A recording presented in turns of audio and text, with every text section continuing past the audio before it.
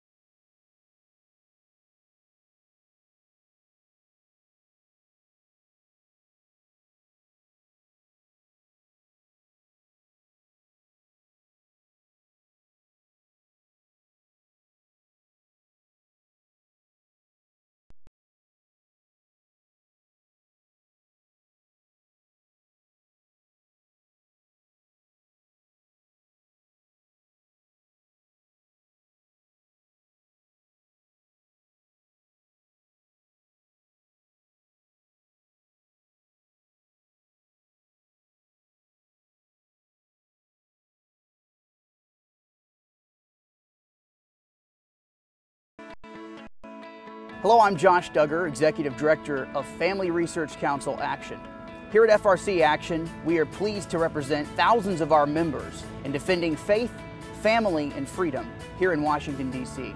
For over 20 years, FRC Action has led one of the largest Christian organizations in the nation, making a significant impact in an arena where our voices are vitally needed. Go to our website to learn more about what is going on right now and how you can be involved today.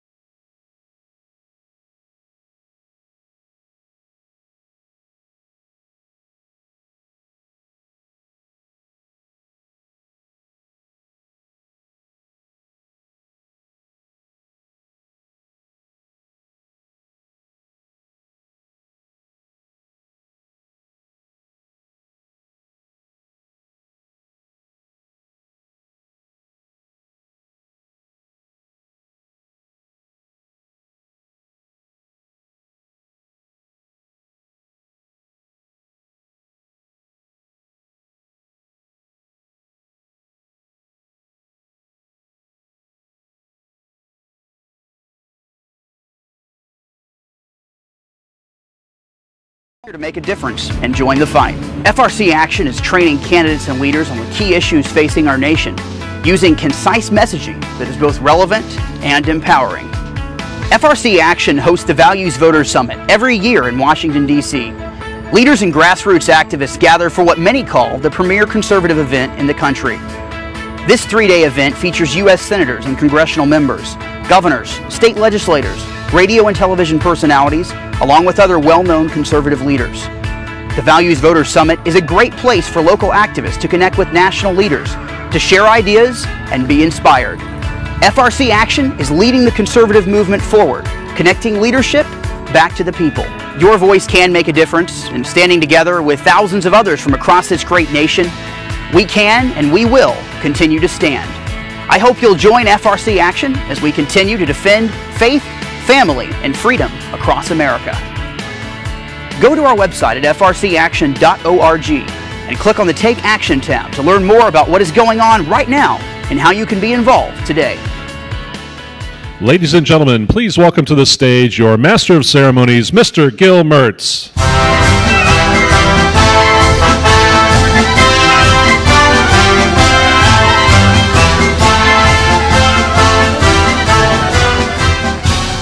Values voters around the world, I salute you.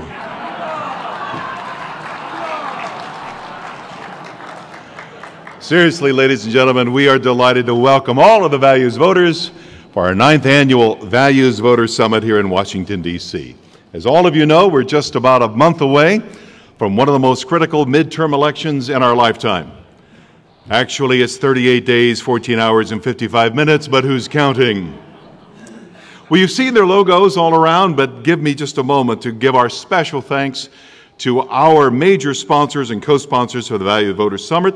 Let me read through them and then we'll applaud at the very end. They include FRC Action, the American Family Association, Liberty Counsel and Liberty Counsel Action, Liberty Institute, American Values, Family Research Council, and our co-sponsors, the Heritage Foundation. We also have some first-timers we're delighted to have on board. That includes the National Organization for Marriage and the National Religious Broadcasters, who's also sponsoring Radio Row this year. The Media Research Center is back as our new Media Row sponsor, and of course the Washington Times serves as the official newspaper of the Values Voters Summit. And now, would you join me in thanking all of our great sponsors for our event? Thank you, folks. Well, I do have some housekeeping items I need to run through very quickly. First and foremost, we want everyone to be participating in our straw poll, which goes nationally. And to help you walk through those easy steps of voting, let's bring back Josh Duggar to walk you through that right now. Hey, it's Josh Duggar, Executive Director of FRC Action, and I'm backstage here at Values Voter Summit 2014. We're so glad that you've joined us, and I want to remind you of one very important thing. If you have a smartphone, please take that out, open up your QR code app, take your lanyard, flip it over, and on the back you're going to see a QR code. You scan that QR code, and it's going to bring up your personal ballot. You can then scroll to make your selections for who you'd like to see as president in 2016 and a number of issues that are important to you. Be sure to tap that little green button at the very bottom that says vote. That'll cast your ballot. When you're finished doing that, reach over to the person next to you in their pocket, get their phone out, pull out their lanyard to make sure they do it too. If you don't vote, you can't make it count. Also, be sure to share your experience using the hashtag VVS14. Thanks for joining us. Enjoy the rest of the summit. All right, thank you, Josh. And if you don't want to do it that way, you can do it old school. Just go right to our registration desk. And voting hours are from noon until 7 today, and then from 7 a.m. until noon on Saturday, and you can vote at our registration table. Unauthorized taping or recording is not allowed. Violators will be forced to read every one of Lois Lerner's missing emails. You know, if Inigo Montoya, the Spanish swordsman from the movie The Princess Bride, heard Barack Obama say there is not a smidgen of corruption at the IRS, he'd say, I do not think that word means what you think it means. But who knows, with Eric Holder stepping down, perhaps the president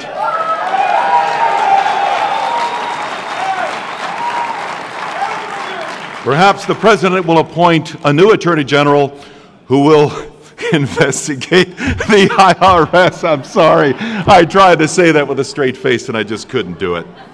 Seriously though, folks, we do have a great movie tonight called Unfair, which deals with this very serious subject. We'll be talking about that later throughout the day. We appreciate your understanding with our enhanced security. All bags are subject to search if deemed unnecessary by our security team. And of course, your name tags are required for admittance to all sessions. Also, a reminder that campaign signs and distribution of campaign literature is prohibited. In fact, the Values Voters Summit is co-sponsored by numerous organizations and features a wide range of speakers. Each speaker in each organization speaking at this event or distributing its literature speaks and acts solely for itself and not on behalf or as a representative of the Family Research Council Action, Family Research Council, or any other sponsor. The views expressed by each speaker and each organization are solely those of the speaker and/or organization and do not necessarily represent the views of FRC Action, FRC, or any other sponsor. Sponsoring organizations do not sponsor the appearance of any candidate for public office or political party, nor do they support, oppose, or endorse any candidate for public office. All those in favor say aye, any opposed by no. Carried. Ladies and gentlemen, please find complete bios of all of our speakers in our programs. Be aware that sometimes it becomes necessary to shuffle our speakers, as this is a very fluid situation here, and we will do our best to keep each on time and keep the program on schedule. In fact, if you're here this morning and you plan to heckle one of our speakers, why don't you go ahead and raise your hand now so we can escort you now and save a little bit of time. Seriously, guys, in the name of freedom of speech and out of just human decency, don't be an idiot, okay? Complimentary Wi-Fi is available for attendees in the ballroom and VVS meeting rooms, not your guest rooms. Just connect to FRC SSID. Open your browser and you can begin surfing. And finally, we're pleased, and I mean this sincerely, to have members of our media as our guests. Ladies and gentlemen, please be respectful as they cover this event. They are doing their jobs as best they can. In fact, would you join me in welcoming all of our friends in the national media who are covering this event and thank them for joining us.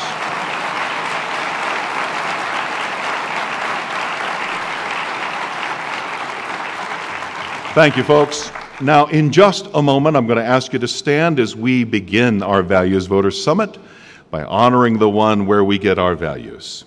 We're going to begin in just a moment with a word of prayer, a special invocation by Dr. Steve Branson, senior pastor of Village Parkway Baptist Church in San Antonio, Texas, who has emerged as the leading voice and defender of U.S. Air Force airmen near Lackland Air Force Base against religious hostility. We are honored to have him open up the Values Voters Summit in prayer. And then please remain standing for the presentation of our nation's colors by the American Heritage Girls, Troop Number 1010 from Woodbridge, Virginia. Please remain standing for our Pledge of Allegiance, brought to us by Brooks Hanby, a high school salutatorian whose graduation speech about God and his faith was censored 3 times by the Brawley Union School District in Brawley, California, and is now being defended by the Liberty Institute. And when Brooks gets to that part in the pledge where he says, "One nation under God," folks, let's let him hear us back in Brawley. Amen. And then finally, remain standing for the singing of our national anthem as sung by Grammy-nominated singer Juanita Williams. Ladies and gentlemen, would you please stand?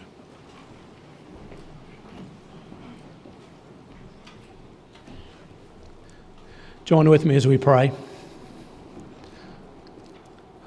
Father, what an honor it is to be here this day with all of these people in your presence. In your providence, you have brought us all together, every one of us, from the speakers on to all who will be listening, for this very day, for this very purpose.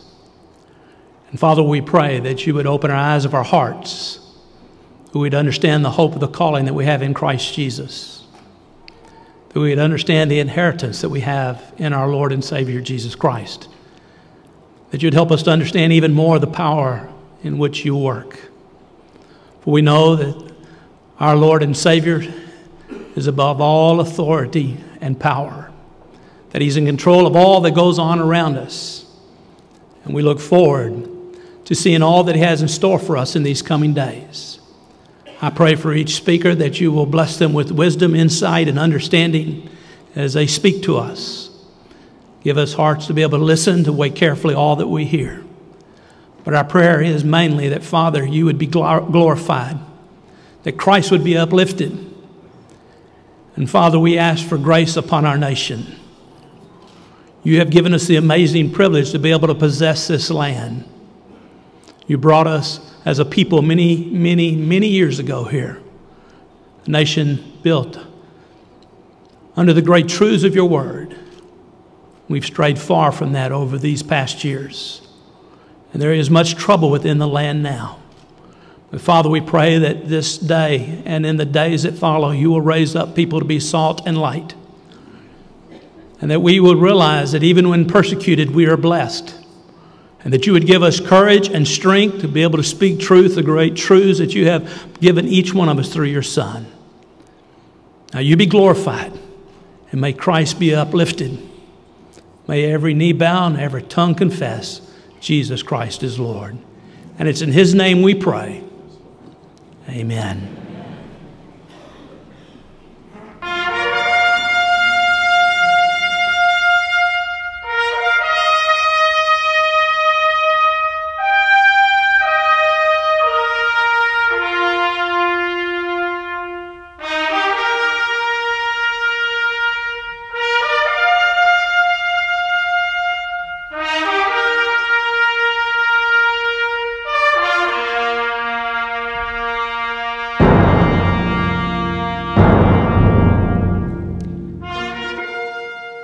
Please join me in the Pledge of Allegiance. Ready? Begin. I pledge allegiance to the flag of the United States of America and to the republic for which it stands, one nation, under God, indivisible, with liberty and justice for all.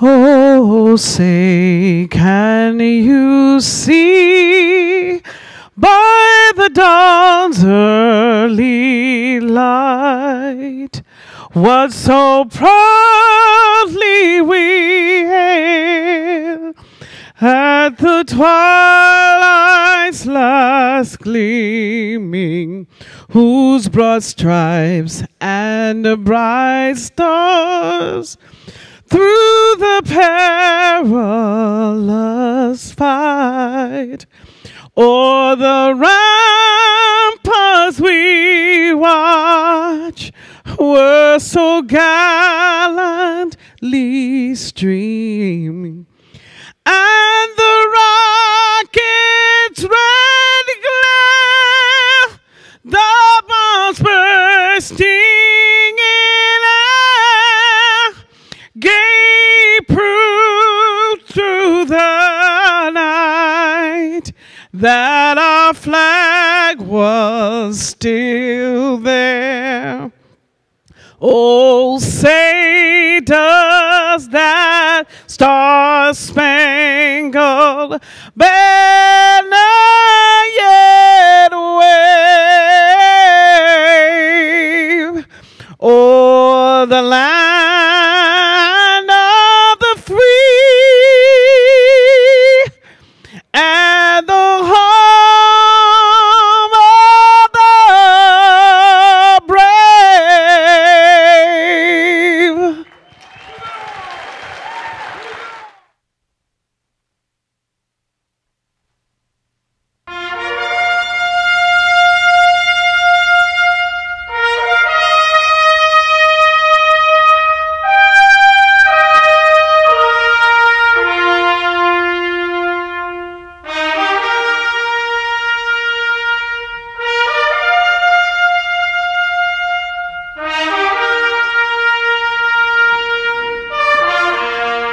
Thank you, ladies and gentlemen. You may be seated. Our very first speaker is the president of FRC Action and the Family Research Council. He'll be preaching on Sunday morning, by the way, in the Palladian Room for our church service we do every year at 9 a.m. For now, He comes to bring the 2014 Values Voter Summit to order. Ladies and gentlemen, please welcome Tony Perkins. Good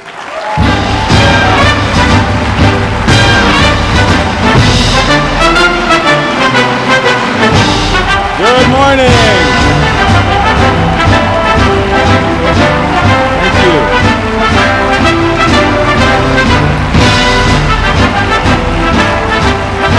Thank you very much. Good morning. Good morning. Well, on behalf of the Family Research Council and all our sponsors and partners, we welcome you to the 9th Annual Values Voter Summit. And we welcome folks from across the country who are tuning in by television and the web. Now, one might be tempted to think that this is a going-away party for Eric Holder, but it's not. The next 3 days are designed to challenge you, encourage you, and equip you to return home and redouble your efforts to take our country back.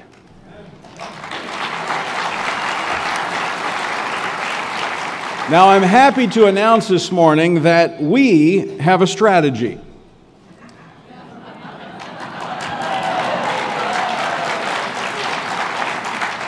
We will continue building a conservative coalition, a winning team, that despite occasional setbacks, like the last 6 years, we will never surrender to the forces of statism and political correctness.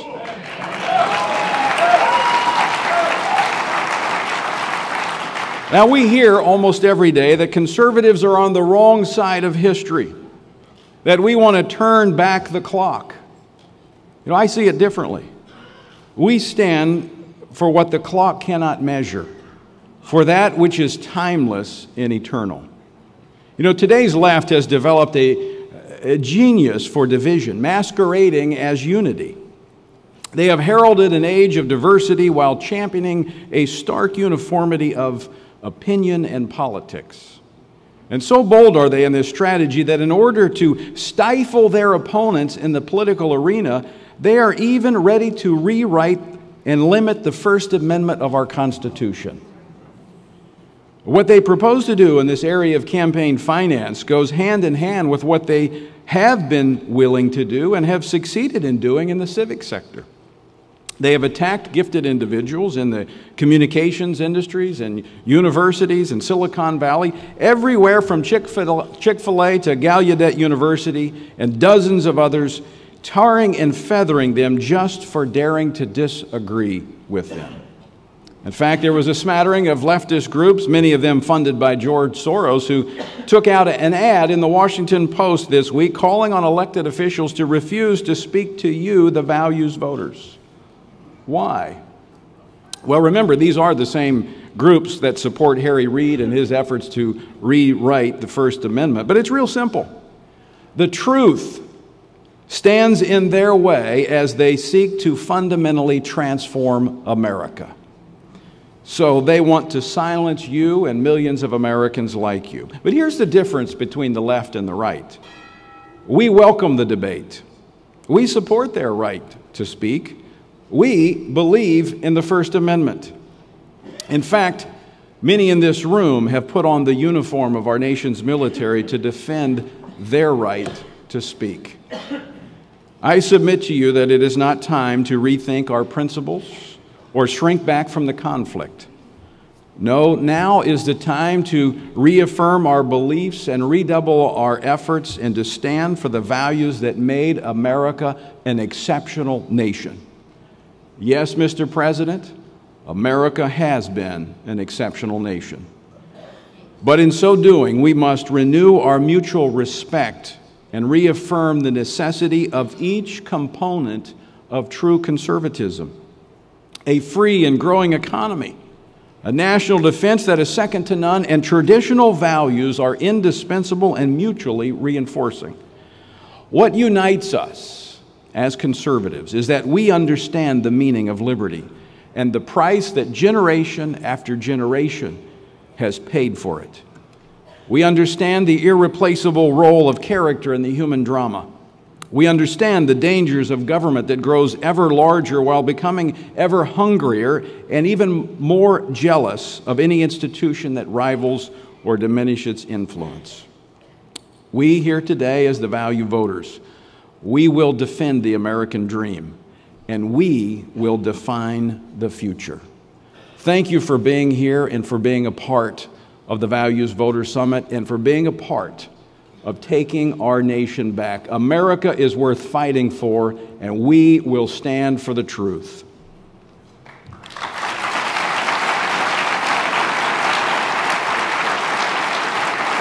Well, I am so excited to introduce to you our first speaker of the 2014 Values Voter Summit. This is a guy who keeps me glued to C-SPAN every time he's on. Maybe it's because he is a two-time NCAA Division I wrestling champion, because he knows a few moves. I've watched him. He puts it on those bureaucrats. Congressman Jim Jordan represents Ohio's 4th Congressional District, and he sits on the House Oversight and Government Reform Committee. As a member of that committee, you've probably seen him several times grill the IRS commissioner on the disappearance of Lois Lerner's emails. And last week, as a member of the important Select Committee on Benghazi, he asked, quote, what's it going to take for the State Department to put in place the practices that are going to save American lives?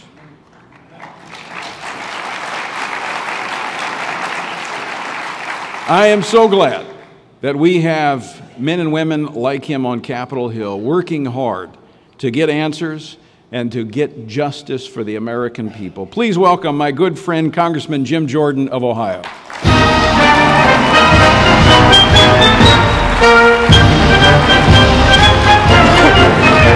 you.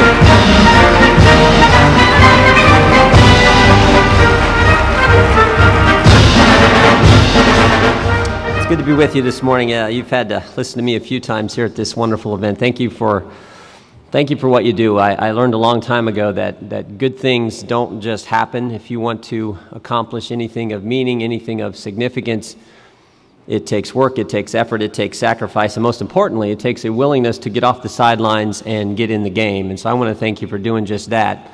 And frankly, for accepting the risk that's associated with getting in the game. You're always going to be criticized when you do this. You get called all kinds of nice things by the mainstream elite national press.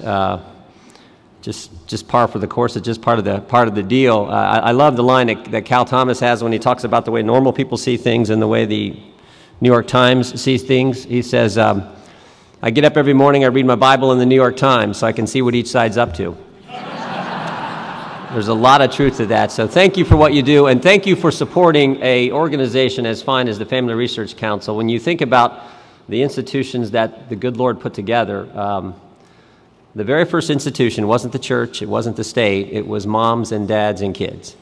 And the strength of that institution ultimately,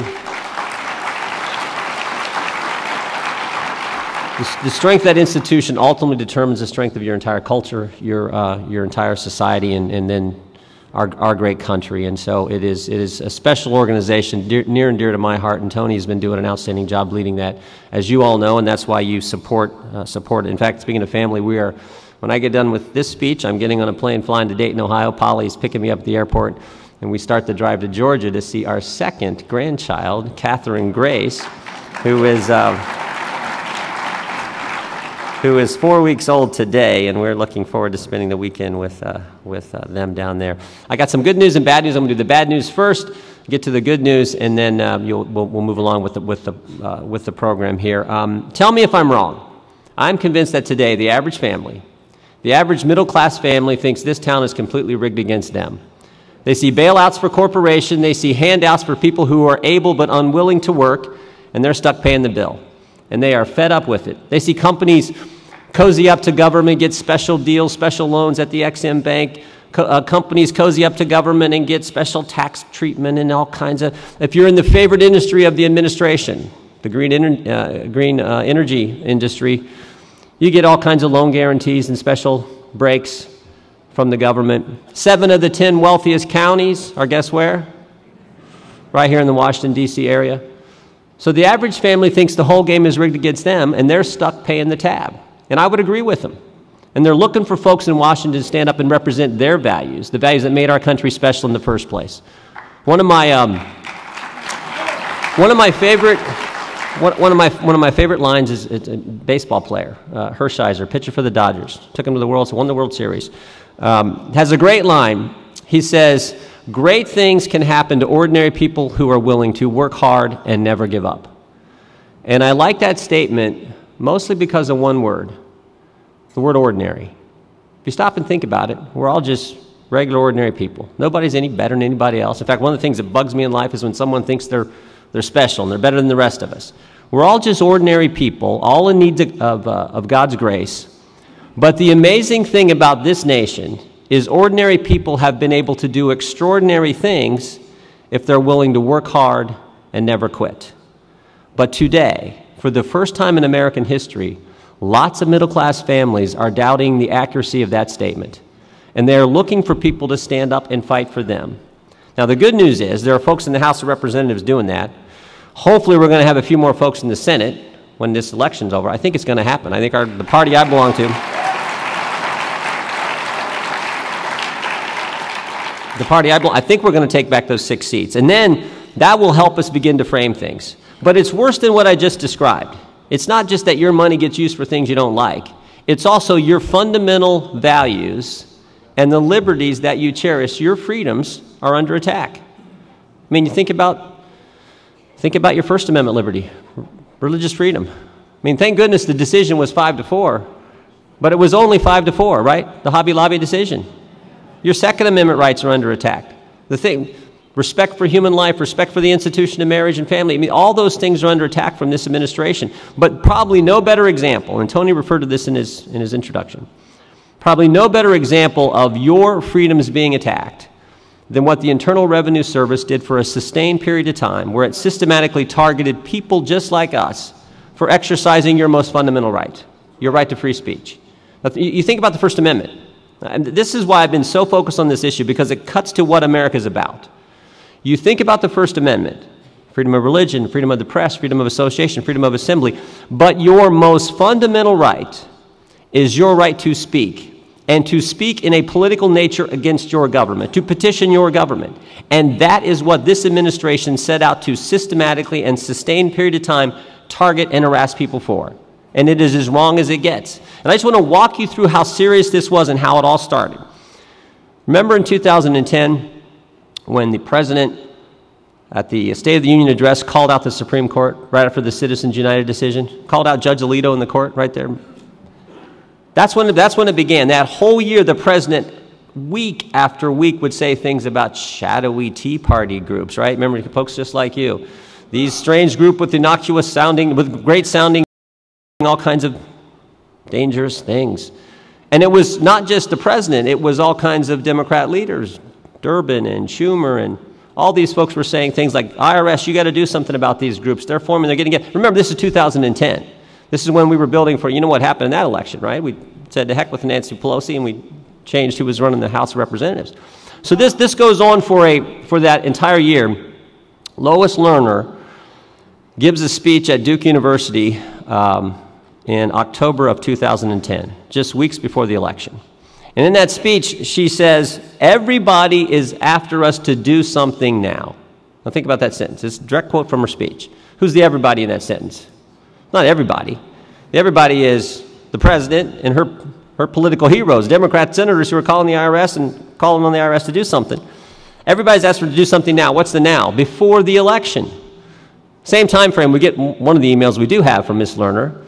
She writes in an email and she says, we can't fix it now, but next year we're going to launch a C4 project.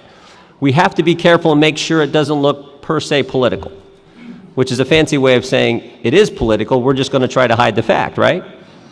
And that's what they did. And they denied it all along.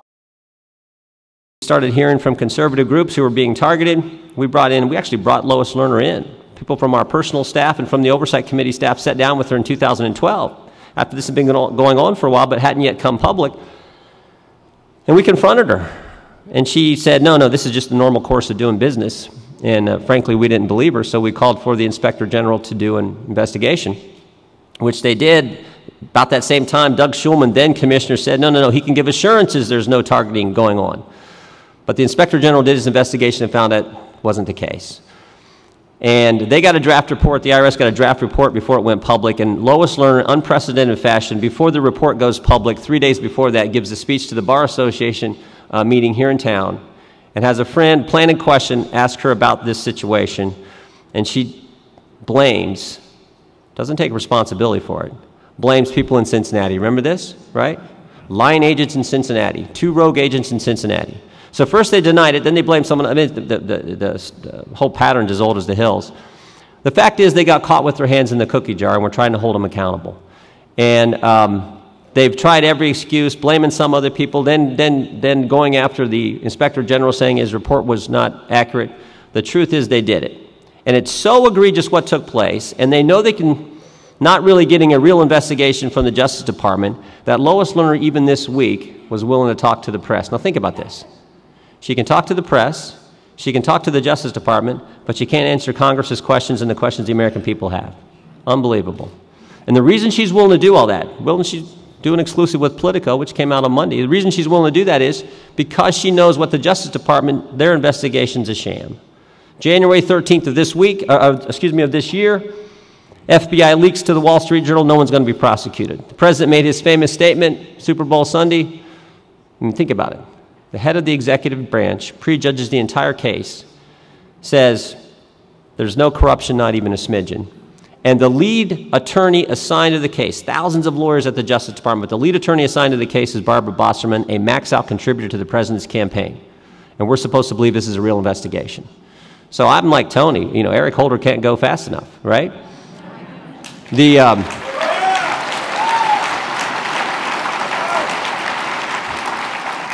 Now here's some good news. We did pass a resolution calling for a special prosecutor. I don't think Eric Holder's going to do it. Maybe the next guy will, or next lady will, whoever the next AG is. But the good news about that is every single Republican in the House of Representatives voted for it. More importantly, 26 Democrats. 26 Democrats went against their president, their attorney general, their administration, and said, yeah, this is so egregious, so wrong.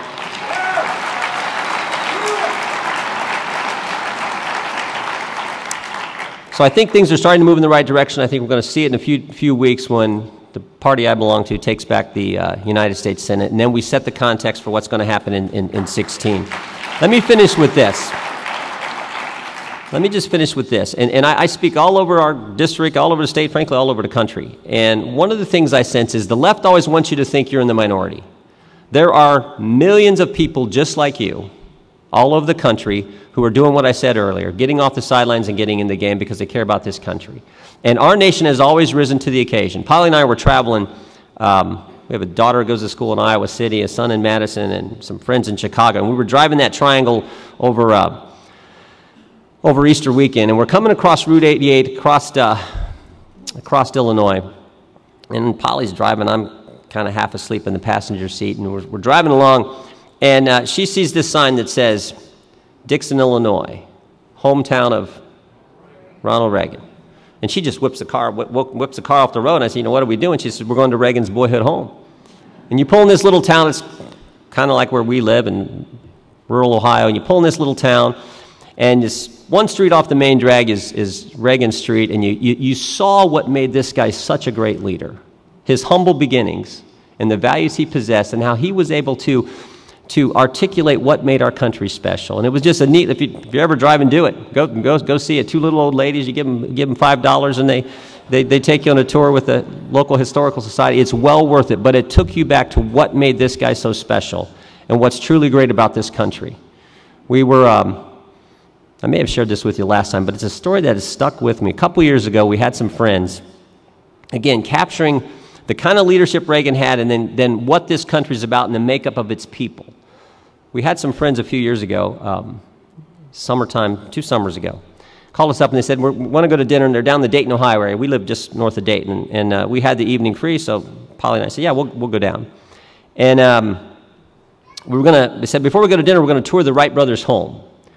And we said, sure, we like that. The house we live in is built in 1837, so we like that kind of stuff and old homes and all. We said, yeah, we'd love to do that. And you go down, you go through the tour, and again, it's the same kind of thing, historical side, and you go all the way through it. And Last room they take you to. It's one of the brothers' bedrooms. I can't remember which brother. But it's the last room, and you've been on about like an hour tour. And in this last room, they show you two pictures. The first picture is that first flight, Kitty Hawk 1903, in this contraption they called an airplane, flew like 101 feet. You were like, how did they get the thing off the ground? But it's, the first flight. And you saw the picture, okay, I remember that. Remember from whatever grade in school you learn those kind of things.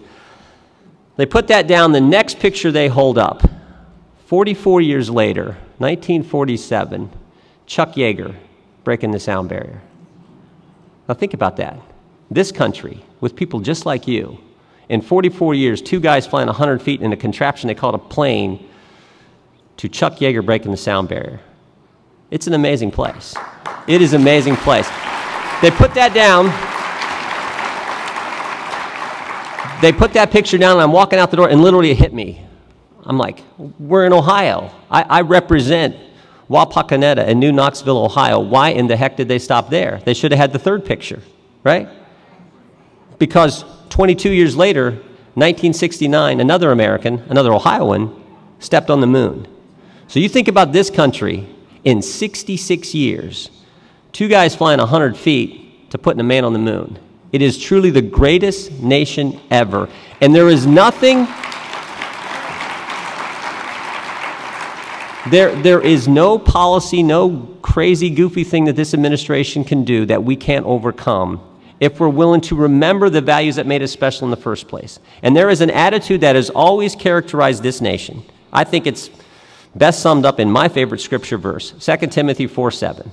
Paul's writing to Timothy. It's like the older guy giving advice to the younger guy. And Paul says to Timothy, fight the good fight, finish the course, and keep the faith. It's a verse of action. It is a verse associated with America. We have always been a nation of action. When it looks tough, when the obstacle's big, we rise to the occasion because we fight, we finish, and we keep faith in the values that made this country special. That's why this day is so important, this organization is so important, and what you're doing is so critical to our great country remaining the greatest nation in history. God bless you. Have a great day.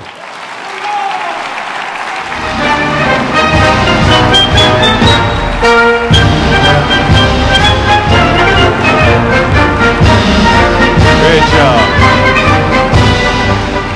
Folks, pray for this man. He is right on the cutting edge of this battle here in Washington, D.C., doing a fantastic job for us.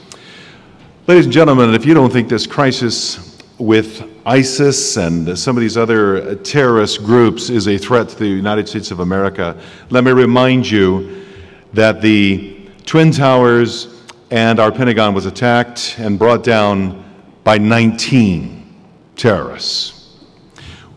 Here to talk more about that and some of the other issues making headlines, including Benghazi, ISIS, terrorism, we've assembled a panel of leading experts to discuss these issues, which includes, by the way, 3 generals with 7 stars between them.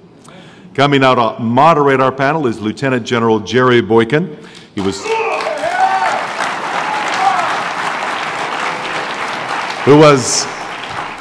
one of the original members of the U.S. Army's Delta Force and ultimately commanded all of the Army's Green Berets. Today, we're proud to announce he serves as Executive Vice President of the Family Research Council. Ladies and gentlemen, as these men come to the stage, would you not just welcome them, but would you also thank them for their service to the United States of America? Thank you.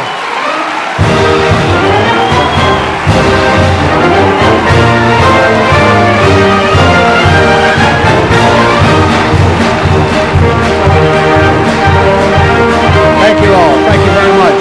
Please be seated. My name is Jerry Boykin, and as you know, Tony Perkins is a Marine, and I normally start my presentations here with a Marine joke. Having said that, General Conway is a retired commandant in the Marine Corps, so I'm going to skip that part of it out of fear for my life. And we're going to go right into it. Listen, I know we all as Americans are very concerned about what we see today unfolding really across the globe with the chaos that we see, with the evil that is rising up in so many places around the world. and particularly what we see in the Middle East right now. So I've asked our three panelists today, which I will introduce, to make a very brief opening statement, and then we'll, as our time permits, we'll ask them some specific questions. I will, that I have already selected with regards to the situation. Our first panelist today is really a man who has been a supporter of the Family Research Council for a long time. He is a representative from the 11th District of North Carolina, Congressman Mark Meadows. Yeah, we got at least one Tar Heel out there, so thank you very much.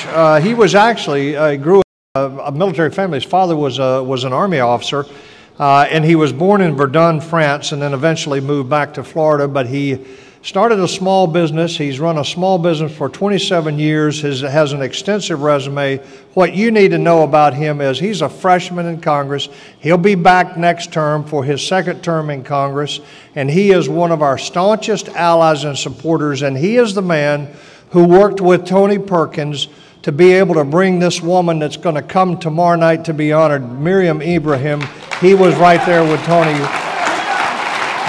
bringing her back. Now, my favorite Marine here, who actually used to be my neighbor at Fort Myer, Virginia, I'm not, just so you know, Jim, I'm not going to use any multisyllabic words because you're on the panel today. So I'm going to be very careful. But look, this is a soldier, so to speak. I mean, an extraordinary man. Came in the Marine Corps in 1970.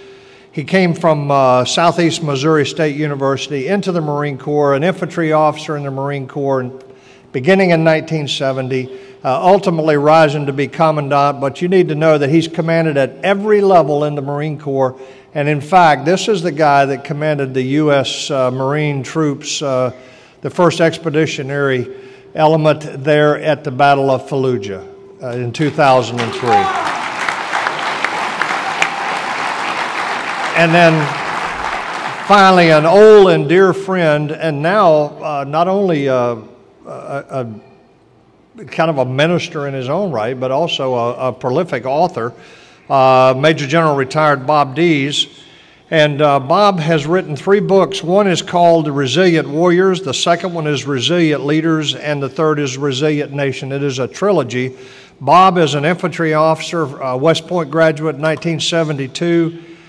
He went on to command the 2nd Infantry Division, and ultimately, as for those of you who have a great passion for Israel, as I do, Bob actually commanded a task force there called a Combined Task Force for Missile Defense in Israel from 2000 to 2002. And he's just been a great friend. He and his wife Kathleen have resettled in Texas. And so in your case, I don't know what you've been smelling down there in the plains of Texas, so I'm going to give you a break today if you use some words that we don't understand, okay? So that said, I'd like to start with General Conway, who, by the way, has to leave us a little early for another event that he's doing here at the hotel. So I'm going to ask him to make an opening statement here. Then, yeah, from right there. Okay. Yeah. Well, first of all, thanks, Jerry, for the nice introduction. My mother would be happy with that introduction. My mother-in-law would still be skeptical, but that's another story. And folks, it is great to be with you this morning. I apologize for having to leave early because I think it's going to be a great session in its finality. The Chinese have an old expression, and may you always live in interesting times. And I think we're there. Just to cover quickly, we've got turmoil in the Middle East ×3. Of course, in Syria, with a four-sided fight that's taking place there, the establishment of a caliphate, which has always been the Islamic extremist grand strategy. Moving east, you've got a situation in Iraq that hopefully will get better in the near term as the new government starts to take shape, as they revitalize their army, include the Kurds, who are pretty tough guys in this fight, and our old friends, the Sunni tribal leaders, I think, have a direct conflict now that's going to open itself with ISIS, because ISIS is going to attempt to consolidate this caliphate. They're going to come into conflict with the Sunnis in Anbar province that don't buy their dogma, and we need to get involved in that. And time is an issue here. The sooner really the better. Iran, just further west, is a real problem for us in many ways, but not least, of course, which is the nuclear issue, and we should not lose sight on that in my mind. If I were still advising the President, I would have two elements of advice for him on Iran. One, we don't need them with what we're going to do in the Middle East. We are powerful enough to do it without them, and to involve them only makes us look weaker and them look stronger. So please don't do that, Mr. President. The second thing is, don't lose sight of the long-term objective to make sure that Iran does not one day possess nuclear weapons. It will cause tremendous instability in that region of the world. They're seen as the major power already. To have them have nuclear weapons is simply going to cause weapons to proliferate in countries like Egypt and Turkey and perhaps even Egypt. So we just don't need that. Russia, in my mind, Vladimir Putin is a very dangerous man. We're all products of our experience, but his experience when the wall came down was that he was a lieutenant colonel in the KGB. For most of the rest of us, it was the introduction of a new world order. For him, it was abject defeat. And now he's in a position, I think he believes, to do something about that. He's very narcissistic, which makes him in some ways unpredictable, but he also has the advantage of location. A powerful nation we should never forget. There's one nation on the face of the earth that could destroy us tonight, and that's Mother Russia. And I think intent in this case to poke us in the eye every chance he has for as long as he has the opportunity to do that. If you move all the way out west to the Pacific and China, China concerns me. You know, there's little history of major trading partners actually coming to conflict. And yet, in the case of China, it concerns me for the long term. Part of that is because the most bombastic people in China, with their newfound military and power projection capability, are their admirals and generals. Normally, pardon me, sir, it's a politician who is hammering the table, but in this case, it's the admirals and the generals. And the last time we saw that, folks, was pre-World War II Japan. So I'll finish with these thoughts. There are lots of challenges out there that require U.S. leadership. Some of these issues, I think, exist now because of the vacuum that our absence of leadership has caused in the past. So I would offer, again, we need to stay involved. We need to be in a leading role in virtually all of these with our partners and allies. And to do that, we need a strong Department of Defense that is able to respond to our Commander-in-Chief. Thank you. Thank you, General Conway. Congressman Meadows. I'll keep it real brief. We need to be a country that means what we say and says what we mean. You know, it is time that we quit apologizing for America's greatness and start celebrating.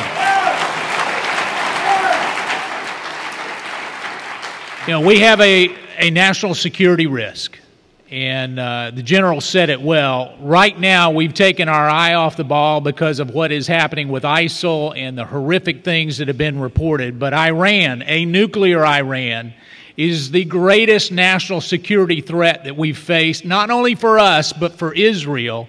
And what we must do is stand up to that. This morning, there are reports coming out of the State Department that we need to meet Iran halfway. Meeting Iran halfway is a major, major mistake, and it's something that we must not stand for. I'm going to close with this. We need a foreign policy that truly makes a clear objective of what we stand for and what we will tolerate and what we will not tolerate. Teddy Roosevelt said, "Walk softly and carry a big stick." This president walks softly and gives a good speech. And we need to make sure that we stand with the men and women who fight and protect our country and honor them in their service. Thank you. Thank you. Thank you. General Dees. Thank you, and I think that's a very good strategic overview by General Conway, and sir, thank you for the call to action and the clarity is what I'm hearing you say, and you're saying that deterrence is important, and that would be my first comment. Walk softly, carry a big stick is all about deterrence. How do we deter? That's the ounce of prevention worth a pound of cure. Secondly, the importance of strategy. We have an expression in the Army, at least, that says strategy eats tactics for breakfast. And the point is, what we're doing in Syria and a few other pinpoint places is tactical reflex responses rather than a strategic, broad perspective that goes towards an end state that is worthwhile and discernible. I'm going to make 4 points very quickly. If you aim at nothing, you will surely hit it. We must be clear about the threats. We've talked up here about a number of different threats. I will identify 3 additional threats with laser focus. First of all, before the Obama administration, it was called GWAT, Global War on Terror. It is global. Our military is in 100 nations plus around the world today, and they're not twiddling their thumbs. They are resisting evil in lots of forms, and it's all rooted, largely rooted, in this Islamic fundamental terrorism. Global war, it is a war, and it is terrorism. So let's call it what it is. Let's be sure we know what we're aiming at.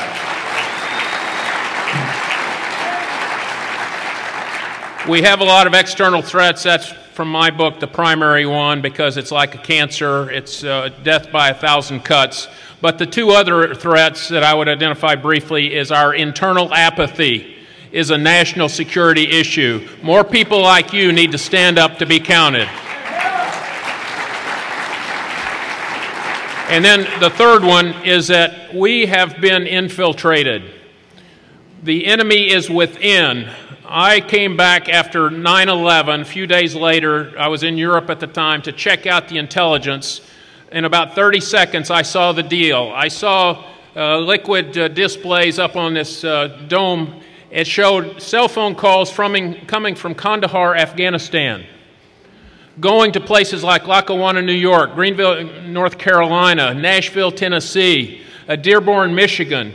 These are all Islamic sanctuaries in the United States within which there are fundamentalist sleeper cells. All those calls lit up, and in 30 seconds I saw that we have been infiltrated badly. We can talk about that more lately, but we got to figure out how to observe national security inside our borders. Secondly, international affairs and domestic affairs are inseparable. You've heard talk of the tree of liberty that is fed by the blood of patriots. Well, the tree of liberty is not just on the international side or on the domestic side. It is both. Within our country today, we have a pervasive culture of appeasement. On the domestic side, it looks like entitlements. It looks like catering to special interest groups. It looks like catering to our illegal immigrants coming across the border and not securing our border. That's what appeasement domestically looks like. And then internationally, we know all about Neville Chamberlain, and we continue to appease today. As the Congressman said, we appease Iran, we appease red lines that we make and then break. So you get the point. Those are our 3 threats. And I think it's critical that we recognize this enemy and we deal with it, and that our domestic situation, our moral erosion, our internal apathy, and our own infiltration are part and parcel to our national security. American exceptionalism, missioned in a brief word, we are an exceptional nation. You drive around Washington, D.C., you look at the monuments, you say, look at all the grandeur. But if you go to Moscow, if you go to Beijing, you see the same grandeur, and you say, this is impressive. And yet that grandeur hides murder of millions of people. It hides totalitarianism. And so what makes America different is not the grandeur. It is America has a very heart and soul into which God Himself breathed life.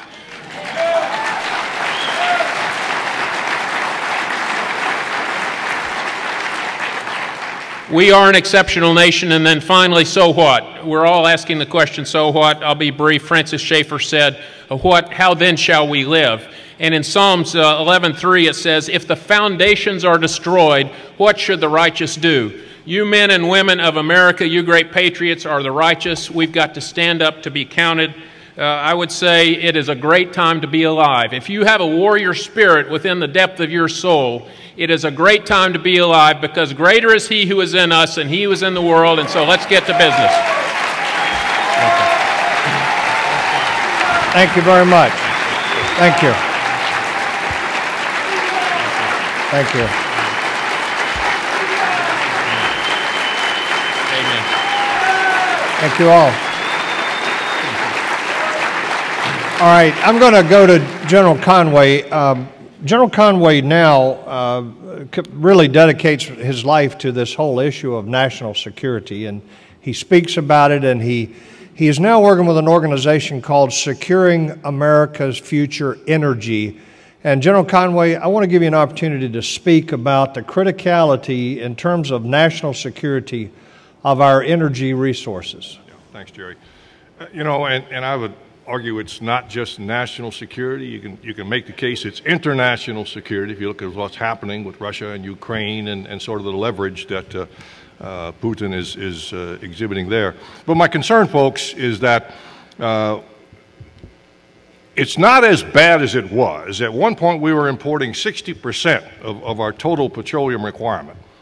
Of that 60%, a large portion goes to transportation, and our transportation industry, the cars you and I drive, and more importantly, I think, for purposes of our economy, the trucks that go over the road, require 92% petroleum products. And my concern is that the diversification is not there, and today, this year, we'll import about 30% of that requirement. And the countries that are controlling this global market, which is by no means a free market. We have a free market in this country, but the global market is very much contrived. And it's controlled largely by nations in OPEC, who then, in many ways, control our destiny. Our Islamic extremist enemy has said that they will defeat us eventually, not in the field. They can't beat our armies in the field, but they will destroy our economies through control and or manipulation of this oil supply. So we consider it a national security issue. Our production in recent years is better. It gives us more of a buffer. If there's a fire refinery or bad weather or something else obtuse happens, we don't see prices jerk up like they used to. But we cannot achieve oil independence simply through our own production. It's too small. It goes to this global market. And so the answer is both supply and demand. We've got to do more drilling, in my mind. We've got to open up federally mandated areas. But at the same time, we need to, I think, develop alternative energy sources that will reduce that requirement, that 92% that we rely on so much. Not by investing in companies. That's been tried and failed, obviously. But through investing in national laboratories, university laboratories that can come up with products that will then go to this free market in America and make us stronger, I think, and safer in the long term. Thank you very much, General Conway.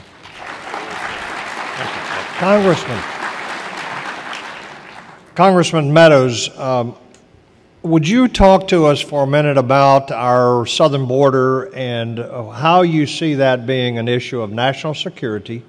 Do you think that we have been infiltrated with anything other than day workers or people that are just here to sell marijuana or cocaine? Is there anything else that's come across that border? What is your assessment, and what should we do about it? Well, our southern border needs to certainly be secured. In May alone, some 9,000 young people came across the border. It made national headlines. All of us saw that, and we were somehow shocked and surprised that that was happening. And yet it made national news because we were taking those kids and we were busing them all over the United States to take care of them. The bigger problem is a national security problem that if we have ISIL and other terrorist groups, which Hezbollah is all over Latin America. You know, when you really look at that, they have cells and active groups in Colombia and Panama and other areas. And to have that open border just allows the terrorists to be among us. And for many of you, I'm from North Carolina, many of you think that, well, you live in relative peace and that's not happening because you don't see the threat in your neighborhood. But I can tell you in North Carolina, as the General has mentioned, not only in Greenville, North Carolina, but we have convicted in Charlotte, North Carolina, a Hezbollah cell. They actually were there. They were convicted. But that wasn't enough. They came back and they said what they were going to do is kill the prosecutor. They were going to blow up the courthouse. You can Google it. You can find out all about it. So for us to think that an open southern border is a secure border, is the tragedy is going to be when the headlines become on one of these terrorist groups take advantage of us here in the United States, and we've got to address it. Thank you.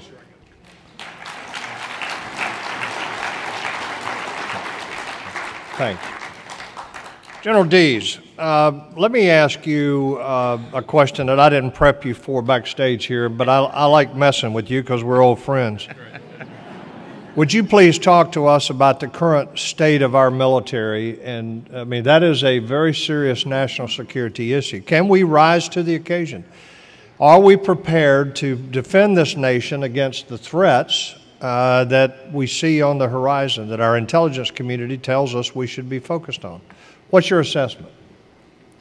My assessment is that our military has been at war for over a decade, and really if you think about General Boykin's time in the military, we've been in this global war on terror as well as everything else going on in the world since 1979, 1980. So it's and then of recent, I was yesterday at Fort Meade. I was with folks that have been deployed 7 years out of the last 10 years.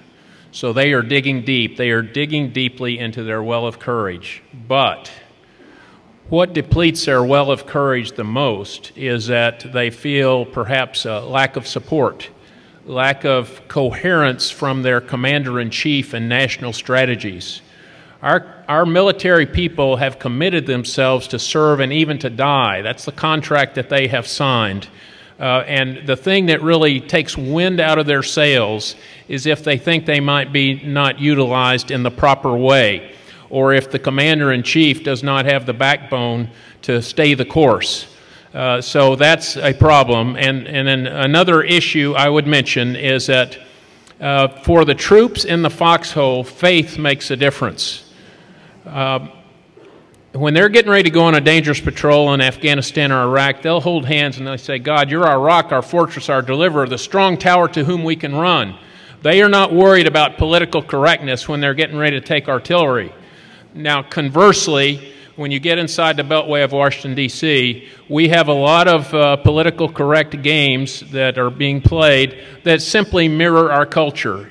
Many of you are cultural warriors day in and day out. Those same games, those same wars afflict our military. They take from their well of courage. They reduce our readiness. So our military, if committed to clear and noble causes, will perform admirably. We're still the best military in the world. And as I will make maybe later a comment, when we're outsourcing military tasks of very urgent national security nature to a JV, rather than employing the own American varsity in very precise surgical ways, then we're not doing the right thing. Thank you.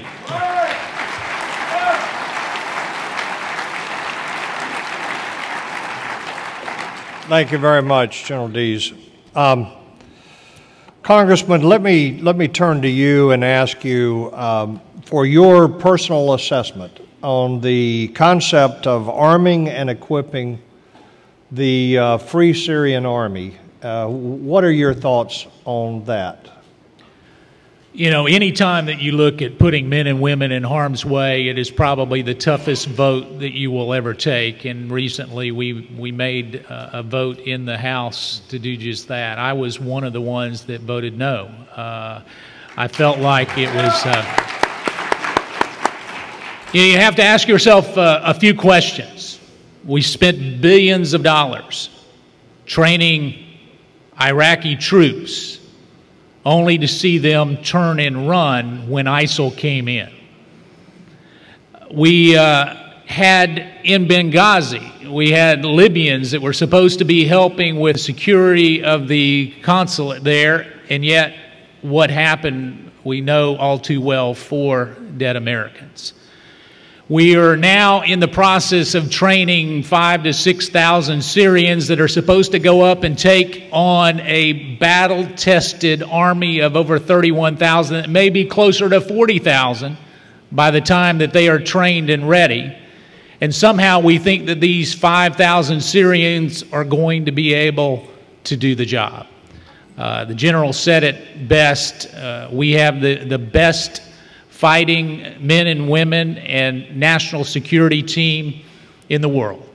And yet what we're doing is we're putting it out for bid with Syrians somewhere else. And for me, that was very troubling. And it is not something that I believe that it will have a clear strategy for success, and something that I know that we'll be having to come back and address again. Thank you very much. General Dees, same question. I totally subscribe to what the Congressman just said. The reality is in Syria, we don't know what we don't know.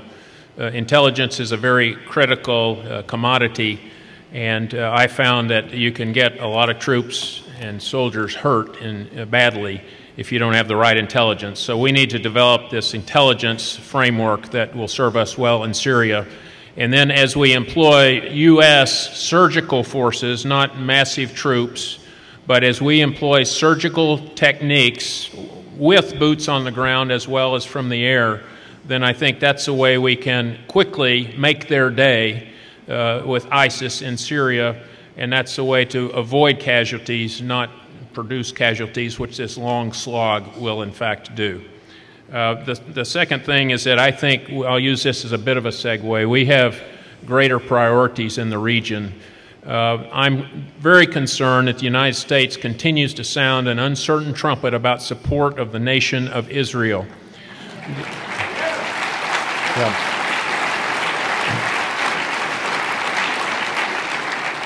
Just a brief vignette. I was in Israel as part of my duties, and I was pulled out of bed one night by the Israeli General Staff. They had taken down a ship trying to infiltrate into Gaza Strip. It had high technology. They would drop these shipping containers that would float about 10 feet under the water. Fishermen would come out from Gaza Strip.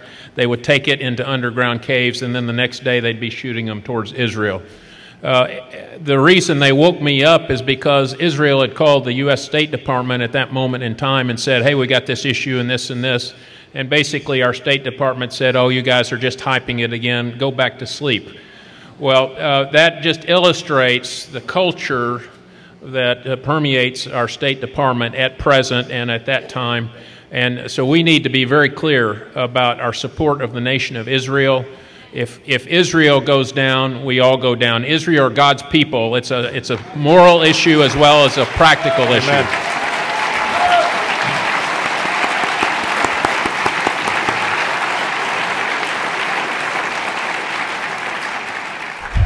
Let me break protocol here and just make a statement. I want to reinforce and support what the Congressman said, and I want to thank you for voting no on this.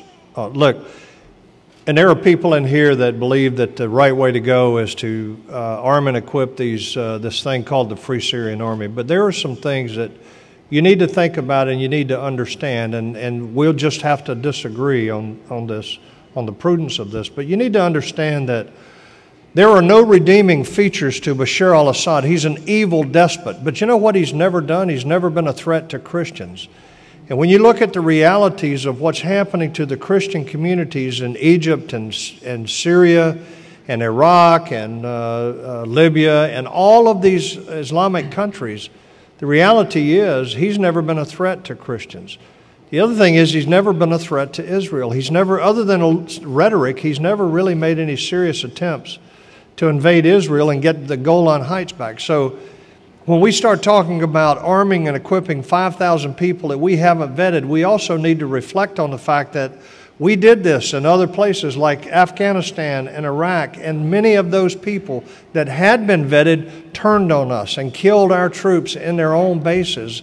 So why would we invest more blood and treasure in arming and equipping people that we don't know ultimately what they're going to do with the arms and the equipment?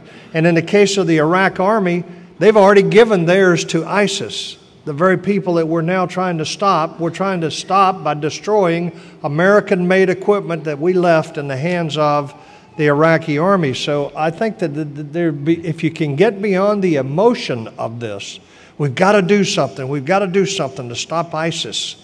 And by the way, I don't call them ISIL. When you say ISIL, what you're really doing is you're failing to recognize the existence of Israel, because the Levant is a concept that does not include. Now, most people don't know that, and I understand that, but I say ISIS.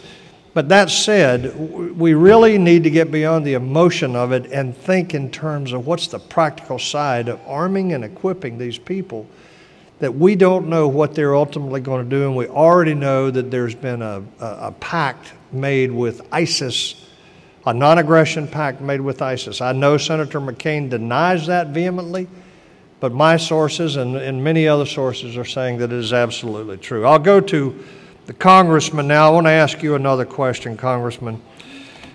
We are yet to have accountability on Benghazi. What is your assessment of what the long-term impact of never getting to the answers on Benghazi? What's the long-term impact of that? How does that affect us as a nation, as a society, if we don't do the right thing with regards to Benghazi here? Well, if we don't get to the bottom of it, which I believe that we will, my good friend Trey Gowdy is...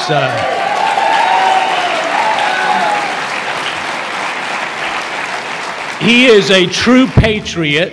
He is, regardless of what you may read, he is not political. What he wants to do is make sure that the American people get the truth and that we hold those that are responsible.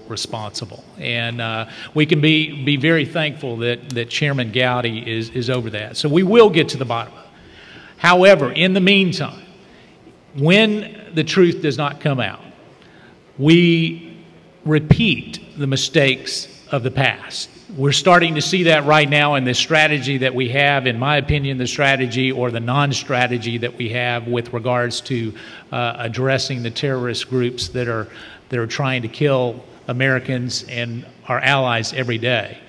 But the other part of that is that when we start to look at a false narrative that comes from our government, it undermines the very trust that we have in those that are elected, in our overall government operations. And all the American people want is the truth.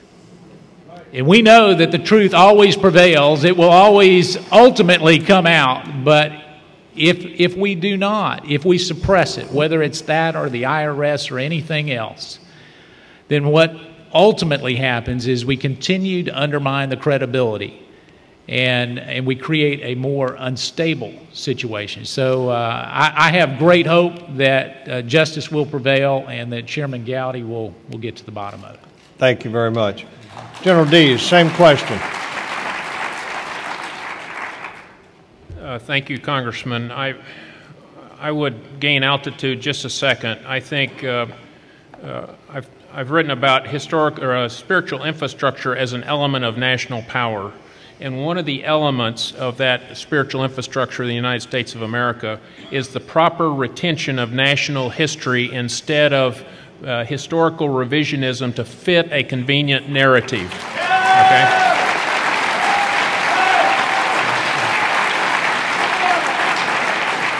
The historical revisionism that we see in Benghazi is symptomatic of historical revisionism we see across our country, across the world of politics, and even in the Common Core curriculum, for instance, of the Obama administration. Let's change the truth. In war, truth is the first casualty. Let's change the truth to fit our liberal agenda objectives, our narrative, and we see it happening left and right. We've got to resist that stringently and tell what happened the way it happened. Thanks, Jerry. Okay, thank you. We're down to about 3 minutes left, so I'm going to go to Congressman and ask you for a brief assessment of the strategy that has been laid out by our President to deal with this threat of ISIS? Well, there is not a strategy. I mean, and I think even he admitted that he didn't have one. So as we see that, there is a real desire on the part of almost all Americans to make sure that we deal with it. The threat is real. It is a threat against American interest and against American people. We need to understand that. And yet, what we need to do is to make sure that we have a clear, decisive objective, one that is strategical and focused, as the General Dees was indicating. And if we do not have that, then what happens is we have a lot of dollars that are spent, billions and billions of dollars that will be spent in a camouflage of doing something to protect the national interest, and yet it doesn't. You know, when you have people at the State Department that says our greatest national security threat is climate change, you got an issue. I mean, in the morning, how ridiculous is that when you have our fighting men and women, they get up and they say, man, it's a little chilly. Maybe today is the day that we got to worry about climate change. It's just ridiculous. General Dees. The same question. What strategy? Yeah, thank you, Congressman. What strategy would be the question? And I would offer that we are in a very complex environment, and the reality is complexity requires strategy, whether you're in business or any endeavor to include the employment of national power, both internally and externally. We are playing chess, not checkers, and our administration needs to recognize that. Thank you.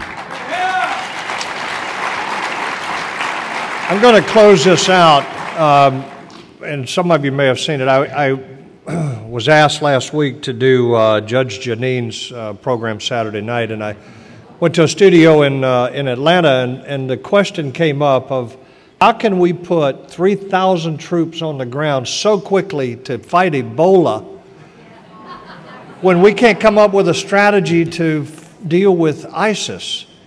And here's my answer. In America, remember, we got what we asked for. This president is thinking like a community organizer, not a commander-in-chief that takes the lives and the futures of his soldiers, sailors, airmen, and Marines seriously.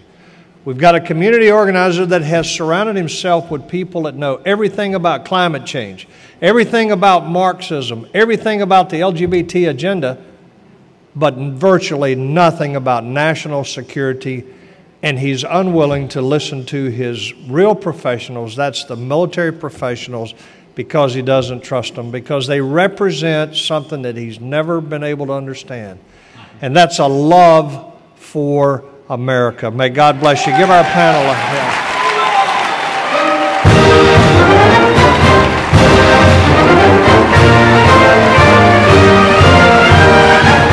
Let's hear it for them. Great job. Thank you, man. And to clarify two things. Number one, I gave them 7 stars. There were 9 stars between them. Tony Perkins told me you will see stars if you do not correct that, and a few stripes, so we needed to correct that right away. Also, Barack Obama says that the I in ISIS does not stand for Islamic, but we're proud to say that the V in VVS here stands for values. Well, folks, our next speaker is from the Hoosier state of Indiana and believes the best way to strengthen America is to strengthen our families, defend the unborn, provide health care that works, improve education, and produce efficient, effective government. What a novel idea. Ladies and gentlemen, would you please welcome Indiana Congressman Marlin Stutzman. From the East Coast to the West Coast, down the Dixie Highway, back home. Good morning.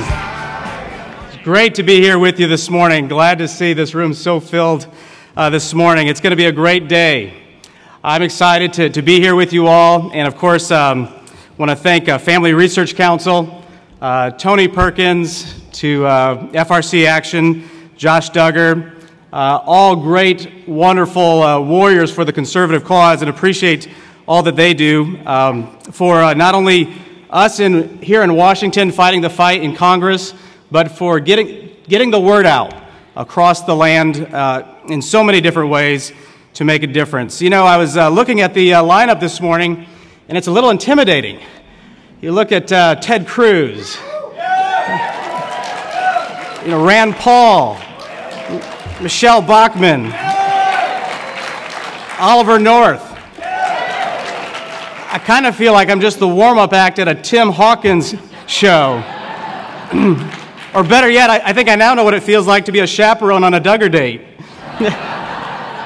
What a great family. Josh is such a good friend, and their family, what a great testimony they have in the work that they're doing, and so appreciative of them. You know, we're here together because we want to provide such an important voice, a needed voice here in Washington for American values.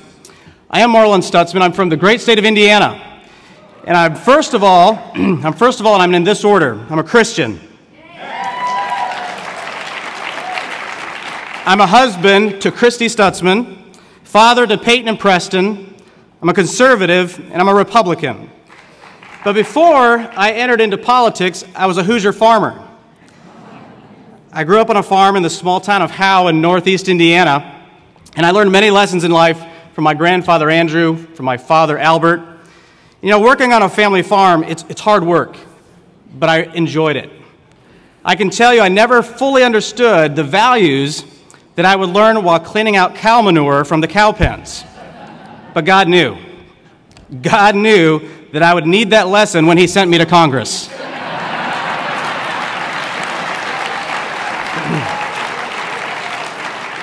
I have to brag a little bit about Indiana.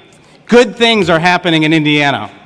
Our economy is growing, and we were listed by George Mason University as the third freest state in the nation. It also doesn't hurt that we live next door to Illinois. In Illinois, the politicians' philosophy is quite different. Just like Obama, they love big government.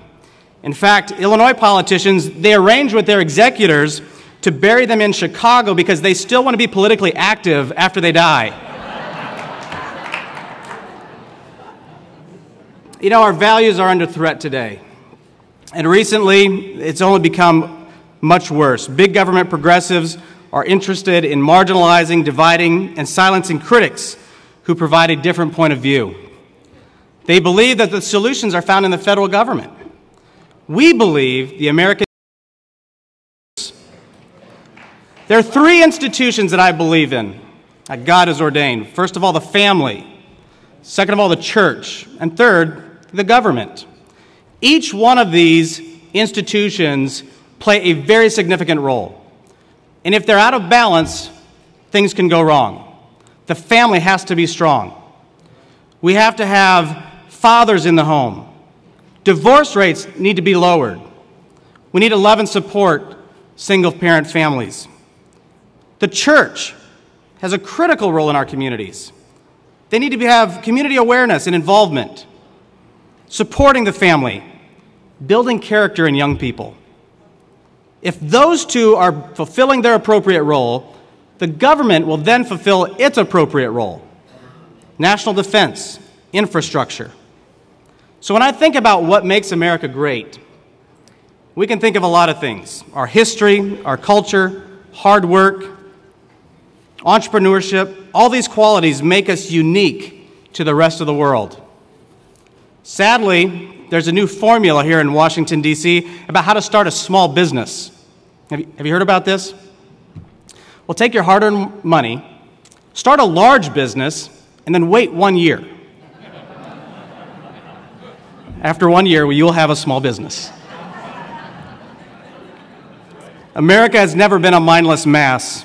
We have always been one country that celebrated and encouraged the power of each individual to dream, to work, to live his life in peace. When the left makes it easier for people to lose their individual dignity by convincing them to trade their dignity for dependence, it is the height of disrespect. Many on the left forget quickly that the United States government would not exist without the people. It is quickly becoming a government above the people, without the people, and against the people. For proof of that, look no further than the acronyms NSA, EPA, and IRS. the NSA above the people, EPA without the people, and the IRS against the people. I'd say we'd be better off if the NSA, EPA, and IRS were MIA.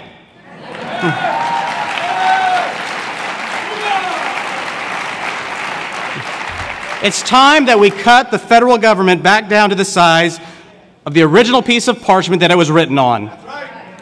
But in spite of everything, I still believe in America. When I think about American greatness, I don't think about inside the Beltway. I think of the American people. Since our founding, we have grown from 13 colonies to a country that now stands as the world's lone superpower. And we are that superpower because our government, because our people have had the freedom to create, explore, innovate, and invent. We must protect this individual freedom and make sure the government doesn't squeeze anyone's ability to grow, succeed, or live the American dream. You see, it's important that the first three words of the Constitution are a reminder to every politician. It's not we the government, but it's we the people. We all come from different places and have different stories. Yet our belief in the American dream is what unites every one of us. This is my vision for a strong America. I believe that a strong America is a place where religious liberty is embraced and no longer threatened by overreaching federal health care mandates. I see a strong America.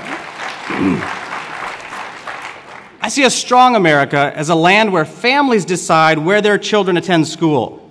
Whether it's a choice amongst public schools, a voucher for a private school, or the protection to homeschool. Education is critical to a free society. The federal government that overtakes families and individual states' responsibilities is out of line. A strong America is a place where people don't need to depend on the federal government because opportunities exist for all who work and embrace personal responsibility. I believe in an America that stands shoulder to shoulder against tyranny with our friends and allies around the world and never, ever abandons God's people in Israel.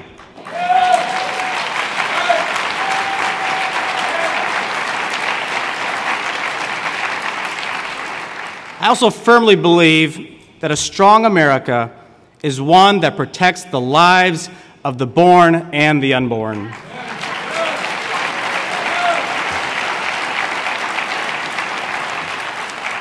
I want to share with you a story. There was a young lady who was 17 years old. All of a sudden found herself in an unexpected pregnancy. She was actually the daughter of a pastor, large family, very involved in the community, and found herself in a very, very difficult situation. She didn't know what to do. She didn't know who to talk to. She didn't know where to go. On top of that, her family, her father and mother's home, where her and 10 children lived, burnt to the ground. She had lost everything. She actually found herself laying on a floor one night in a neighbor's home, crying and sobbing because she didn't know what to do.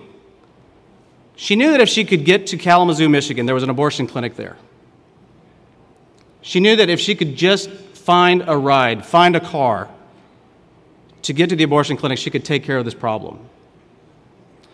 She was sobbing, she was crying. One night, some of the other people in another room heard her crying. And she knew that the secret was no longer, she wasn't going to be able to hide this secret much longer. Since she couldn't get to Kalamazoo to do the abortion, she finally decided that she's going to have to tell someone. And so she told her mother. She didn't want to tell her boyfriend. She didn't know what he would say. She didn't want to tell her father. He was the pastor. Of course, he would be embarrassed.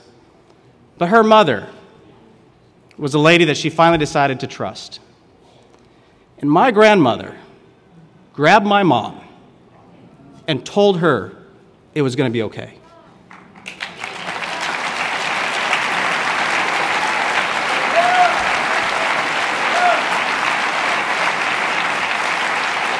We are all going to mess up, but we have to reach out in love. We have to reach out with a helping hand. We have to be willing to say, I'm going to stand beside you, and I'm going to help you get through this time. Because if we don't, government's going to try to. We have to be the ones to reach out and help. Just like my mother, just like my grandmother, just like my father and my grandfather, they fully embody what it means to believe in each other and that all life has value.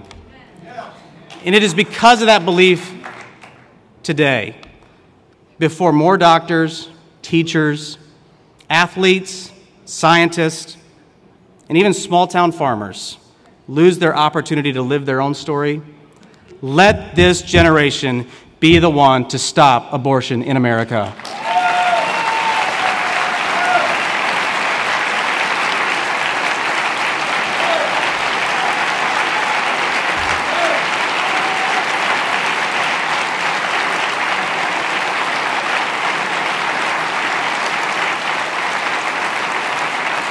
So we need each and every one of you. Thank you for being here today. It is critical, because if our voices aren't heard, many across the country's voices will not be heard in Washington. We need to build relationships.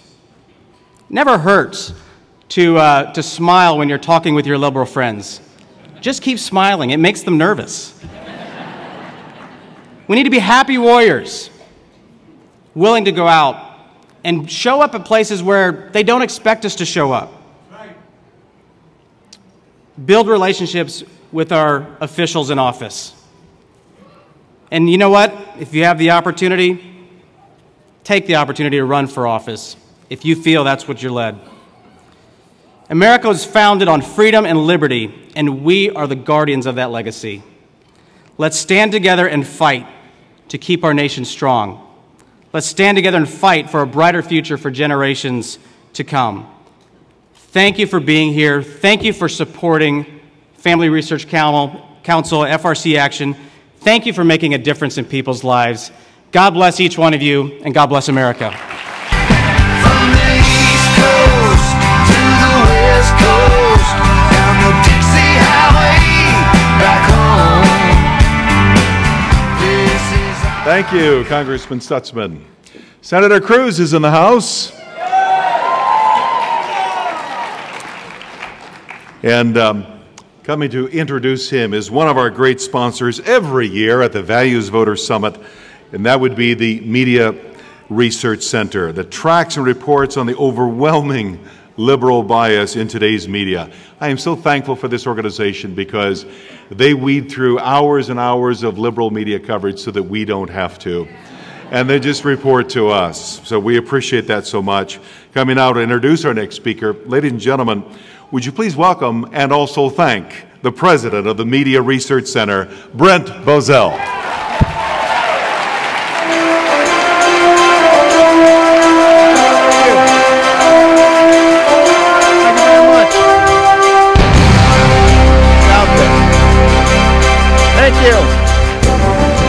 Thank you. How y'all doing today?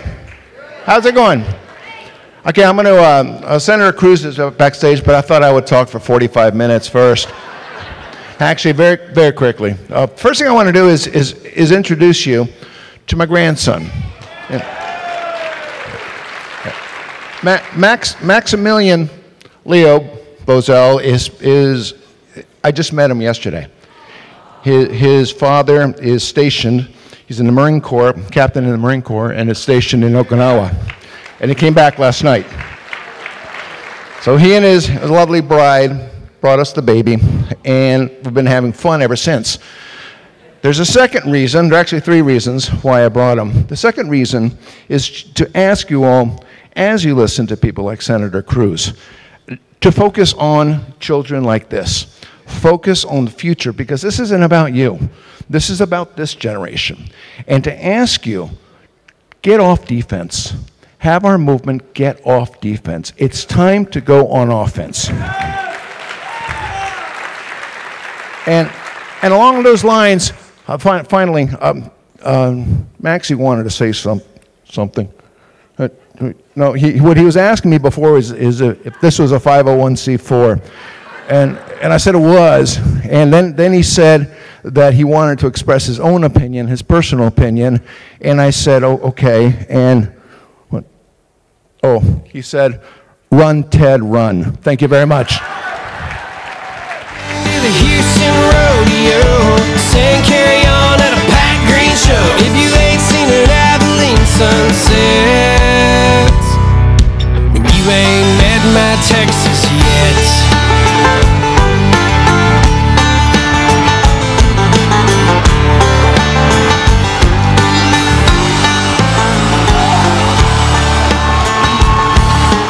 Never gotta drive down and pour in the words of Thank you so very, very much. And I want to thank especially Max. I think that is the youngest introducer I've ever had. God bless the Value Voters Summit.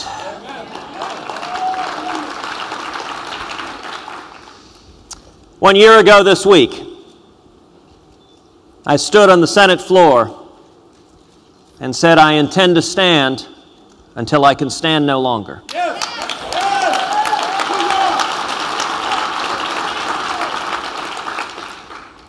21 hours later,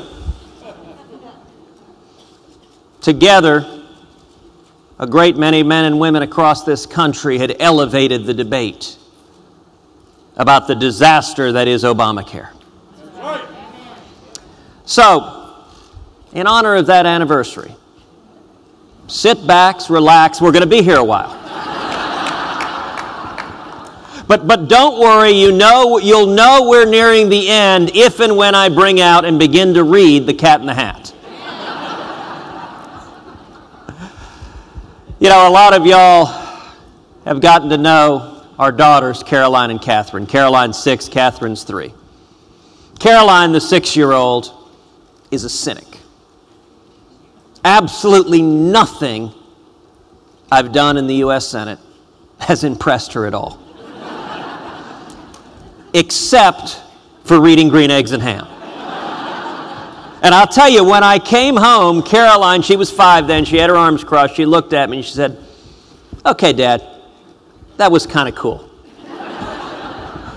Which, when your kindergartner gives you that kind of reassurance, is pretty good.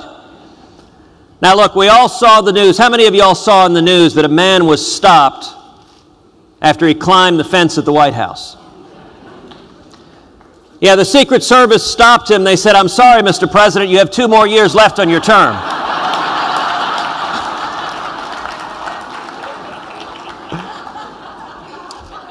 That one actually came from Jimmy Fallon.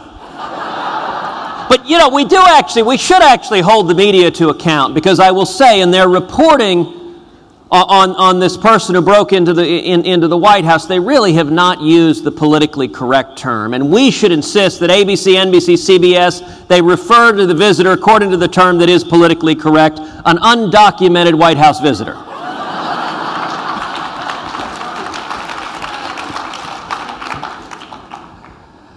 I am so grateful that y'all are here today, standing up for our country. You know, the Word tells us, weeping may endure for a night, but joy cometh in the morning. We are here today because every man and woman in this room knows and understands morning is coming. Morning is coming.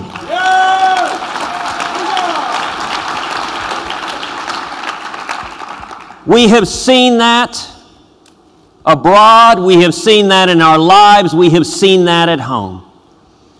You look at abroad, this conference is particularly blessed to welcome in our midst an extraordinary hero, Miriam Ibrahim.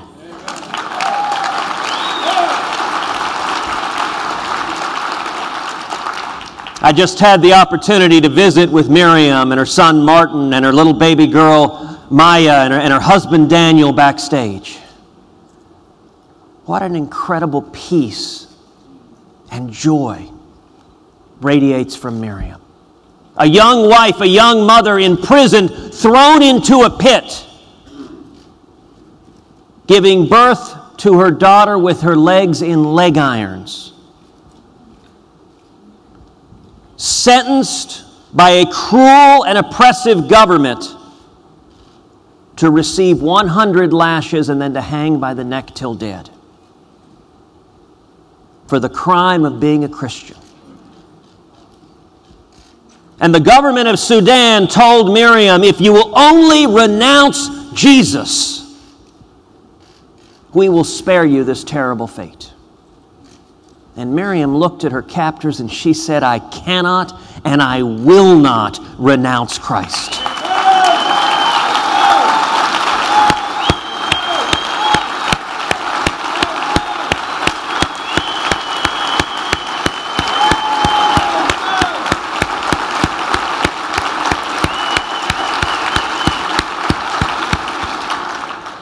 How many of us have ever had our faith?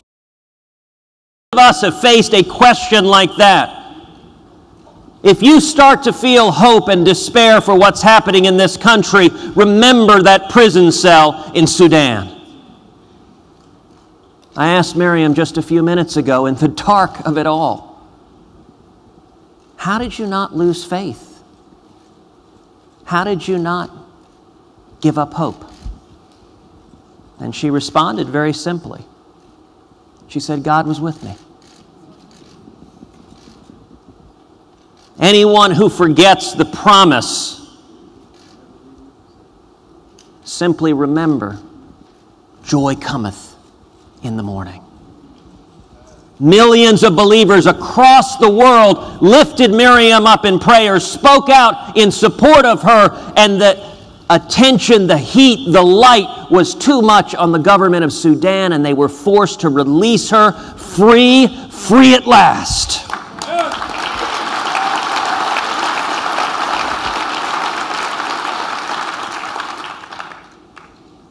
I'm reminded of the book of Acts, where Paul and Silas were thrown in prison, just like Miriam. And God brought an earthquake that broke the prison open. And their jailer, afraid for the consequences, began to take his own life. And Paul stopped him. And the jailer asked of the Apostle Paul, what must I do to be saved? We're seeing modern days Pauls and Silases across the world. In Iran, Pastor Saeed Abedini.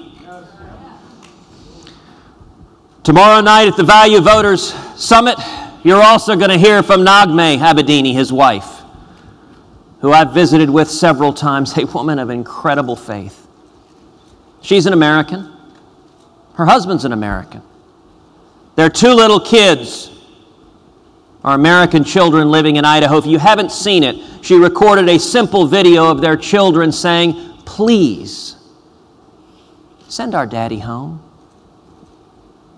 Today is the 2-year anniversary of the Republican Guard showing up and throwing Pastor Saeed in prison for professing his Christian faith. 2 years. You know, one of the incredible things, talking to Naghmeh, is hearing the story about how Pastor Saeed, while in an Iranian prison, has led dozens of fellow prisoners and their jailers to Christ.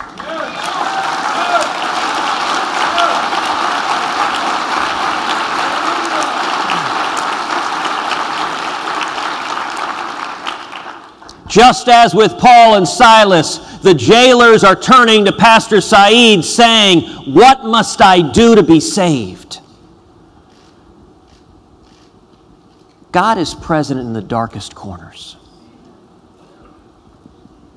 And we are standing on the promise of the Word. You know, right now this week, the government of Iran is sitting down with the United States government, swilling Chardonnay in New York City, to discuss what Prime Minister Netanyahu rightly describes as an historic mistake, a very, very bad deal that tragically is setting the stage for Iran to acquire nuclear weapon capability. We so desperately need a president who will stand up and say, these discussions do not even begin until you release Pastor Saeed and send him home.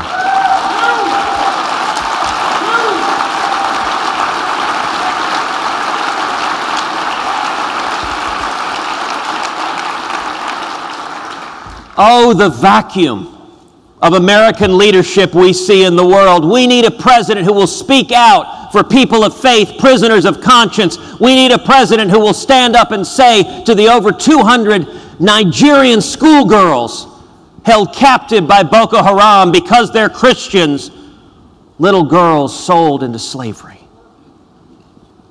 We need a president who will speak out for prisoners of conscience, like Kenneth Bae in North Korea, like Leopoldo Lopez in Venezuela, like Amir Hekmati in Iran, like Alan Gross in Cuba, like Sergeant Tamarisi in Mexico.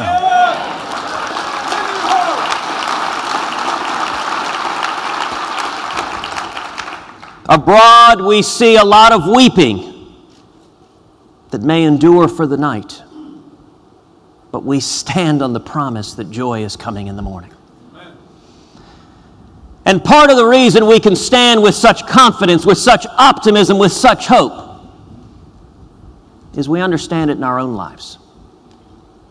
This is not something abstract and theoretical. This is something each of us has lived.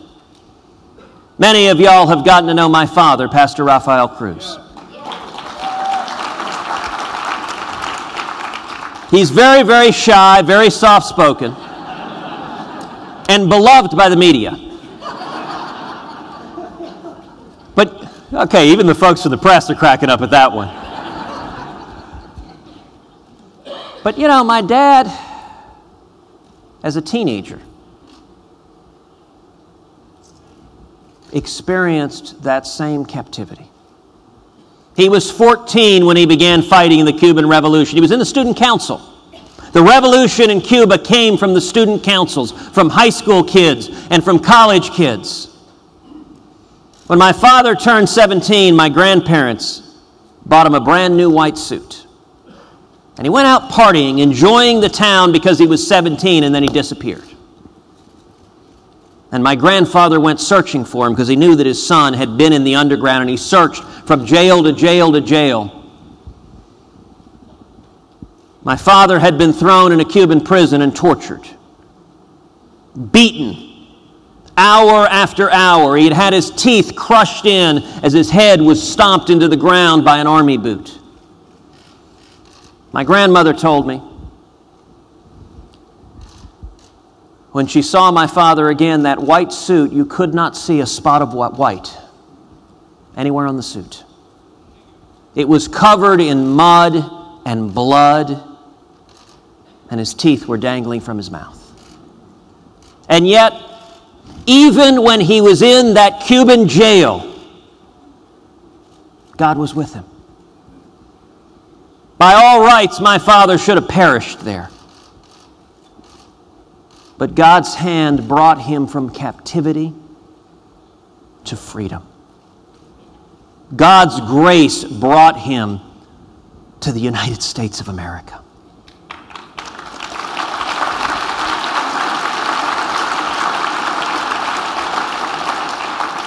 You know, when I was a young child, my parents were living up in Calgary. They were in the oil business.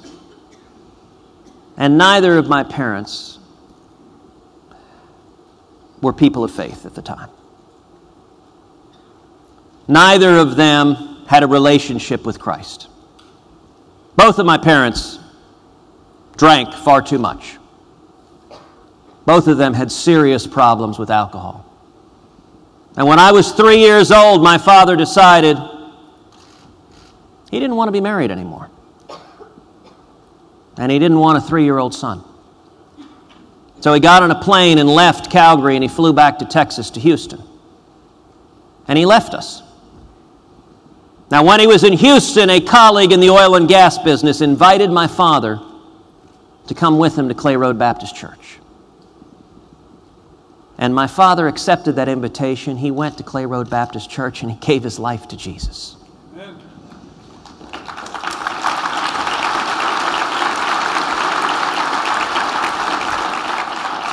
And he went and bought an airplane ticket and flew back to Calgary to rejoin my mother and to rejoin his son.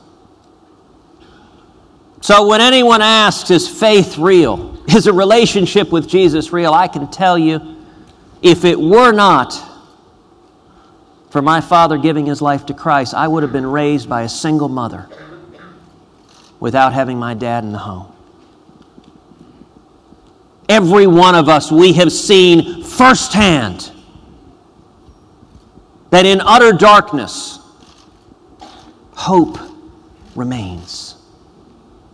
As the words of Amazing Grace put it, how sweet the sound that saved my soul. I once was blind, but now can see. What an incredible story that every one of us knows and understands in our lives. And we see it at home. We see it in our nation.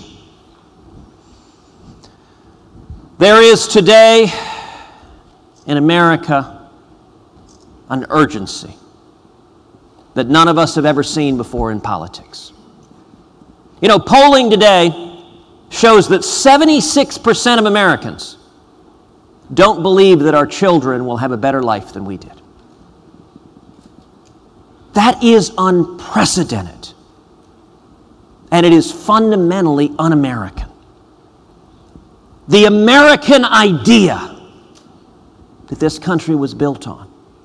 Every generation for centuries has believed with freedom, with standing for our values, that our kids will have a better life than we did and their kids will have a better life than they did. This is a time of great crisis. But it's no greater than the crisis Miriam Ibrahim faced in that cell in Sudan. It is no greater than the crisis so many of us have faced in our own lives. You know, last night, I had dinner with an Israeli friend of mine for Rosh Hashanah. And he made a remarkable observation. He said, America begins with the fundamental premise of religious liberty. It's the very first thing in the Bill of Rights. It's the very first freedom upon which all our other liberties are built. This country was built on a revolutionary idea that our rights don't come from government, they come from Almighty God.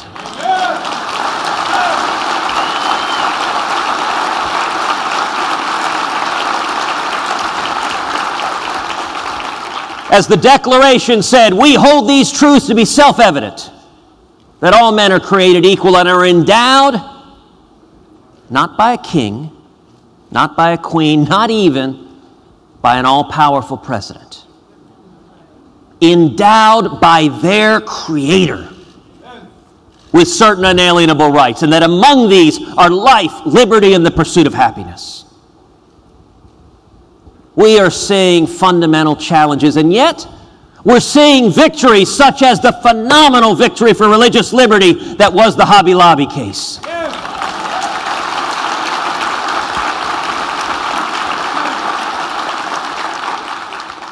Now, by a vote of 5-4, the Supreme Court said the federal government cannot force people of faith to abandon their faith.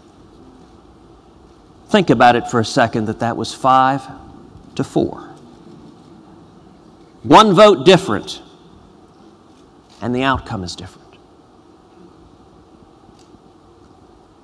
Now, there are people in Washington who say Republicans, to win, have to abandon values. No way. Come on. You're exactly right.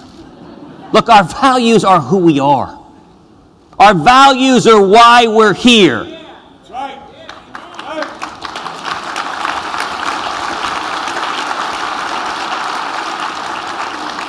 And our values are fundamentally American. This country remains a center-right country. This country remains a country built on Judeo-Christian values. This country remains a country that values and cherishes our constitutional liberties.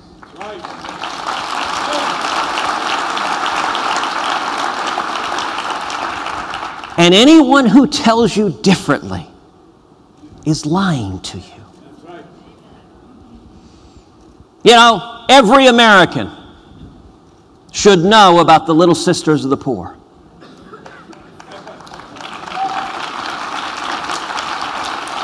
You want to talk about values? Right now, the federal government is suing the Little Sisters of the Poor to try to force Catholic nuns to pay for abortion-inducing drugs.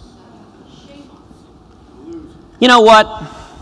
The modern Democratic Party has become an extreme radical party.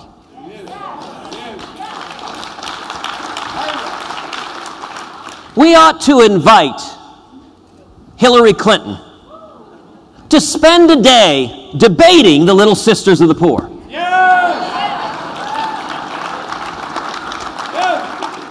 She can embrace, yes, the federal government should be suing and fining Catholic nuns to force them to pay for abortion-inducing drugs. As for me, I'll stand with the nuns.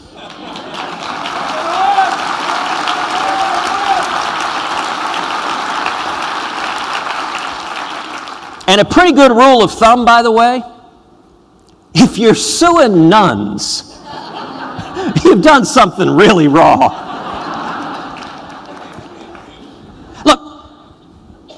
Just a few weeks ago, following Hobby Lobby, the Democrats introduced legislation in the Senate to repeal the protections on religious liberty in the Religious Freedom Restoration Act. That act passed just 2 decades ago with almost unanimous support, signed into law by a Democrat, Bill Clinton. There used to be bipartisan agreement, regardless of our differences over marginal tax rates. We used to come together and say, we're going to respect the religious liberty of everyone. When the vote came to strip Hobby Lobby and Christian companies of their religious liberty rights, when the vote came to strip the Little Sisters of the Poor and Catholic charities of their religious liberty rights, do you know how many Senate Democrats stood with religious liberty, stood with the Catholic Church? 0. Shame on them. It is heartbreaking. 2 weeks ago, Democrats in the Senate introduced a constitutional amendment to repeal the free speech protections of the First Amendment. To take away the rights of the people in this room to speak out, to give Congress the authority to determine whether your speech and my speech is, quote, reasonable or not. Do you know how many Democrats stood with the First Amendment against that effort? 0. These are dangerous, extreme, radical times. You know, in 1997, the Democrats tried something similar. And that famed right-wing activist, Ted Kennedy, spoke against it. He stood up and said, in over 200 years, we haven't amended the Bill of Rights. Now is no time to start. I gave a floor speech on the Senate floor with a giant poster of Ted Kennedy's face and that quote next to it.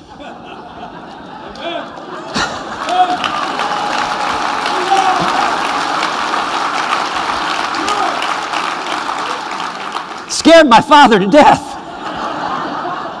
He turned on C-SPAN and said, "Good God, my son's gone native." How do we turn this country around? We offer a choice, not an echo. How do we turn this country around? We don't paint in pale pastels. We paint in bold colors.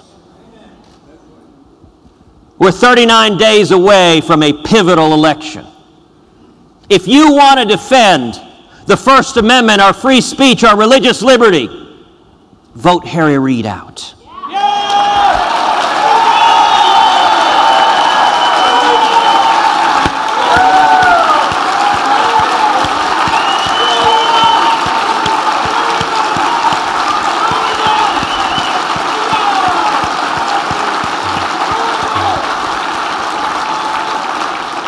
If you want to defend our Second Amendment, our right to keep and bear arms, vote Harry Reid out.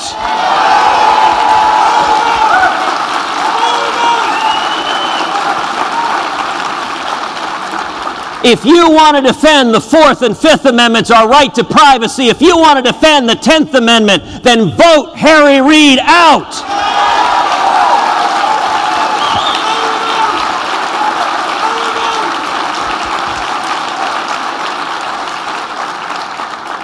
How do we win? We defend the values that are American values. We stand for life. We stand for marriage. We stand for Israel.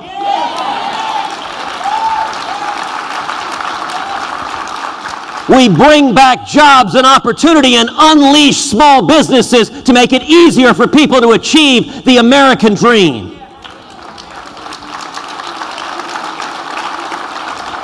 We abolish the IRS.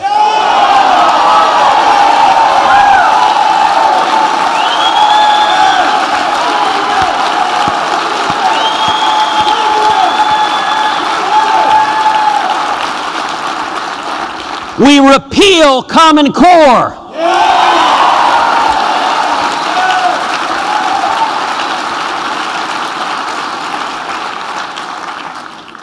In 39 days, I believe we're going to retake the United States Senate, and we are going to retire Harry Reid as Majority Leader.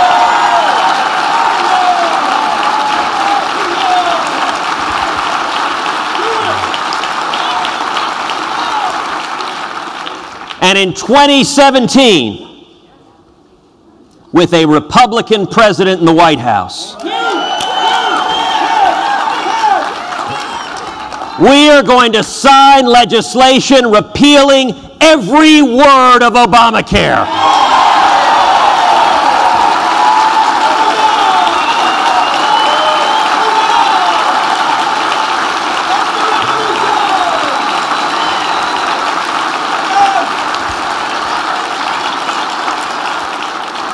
Each and every one of you is here because you believe in our nation, you believe in our values, and I'll tell you why I'm optimistic. From the founding of our nation, America has enjoyed God's providential blessings. At every stage in the Revolutionary War, a ragtag bunch of colonists had no prayer of defeating the mightiest army on earth. But with God's blessings, we did so. In the Civil War that pitted brother against brother, spilled blood upon our soil to expunge the original sin of this nation of slavery, that should have rent this country apart forever. And yet with God's blessings, this nation came back together after that bloody conflict. In World War II, standing against the grotesque evil that was the Nazis, the American people rose to the occasion and saved the free world. In the Cold War, with leadership from America, the American people rose up and we won the Cold War without firing a shot and tore the Berlin Wall to the ground.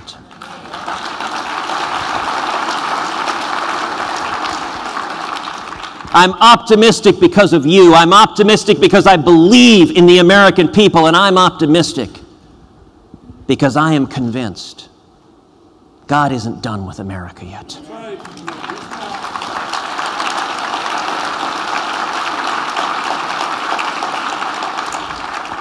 We stand on the promise of the Word. Weeping may endure for the night, but joy cometh in the morning. Thank you, and God bless you. Houston rodeo, sing carry on at a packed green show. If you ain't seen an Abilene sunset, then you ain't met my Texas yet.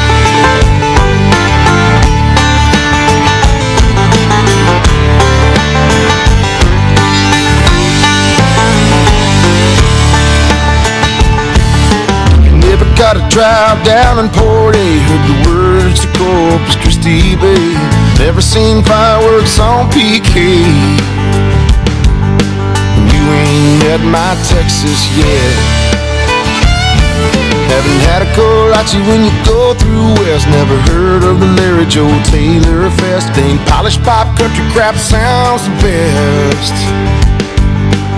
You ain't met my Texas yet. You hadn't been to the Fort Worth Stock Show. Sang along with Corey Moore. And if you ain't seen a hill country sunset. All right, thank you. Thank you, ladies and gentlemen. Always does wonders for my ego when a speaker has all these cameras come and then when I just turn around and walk away. Been here all morning, folks. My goodness, I can't get through my announcements without reading my notes. There you heard a 40-minute speech straight from the heart. That powerful.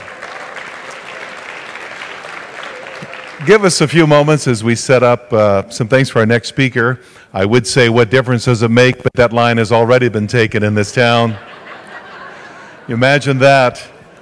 Person running for president, the most memorable line is, what difference does it make, from this potential candidate. We want to show you an amazing video.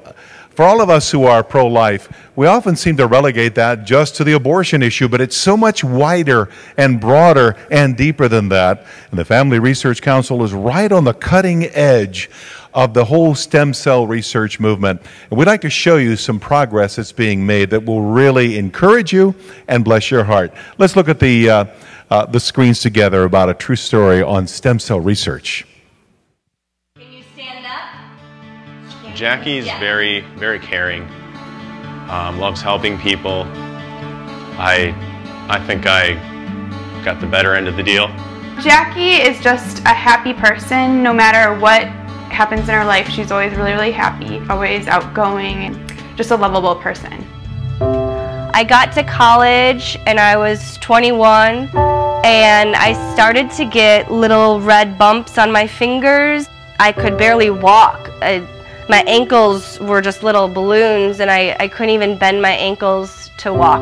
I had the face rash. Not only was it red, it was scaly and peely and plaques. Like I could peel off a huge layer of skin. So I just went to the doctor and told him those few things, and he kind of had a hunch. And he said, "You have lupus."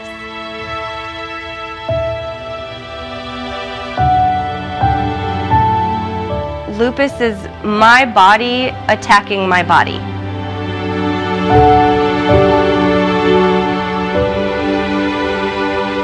If you have a cold, your body attacks the cold. My body attacks my kidneys. It doesn't know the difference between a cold or my kidneys or my skin or my blood. It's attacking it. Well, they'd give me a pill and it failed.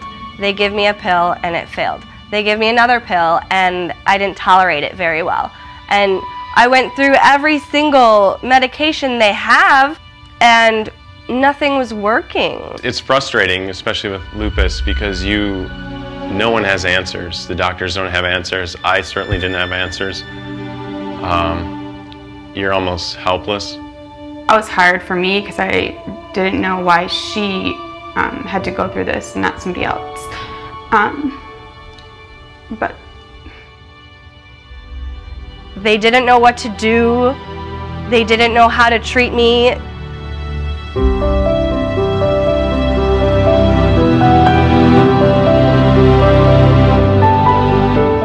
She had gone through all the drugs, so I mean, when they had mentioned the adult stem cell transplant, it was kind of a last resort. It all happened really quickly, and they put a port in your neck, in your jugular vein, and they take out your stem cells. You get admitted to the hospital where they give you 5 days of chemo, and it was intense chemo. So after they wiped my body completely clean of all the sick cells, the lupus cells, they give me my stem cells back. So it's a brand new immune system. It's an immune system of a newborn. It took about 6 to 7 months for me to really feel better. Okay, ready, set, go! Go, go, go, go, go, go, go, go! It's definitely fun. We're definitely outdoor people. We love hiking. Because of adult stem cells, I can walk long distances. I can walk on the trails. I can go hiking with my husband. We love nature. It was pretty rough for a while there, being told that we may not be able to have a child. I wanted something so bad my whole life. And I read online that I might not be able to have it. I asked Dr. Burt, is it okay that I try to get pregnant? And he said, Jackie, you have a new immune system. It does not know that you have lupus. So we're going to try.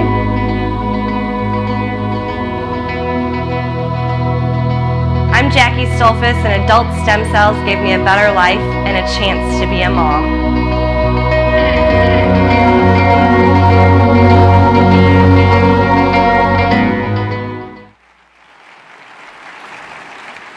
Isn't that a great story? And you're a part of that when you support such great works as the Family Research Council. Well, you know, with all of the news dominating the headlines about ISIS, we hardly hear anything more about the crisis on our own border, and yet that crisis continues, and we need to hear more about that. And so coming next is the Lieutenant Governor of Texas, who will be addressing this issue, among others. During his time in office, he has worked hard to make Texas the national leader in job creation and the best place in America to do business. Let's take a look at the monitors for a little bit more about our next speaker.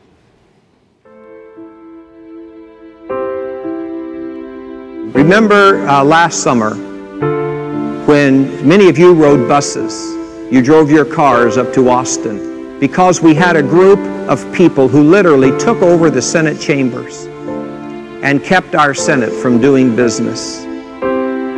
And so we decided we would all show up so that we could save some lives.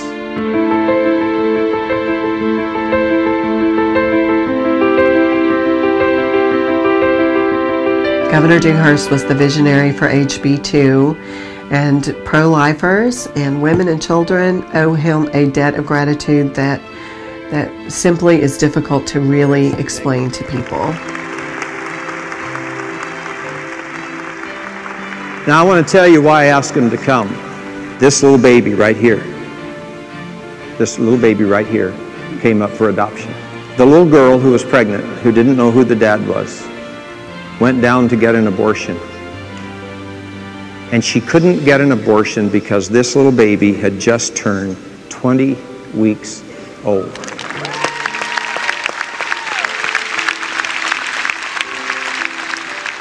So the next time somebody says to you that this is about politics, I want you to remember. I want this to be etched in your mind. This is what it's about right here. This was a massive bill. This bill brought Cecile Richards to Texas to try to stop it. It brought people in from all over the country. They paid people to come in from all over the country. That's how big and massive this bill was. That's what David Dewhurst dreamed up for us, put together, and helped shepherd through. No one else offered to do that for us or was able to do that. Not Dan Patrick, not anyone else. It was David Dewhurst, and that's what makes David irreplaceable to the pro-life movement. The sacrifice that you and your staff and your other legislators made. We have our son today. When there's a time when you have stood courageously, as Lieutenant Governor Dewhurst has done, and here we stand today with the fruit of that, this little baby, the Lieutenant Governor ought to get the credit for his leadership. And so as the people of Grace, I want you to thank him today. Ladies and gentlemen, from the great state of Texas, would you please welcome Lieutenant Governor David Dewhurst. The Texas thing, long necks and a western swing.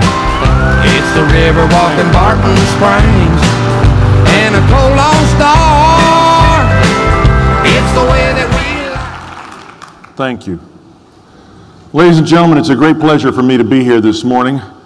I get to be in a room full of fellow conservatives, fellow Christians, people that are dedicated to supporting life, and I get to talk about Texas. It doesn't get any better. I've been a conservative all my life. I remember as a youngster, I read Barry Goldwater's book, The Conscience of a Conservative, and when I got through reading it, I said, that's me. My most important North Star is my Christian faith, my belief in Christ. With my family, a very close second, meaning they're really great. Growing up, my dad was killed when I was 3 years old in a car wreck. Mom was our rock. She taught us her Christian values. And we had our unconditional love just like we have Christ's unconditional love. I've come to realize that the core essence of conservatism is the unshakable respect for the dignity and the liberty of every person. Seeing just a second ago that baby continues to be very emotional for me.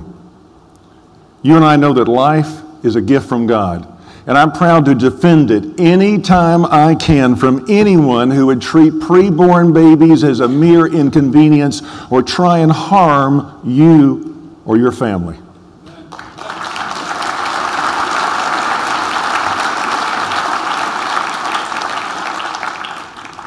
Thinking about that baby, you know, before I was elected lieutenant governor, only one pro-life bill in the history of the state of Texas had ever passed out of the Texas Senate. Since then, I've led in passing parental consent, a woman's right to know, a 24-hour cooling off period, making it a crime for the first time in the history of the state of Texas if you harm an unborn baby, defunding Planned Parenthood,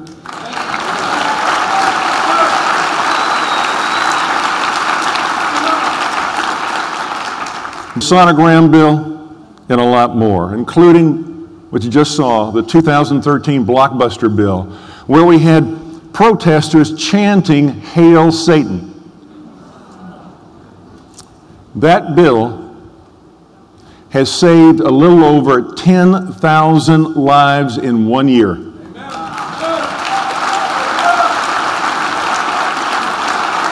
that amazing? Today, I don't know a state more socially conservative than Texas. I want everybody to be socially conservative. I don't know a state more fiscally conservative than Texas. I want everybody to be fiscally conservative. Now, I'm pretty independent. I'm a proud Republican, but I'm pretty independent. I do what's right. And a poor boy, I started my business from scratch. And I knew then, as I know now, that government takes too much of our money. Government has no money. It's your money. That's why over the years I've built a consensus in the legislature, a consensus in which we've cut taxes 54 times for $16 billion. Why? We have eliminated 57 state agencies because I hate to waste your money.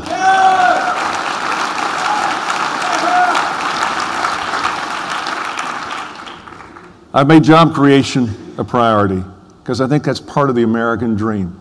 And I remember trying to start my business and how hard it was. But that's a key on that is if you're willing to work hard. You know, if America were not a great country, border security would not be a problem.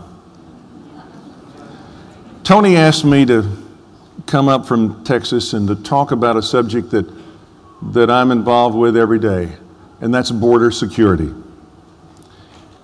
And it's a situation that I regret that we're in the middle of in Texas, but we are, and I'm proud of what we're doing. And I want to make a statement today about how proud I am for the men and women in Texas who are standing up and standing on that line.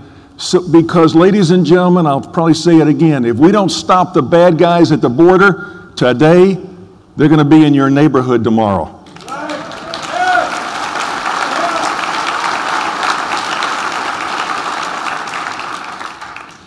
Now, most of us, if not all of us in this room, are fed up with Washington and fed up with the federal government. Amen. But I may be a little madder than a lot of you because I know what could be done if the federal government would just listen. I feel very strongly about this. Border security is a huge issue in Texas and around the country. And the Democrats have tried not to talk about border security. They've tried to talk about immigration. They've tried to talk about the humanitarian. They've tried to pull at your heartstrings. And I understand. But I think over the last year, this tsunami of unaccompanied children and what that means, and literally the president opening up the red carpet for them to come here, and then talking about amnesty by executive order, has made millions of us all around the country really mad. Bottom line, again, if we don't stop the bad guys at the border, they're going to be in your hometown tomorrow. I believe we've got to do 5 things. We've got to secure our border against illegal immigration. 2, we've got to stop dangerous drugs that are coming into Texas and the rest of the country because they're killing our fellow Americans. 3, we got to do something about our transnational gangs that are operating in every Texas city. Dangerous. They're working for the cartels. 4, human trafficking. Awful. We've got to stop human trafficking of young children turning into sex slaves here in the United States. And 5, we've got to secure the border against potential national security threats that are crossing the border. Today, a lot of our Border Patrol signs in the Texas brush are in English, Spanish, and Chinese. There's an unconfirmed Judicial Watch story about ISIS activity in Juarez, a city south of El Paso. A very liberal Democrat congressman, but of course then that's redundant, debated me last Saturday, and he made light of the border threat, saying the FBI and the CIA had told him there are no known confirmed terrorist threats along our southern border at the present time. At the present time? That's not the question, Congressman. The question is there ISIS activity targeted against the United States? And the answer is clearly yes. Every message that we've seen coming out of ISIS focuses on mobilizing terrorist Islam against the United States. The leader of ISIS has said, "I'll see you in New York." Prayer rugs have recently been found on the Texas side of the border in the brush. Again, we're facing another tsunami, and that's these transnational gangs that are working for the cartels in every city. If you don't remember anything I said today, please bear with me and remember this one thing. In Texas, since 2008, over 640,000 crimes have been charged against people illegally in Texas, including over 3,000 murders. When your friends say a porous border doesn't hurt, it kills Texans. It hurts Texans, it kills Americans, and it hurts Americans.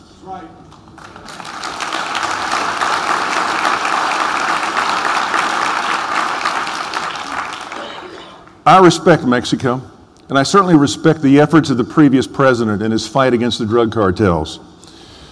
But Mexican President Peña Nieto was wrong on 9/11 when he issued a press release saying that Texas was putting the Texas National Guard on the border for politics. Now, Governor Perry and I are both conservative Republicans, but we run and serve completely independent of each other. And I just didn't wake up yesterday and it dawned on me that we need to do something about securing the border. I started 8 years ago. 8 years ago, I said I'm fed up with the federal government. They are not going to do their constitutional responsibility to defend our sovereign border. And when that happens, I believe the states have not just a right, but an obligation to step in and act independent of the federal government.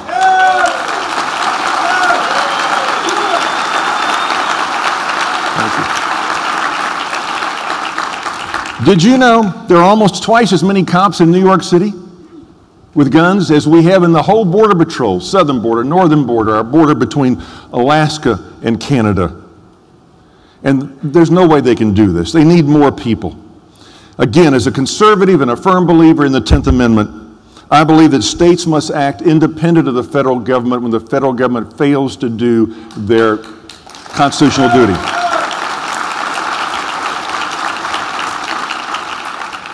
That's why in 2007, 8 years ago, I started appropriating Texas tax dollars, not federal dollars, to help to secure our southern border with our state police, our DPS. We've got high-altitude spotter aircraft, we've got helicopters, we've got 8 armor-plated gunboats. The cartels don't shoot at us. Each one of the boats can fire 1,000 rounds a minute. We put we put Texas Rangers and the DPS in the brush.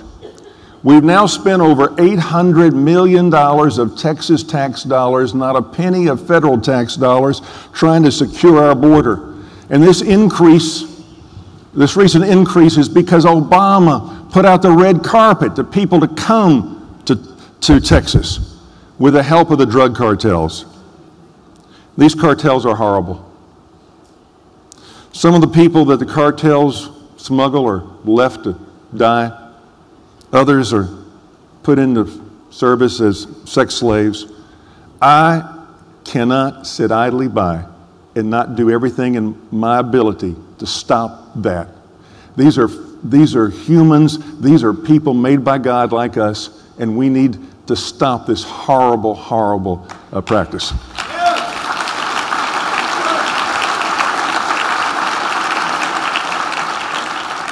Let me be quick and end. I notice my time is almost up. Last fall, we ran a trial surge. It was successful. We kicked off a big surge, 1,000 of our state police, and we activated 1,000 of our National Guard. Now, we haven't militarized the border.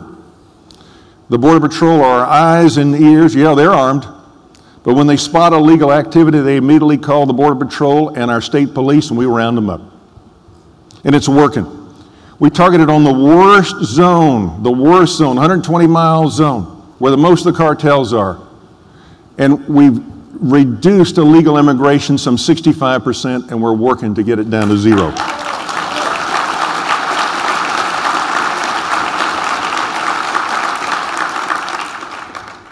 I want to be careful what I say. Our intercepts tell us the cartels are talking back and forth with each other, saying, when are these guys going to stop? You know what my answer is? Never till we finish the job.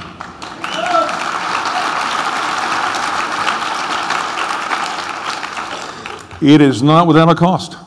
It's costing us in Texas tax dollars, $18 million a month. That's a lot of money. But I ask myself, how do you put a price on saving the life of a Texan or an American? You can't. There's no price. My goal is to be able to show Washington how to do it, get them to increase the size of the Border Patrol, and let us go home. We've got problems we need to face right now.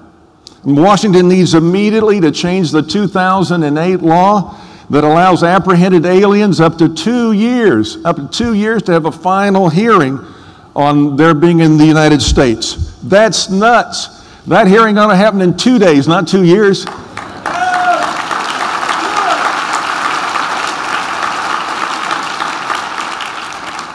If you're from Mexico or Canada, your hearing happens in 24 hours. We also need for the nation of Mexico to tighten their own border security.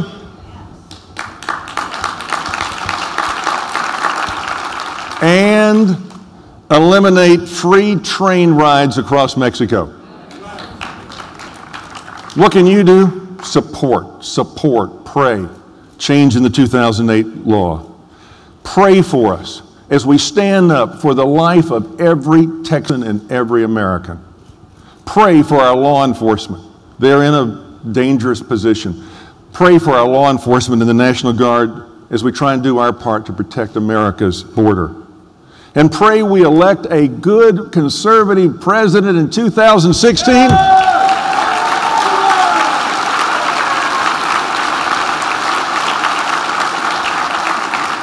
Who's a leader and will do the right thing for America. You know, I've told tourists many times that Texas doesn't really exist. It's more of a way of thinking. Now, if you saw DeSouza's movie, America, which I recommend, and I normally don't quote rock or lead singers, but if you saw Bono in the movie, you know what he said? He said, it's always been a right-wrong issue, and America's always been on the side of right. Amen. And he said, give us liberty, dignity, and justice, and we'll handle it from here and just get government out of the way. No, I like that. I like that. Let me just end by saying, I love America, and I know you love America. It's offered this poor boy from Texas opportunity. It's offered me the opportunity of a lifetime, and that is the biggest opportunity of my life, second only to my wife Tricia saying yes. And that's to serve as the Lieutenant Governor of Texas, a great state, for 12 years, and try and honor the Lord in my acts and my words, and to help protect life and to protect our liberties, and to try and make this a little better place to live. America has fallen some. Our leaders have failed us. But as Christians, we know America's in God's hands.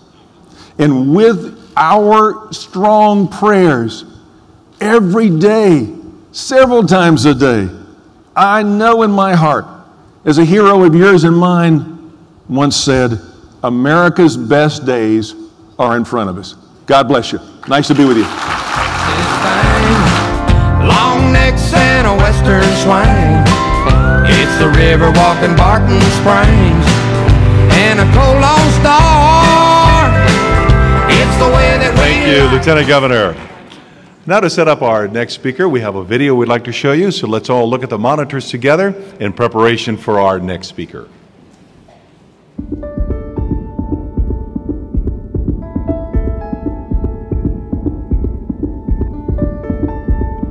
I have a question. Can a nation conceived in liberty carry its head high if it denies protection to the youngest and most vulnerable of its citizens? Can a country founded on God-given rights continue to thrive without understanding that life is a precious gift from our Creator?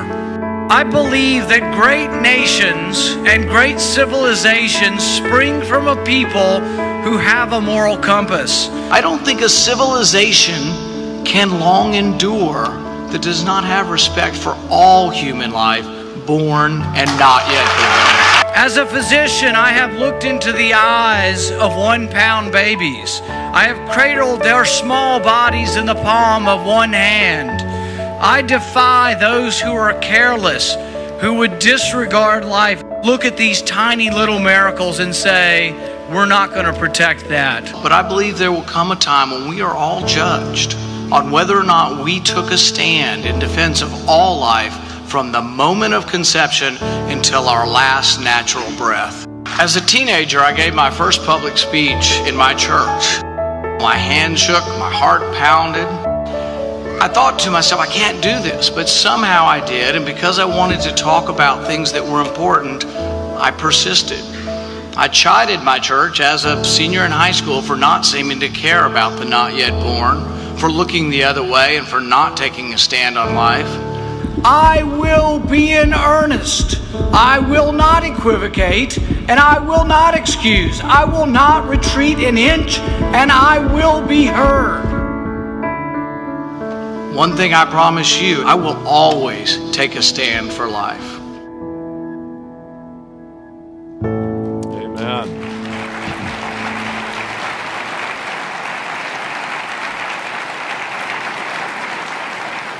Ladies and gentlemen, the Values Voter Summit is honored to welcome as a new co-sponsor this year the National Religious Broadcasters.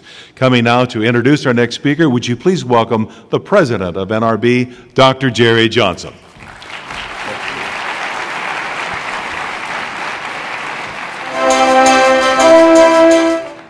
He is courageous. He is not afraid to stand up. He is not afraid to speak out. He's not afraid to vote no. And he's not afraid to mount a filibuster when necessary. Senator Rand Paul was elected in 2010 to represent Kentucky in the United States Senate. He is a champion for constitutional liberty, fiscal responsibility, and for the sanctity of innocent human life. And he is a warrior against government overreach. In particular, he's been a vocal advocate for term limits, a balanced budget amendment, a Read the Bills Act, and, that is a good idea, and an audit of the Federal Reserve.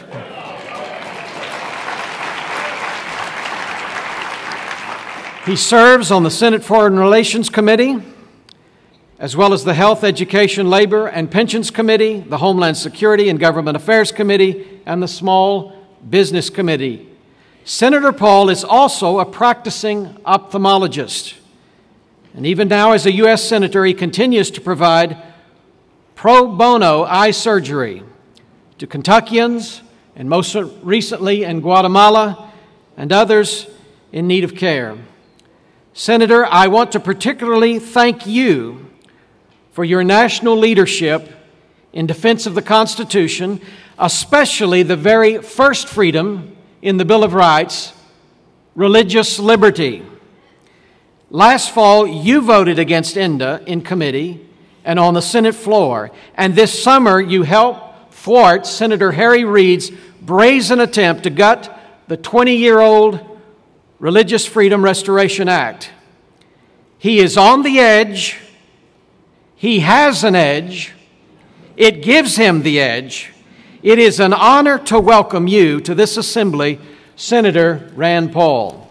Right here, right now, there is no other place I wanna be. Right here, right now, watching the world wake up from history. Thank you. What a glorious morning it is outside. It's a beautiful day. Thank you for coming. America is not just experiencing growing pains, though. America, I believe, is in a full-blown crisis, a spiritual crisis. Soothing voices seek to reassure us, to say that everything's okay, everything's just fine, all is well, until one day all is not well. The problem, as Os Guinness puts it, is not wolves at the door, it's termites in the floor. Our foundation is cracking. It's not that we've chosen the wrong politicians, although there is some truth to that. It's more fundamental. We've arrived at a crossroads. We've arrived at a day of reckoning. Will we falter or will we thrive and rediscover our mojo? America has much greatness left in her. I'm convinced of it. If we believe in ourselves, if we believe in our founding documents, if we believe in the system that made us the richest, freest, and most humanitarian nation ever. But cracks are evident. The sand is shifting. Our moral compass is wavering. Os Guinness makes this point when he states that the only proper restraint for freedom is self-restraint. What does that mean? It means those of us who love freedom must realize that freedom is not a license to do as you please. Freedom can only be realized when citizens know self-restraint, or put another way, virtue. This parallels what George Washington's belief that democracy requires a virtuous people. Think American Revolution versus the French Revolution. Laws, though, don't ultimately restrain people. 98% of the people will follow a virtuous course with or without laws. Now, this isn't to say that we shouldn't have laws or that we don't need laws, but what we need is something more than laws. We need something that civilizes a nation, and that is virtue. What America needs is not just another politician or more promises. What America really needs is a revival.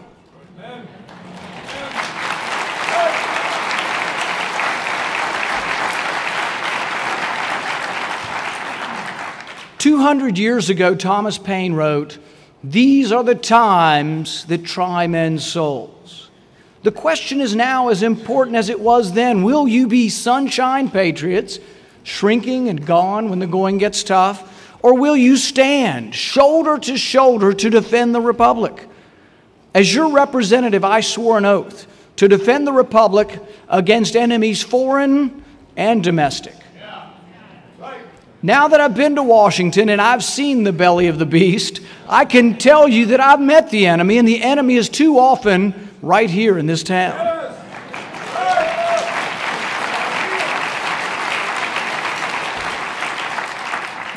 In Congress, and frankly, many times in both parties. In bipartisan fashion, Congress defies its own rules. They're supposed to publish the bills in advance so we can read the bills. Reading the bills shouldn't be too difficult, should it? The president acts like he's a king. He ignores the Constitution. He arrogantly says, "If Congress will not act, then I must." These are not the words of a great leader. These are the words that sound more like the exclamations of an autocrat. In the face of war, the president is just as arrogant. Instead of coming to Congress, he illegally acts on his own. We are faced with a crisis in the Middle East that does require action. While I am one who is hesitant to be involved in the civil wars of the Middle East, ISIS is now a threat to our consulate in Erbil. They are a threat to our embassy in Baghdad. We should act, but we should act within the rule of law. The Constitution says that only Congress may declare war. Yet this president has in Libya, and then this week in Syria, committed our sons and daughters to a war that is not authorized by Congress. Had I been president, I would have called for a joint session of Congress. I would have laid out the threat. And I would have requested congressional authority to respond as the Constitution dictates. By failing to follow the Constitution, this president missed a chance to unite the nation. He missed a chance to galvanize the country. He missed a chance to become a great American leader. How did we stray so far from the Constitution? And how do we find our way back to the traditions of our founders? Don Devine is a friend of mine who worked in the Reagan administration. He wrote in a book recently about how freedom and tradition are intertwined. He wrote, "Freedom needs tradition for law, order, and inspiration. But tradition needs freedom to escape stagnation, coercion, and decline." The great achievement of the Constitution's framers was in providing a means for synthesizing freedom and tradition. America needs to revive tradition. America needs to revive virtue. America needs to revive the hope that springs eternal from the transcendent teachings of a humble carpenter who died upon a cross. Government can supply bread, but it can't mend a broken spirit. Mother Teresa was once praised for her social work in India, and she replied, "We are not social workers. We do this for Jesus." No secular government, no social worker can claim the same motivation. No government, no law can force a people to be virtuous. Our churches, our schools, our parents must fill that void. This isn't the norm now. Speaking of a revival, speaking of our values, is sadly considered nonconformity in this day and age. In other words, I think we must do something our world often tells us not to do. Seek God. Walker Percy laments in The Moviegoer that we've left no room for the seeker. Maybe our country's revival depends on seeking and rediscovering the synthesis of freedom and tradition. Some seem to believe you must choose. It's either liberty or virtue. That to be virtuous, you can't have too much freedom. This is exactly wrong. Liberty is absolutely essential to virtue. It is our freedom to make individual choices that allows us to be virtuous. Government can't impose virtue. We must impose it upon ourselves. Now, this doesn't mean that government shouldn't or can't reflect our values. It must. The First Amendment is not about keeping religious people out of government. It's about keeping government out of religion.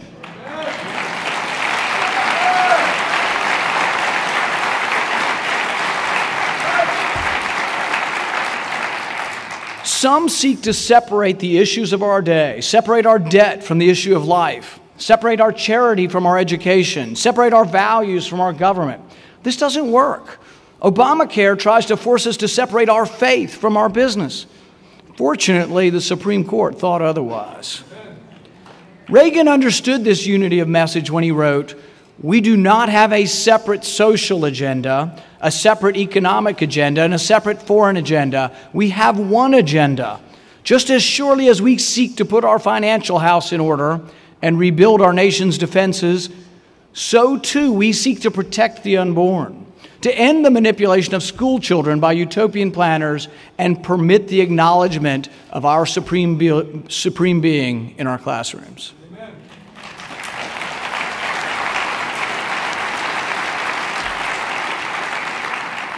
As Christians, we should always stand with the most defenseless. I believe that no civilization can long endure that does not respect life from the not yet born to life's last breath.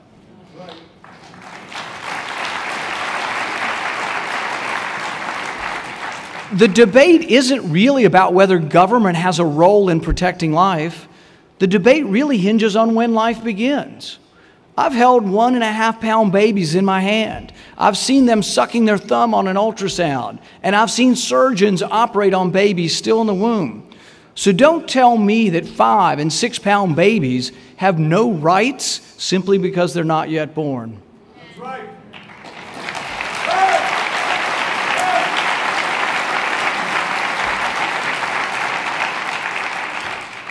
I'm one who will march for life and will continue to stand up in defense of life as long as I'm privileged to be in office. Another way we as Christians should stand up to the current status quo is in foreign policy. Reagan, in his first speech to the UN, said, "The record of history is clear. Citizens of the U.S. resort to force reluctantly and only when we must." Reagan believed in strength, but he also believed in peace. He said, "As for the enemies of freedom, they will be reminded that peace is the highest aspiration of the American people."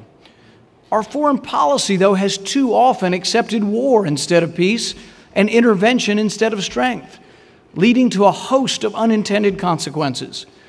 Toppling secular dictators in the Middle East led time and time again to chaos, and ultimately that chaos enabled and abetted the rise of radical Islam. As secular dictators fell in Libya, in Egypt, in Iraq, and now Syria, radical jihadists exploited the vacuum, and Christians have been forced to flee. Where will the Syrian Christians go when the civil war breaks down their door? Across the Middle East, the story is the same. Christians are either persecuted or on the run. In Sudan, Miriam Ibrahim is on the run, but I understand she may be here today. Is that right? For her beliefs, she was sentenced to death by the Muslim courts of Sudan. Miriam was raised by a Christian mother and married a Christian man. At the time of her arrest, she had a young son and was pregnant with another. Because Miriam's father was Muslim, though, Islamic law considers Miriam and her son to be Muslim. So when she was arrested, Miriam and her young son were taken to prison. Miriam was forced to give birth in prison, shackled to the floor. When Miriam's Muslim brother was asked about her sentence, he replied, "If she repents and returns to our Islamic faith, then we are a family. But if she refuses, she should be executed." After her conviction, Miriam was given a chance to recant her Christianity and save her life. She refused, declaring, "I am a Christian and I will remain a Christian." That's true bravery.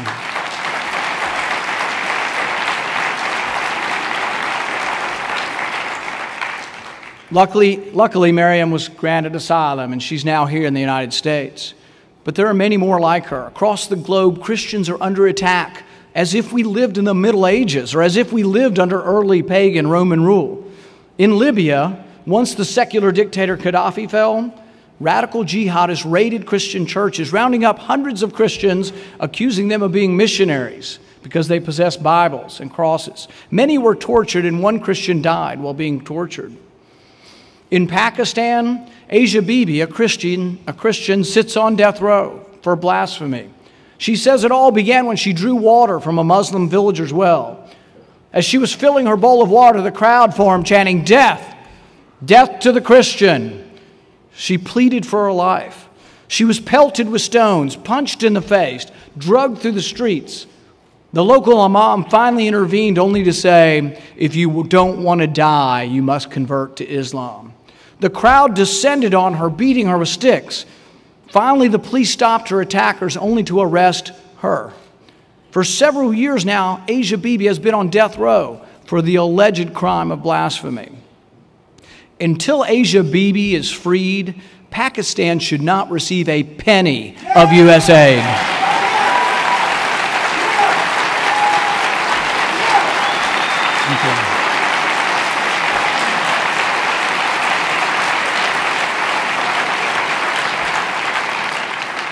Not a penny should go to any nation that persecutes or kills Christians. I can't imagine why we would do this.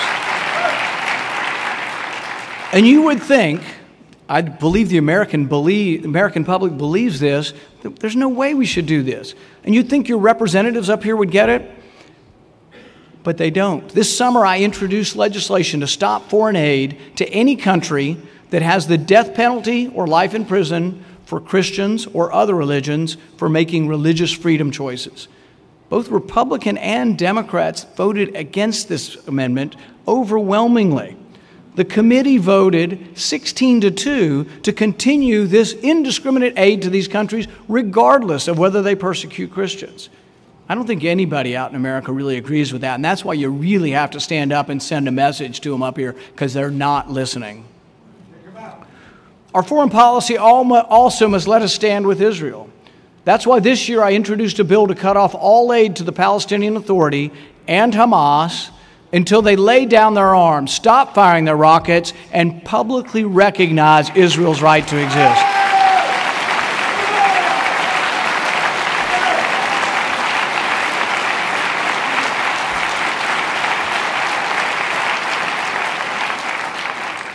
The irony is impossible to escape. Our tax dollars, your tax dollars, may well end up funding Hamas, allowing them to buy more missiles with your money. My bill was opposed by Republican and Democrat leaders. Instead, this week, Congress voted to arm the Islamic rebels in Syria. One group of these so-called moderate rebels has stated publicly that when they're done with Assad, they're coming for Israel. They'll take back the Golan Heights. That's next on their list. I asked on the Senate floor last week, I said, to those of you who wish to arm these Islamic rebels, tell me who among them will recognize Israel's right to exist. Silence. No one answered, because not one of these Islamic rebels will ever think about recognizing Israel.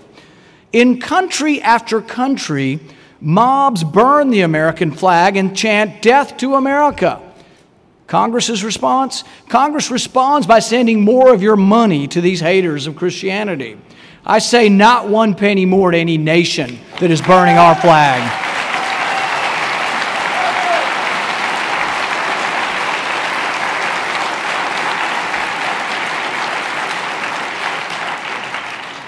It's time to put a stop to this madness. Re-examine our foreign policy, halt all aid to Islamic radicals in Syria, Egypt, and elsewhere, and take a good hard look at what our foreign policy has done. You and I must and should stand with our fellow Christians in the Middle East, around the world. But that does not necessarily mean war, and it certainly does not mean arming both sides in every conflict. As Christians, you have to lay it out simple to the people in Washington. They'll never get it. As Christians, we understand that the right to life and freedom of religion pre-exist all government.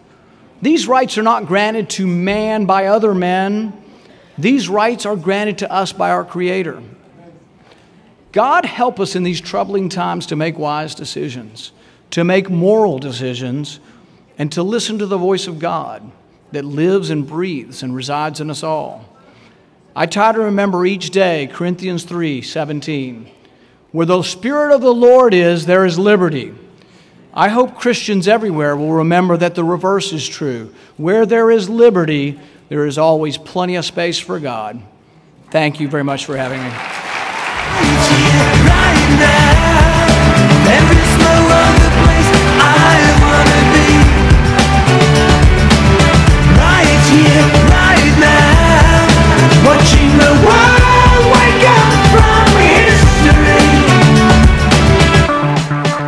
Thank you so much, Senator.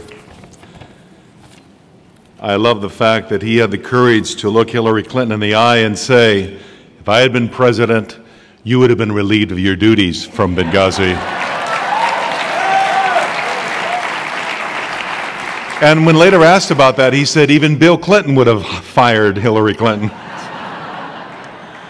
Well, folks, in 2006, our next speaker would become the first Republican woman to be elected to represent Minnesota in the U.S. House of Representatives. You know where I'm going. 2010, she founded the House Tea Party caucus that helped fire Nancy Pelosi and gave Barack Obama his biggest defeat. 2012, she ran for President of the United States of America. And in between these milestones, she has become a tireless worker for issues that we all hold sacred in America. And after 8 courageous years of service, she is stepping down from the House of Representatives. And so, folks, this is your chance to not only welcome our next speaker, but to say thank you to a true warrior for your values. Ladies and gentlemen, would you please welcome Michele Bachmann.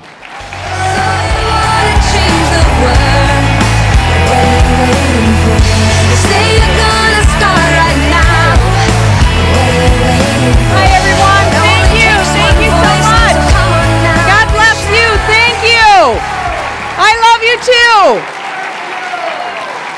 Thank you so much for that warm introduction. And as you know, I'm not running again for my seat in the United States Congress. And so the first question everyone asks me is this: Michele, what is it you're going to do when you leave office?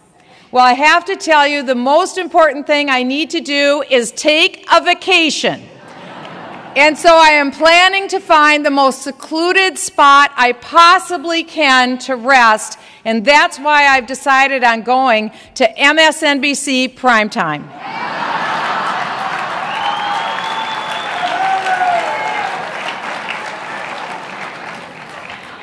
It has been an absolute incredible privilege for me to serve in the United States Congress. It really has been the thrill of a lifetime, and it's why I am so grateful for that opportunity.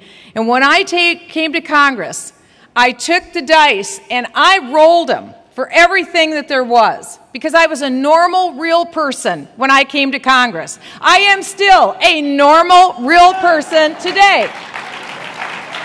Because you see, when I came here and was sworn in 2007, I decided I was going to give it absolutely everything I had, and that's what I did.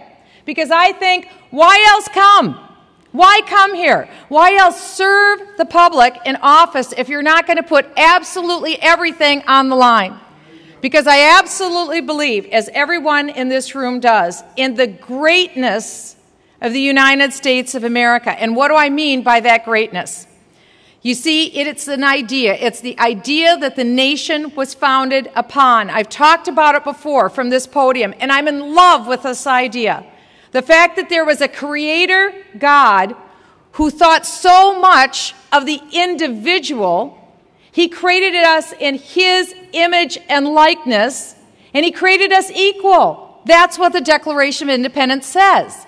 And so it isn't the government or some ne'er-do-well politician that gives us our rights. It's the Creator who gives us our rights. So basic, so foundational, never ever forget it.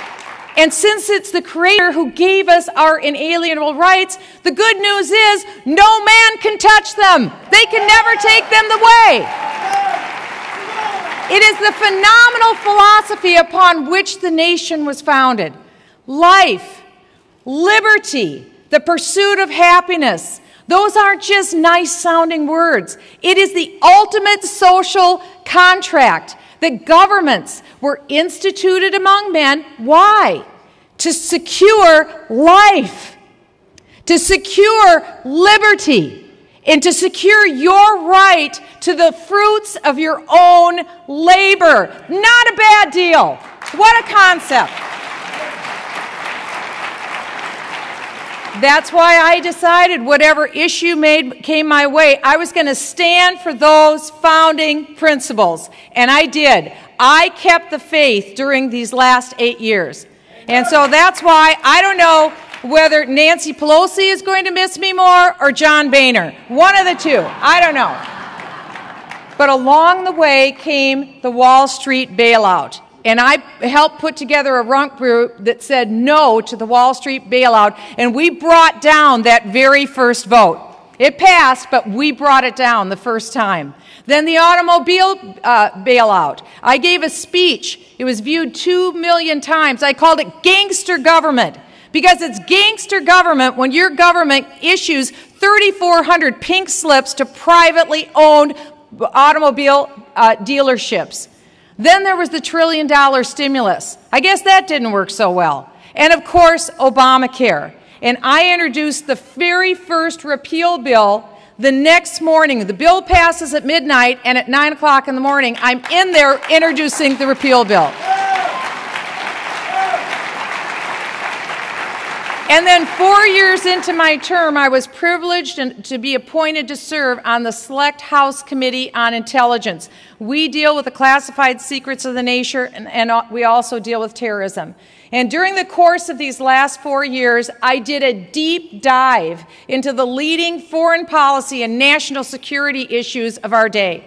And during my time on the Intelligence Committee, I had a front row seat to a world set on fire from Islamic Jihad. And what we've seen is one disaster after another from the Obama-Clinton foreign policy team. And in their fantasy world, a smaller, diminished, less powerful United States is somehow supposed to bring about global tranquility. Well, Mr. Obama, Mrs. Clinton, we want our 1980s foreign policy back, peace through strength.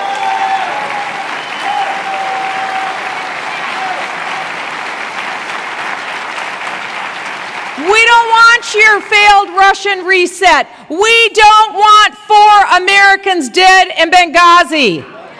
It was a tragedy to release the 5 top Taliban leaders from Guantanamo Bay. Perhaps nothing will change the world more than your foolish lifting of sanctions on Iran as they are racing toward completing nuclear weapons. And they will if we stay the course, as President Obama and Hillary Clinton have laid forward. And unthinkably, we have the first anti-Israel president in American history. That's the Obama-Clinton legacy. It's no wonder that Hillary Clinton couldn't think of an answer when asked on her book tour to name her accomplishments as Secretary of State. I have one: permanent retirement.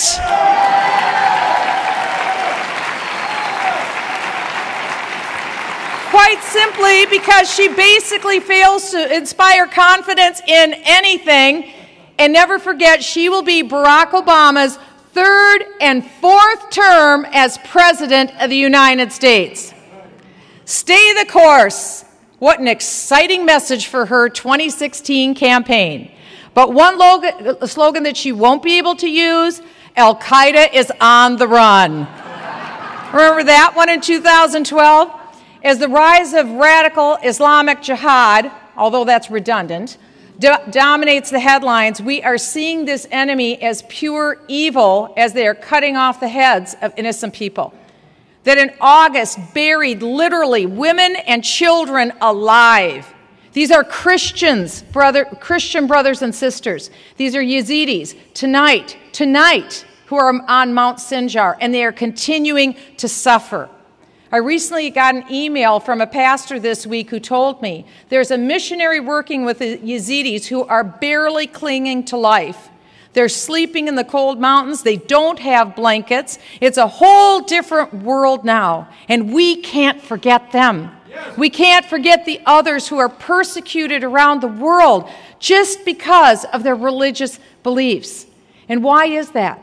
It's because we have jihadists who are subscribing to this radical ideology that believes that dying in the name of Islam gets them to heaven.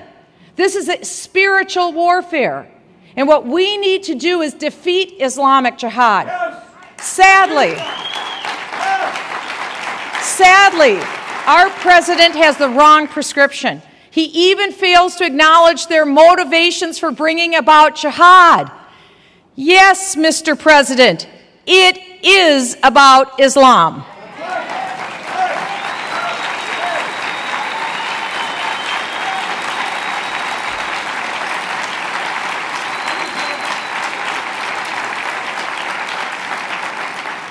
And I believe that if you have an evil, the order of this magnitude, you take it seriously. You declare war on it. You don't dance around.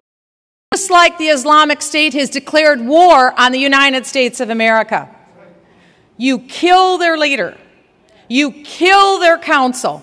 You kill their army until they wave the white flag of surrender. That's how you win a war.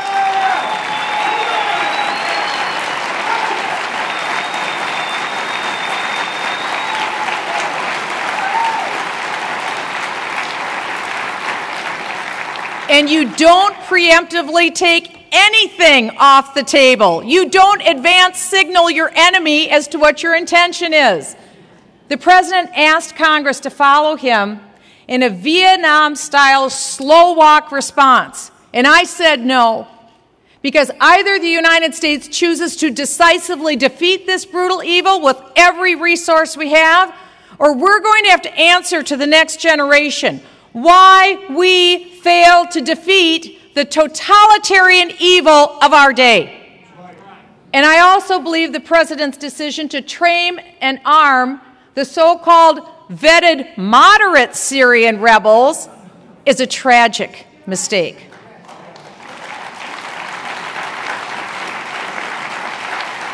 Because here is the ugly truth. They will never be vetted. And they certainly aren't all moderates. There was a British study called Jane's, found nearly half of the Syrian rebels today that we've trained have already taken up the cause of Islamic Jihad. Half! So why in the world are we giving them American weapons? It is complete madness. But one thing we could do immediately to keep the American people safe is this. We could strip from the terrorists the passports of any U.S. citizen who joins the fight with the Islamic State or any other terror group.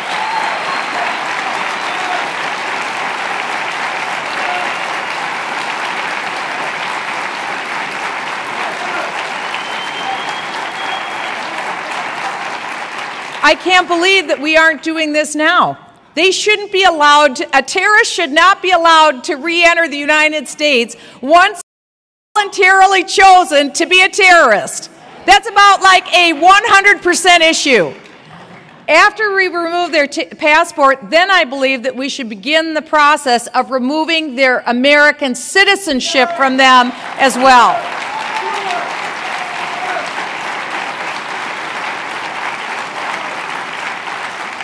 The rise of the Islamic State seemed to be a President Obama. It wasn't to me. It wasn't to those of us who sat on the Intelligence Committee. I watched the up-tempo of Islamic Jihad. I knew what was coming. So earlier this summer, I asked the FBI for a classified briefing. I asked if there were any Minnesotans who were fighting with the Islamic State, because many of you know the tragic nexus that Minnesota has with terrorism. It was classified information earlier this summer. I couldn't reveal it to anyone, but now everyone knows there are, including the first 2 Americans who died fighting for the Islamic State, both of whom were Minnesotans.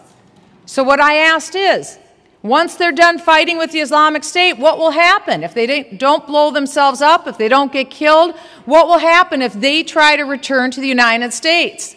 I was floored when the FBI said to me, well, they can come into the United States. They're still U.S. citizens. I said to the FBI, are you kidding me? So that's why I introduced the legislation to prevent them from coming into the United States. It's just common sense.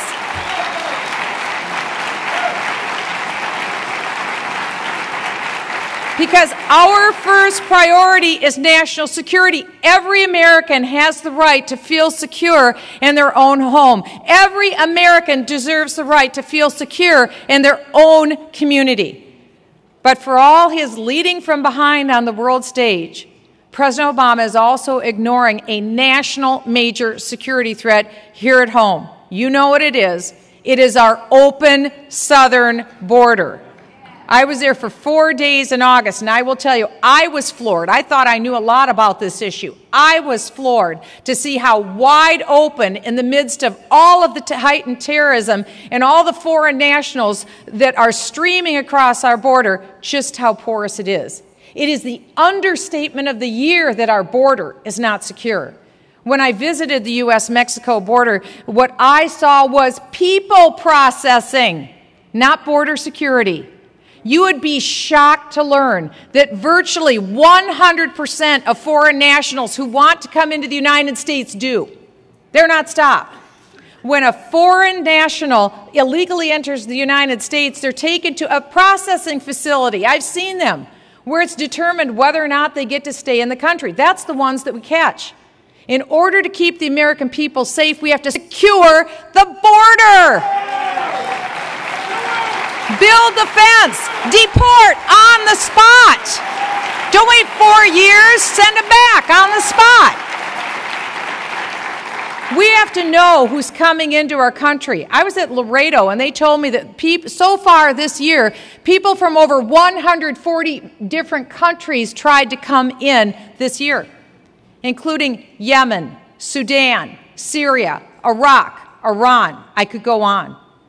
But the legislative battles that we're fighting are only part of this larger effort to revitalize American values. That's why I'm so grateful for the Value Voter Summit, because we know we have to do more than move legislation. We have to move hearts. That's what faith does. And that's why we have to remind our fellow citizen what it is that makes us so exceptional. We don't apologize for that. We brag about it to the rest of the world. You see, we have been such a force for good for about the last 100 years. The world was safeguarded by what was known as Pax Britannica. England was the world's military and economic superpower. But as we all know, things didn't stay that way. Somewhere in the middle of the 1940s, we moved from what was called Pax Britannica to Pax Americana. Why? Because in the mid-1940s, the United States of America became the economic superpower of the world. And when that happened, we also became the military superpower of the world, and we're a force for good and brought peace to different regions of the world. You see, I think it's time that we wake up, because that mantle is slipping away. And I will tell you, sometimes it is absolutely despairing to serve here in Washington, D.C. But I'll also tell you at the same time, we are told as believers very clearly, we are not to despair. We are to look up. Whether we feel it or not, we look up. Whether we want to or not, we look up. Whether it doesn't seem like it on the evening news, we look up. And that's my charge to you today. We do not curse the darkness. We light a candle. That's what believers do.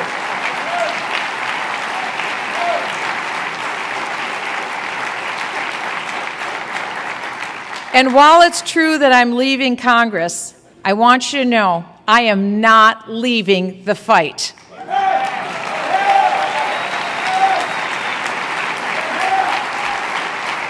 Because there is too much at stake to sit on the sidelines. None of us can sit it out.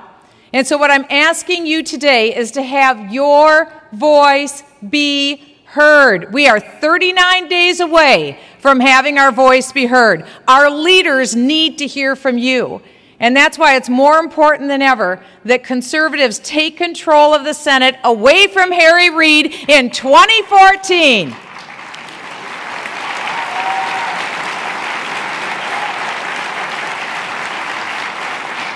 And we need to expose Hillary Clinton's record of failure, and we will defeat her in 2016. Of that, I have no doubt.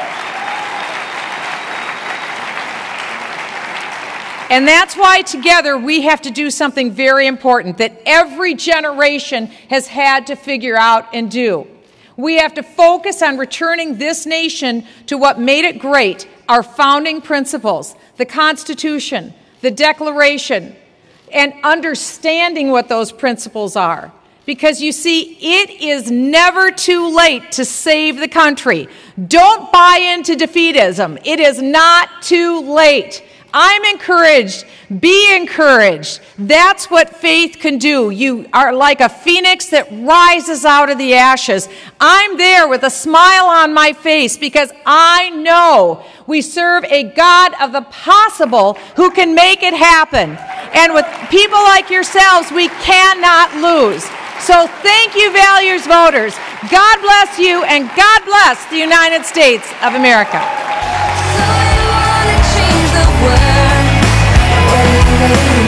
Thank you. Say you're gonna start right now. What are you waiting for? It only takes one voice, so come on now and shout it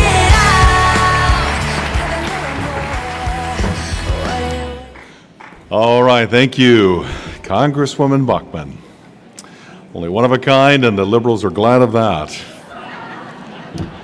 Well, our final speaker this morning is a combat-decorated U.S. Marine, a #1 best-selling author.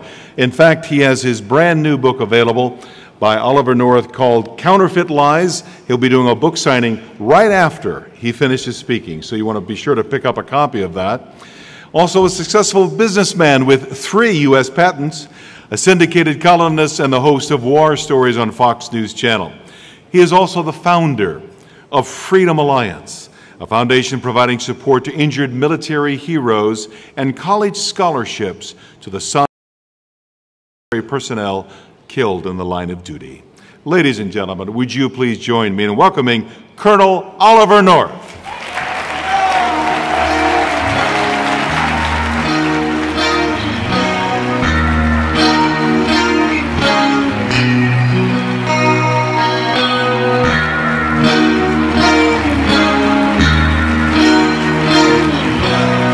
Thank you.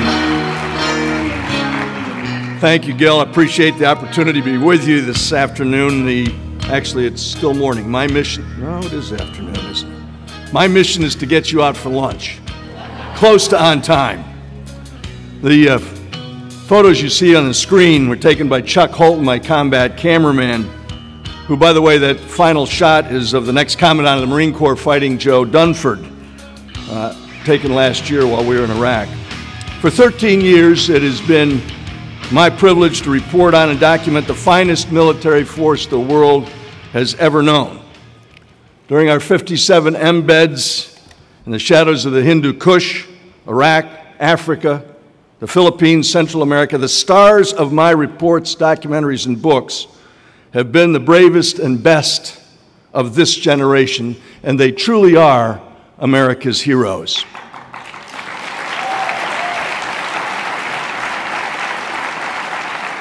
Fox sends me out often to speak to young people. I can say that at 71, most of them are.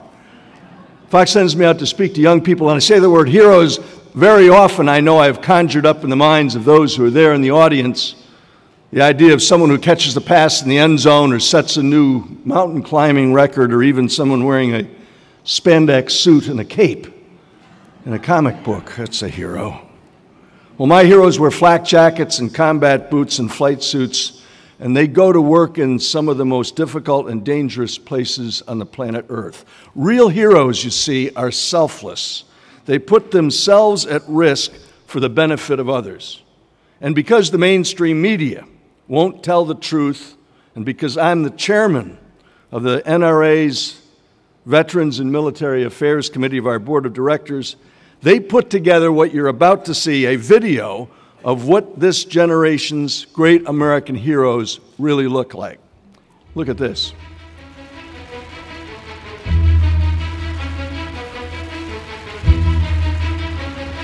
Since 9/11, more than 2.5 million young Americans have forfeited the comforts of home, absented themselves from the affection of loved ones, and gone into harm's way to protect us.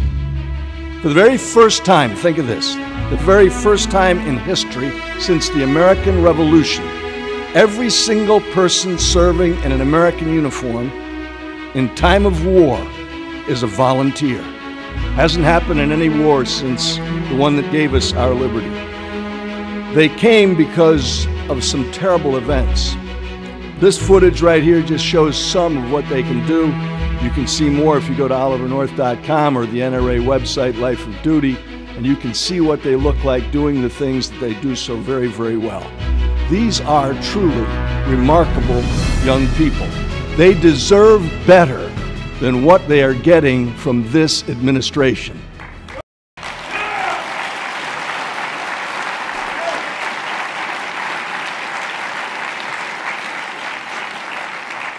From some of the tens of thousands of miles of footage that we have shot over those 57 embeds, my producers picked out some frames. Literally, you're going to see why they came. It's because of this. Even the ones I interviewed last week out at Walter Reed National Military Medical Center, who were in grade school when this happened, what you're looking at on the screen, they came because of this. They came because they know what happened that terrible day 13 years ago this month, and they don't want it to ever happen again.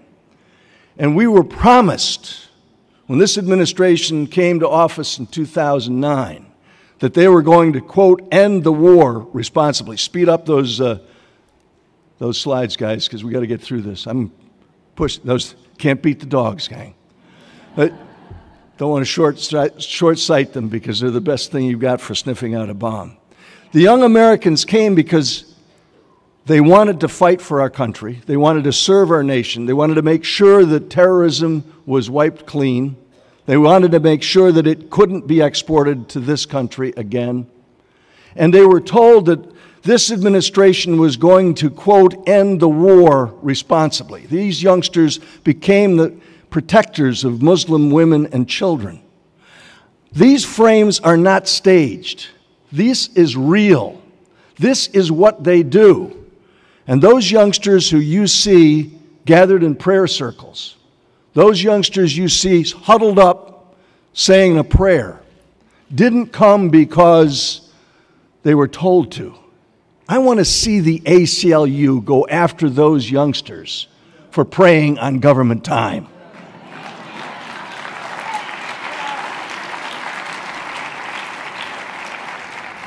They are brighter, better educated, trained, and led than any military force in history.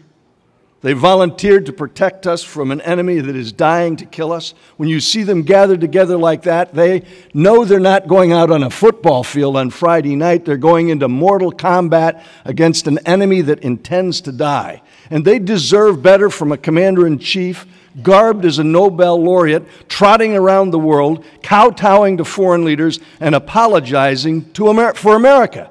Americans have nothing for which we need to apologize. We saw it happen again this week up at the United Nations. Don't we deserve, and don't they who've sacrificed so much deserve, a commander-in-chief who knows America, the greatest force for good in the world that the world has ever known, doesn't need to apologize for the sacrifices made by them and their families to protect us and offer others the hope of freedom? I think we do. The members of our armed forces and their families deserve better than being treated like laboratory rats in a radical social engineering experiment.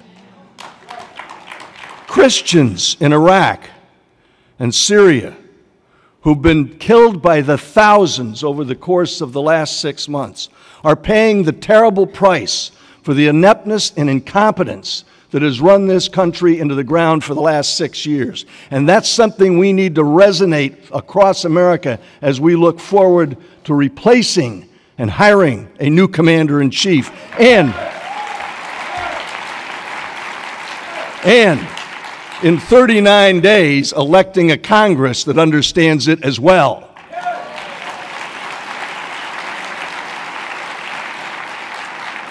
I maintain that we're all paying a terrible price for America's, if you will, leadership deficit disorder, the utopian rush to total disarmament, We don't need a commander-in-chief or a head of state who guts our defenses, draws phony red lines with a pink crayon, and then fails to stand up and keep someone from crossing it.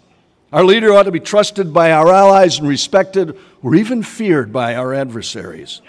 And between now and 2016, when we hire a new commander-in-chief, we need a majority in Congress who understands the rule of law and the Constitution of the United States. If you'll allow me, I want to make this personal. Our children, and our now 14 and a half grandchildren, are threatened by a mountain of debt, unconstrained spending, and ever higher taxes, and a headlong rush to socialism. Our Congress must be held accountable for what they are supposed to do to hold an administration accountable, one that offers the protection of our Constitution to our enemies, but strips those same protections from the American people. We need a Congress that will stop this administration from perpetrating frontal assaults on free enterprise, private property, and the civil liberties enshrined in our Bill of Rights. We need a Congress that will use the power of the purse to defend our national sovereignty, our borders, and stop the O-Team from subordinating the wealth of our nation to a globalist agenda that limits our use of our own energy resources. The Obamacare debacle is but the tip of the incompetence and corruption rampant in Washington. We, the people, the first three words of our Constitution, must demand accountability for a string of horrific scandals and cover-ups. Fast and Furious, Benghazi, the IRS enemies list, government spying on American citizens. Some of that began yesterday when Eric Holder, thank God, decided to get out of town.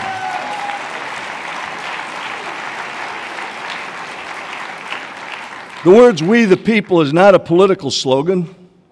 It's a way of life. Commitments aren't just what we say. Commitments are what we do. The framers who crafted our Constitution were counting on we the people to hold government accountable. Some say it's okay to ignore the so-called social issues like marriage, the sanctity of life, or religious freedoms. I say those aren't social issues at all. They're deeply moral and spiritual issues, and they should matter in every election.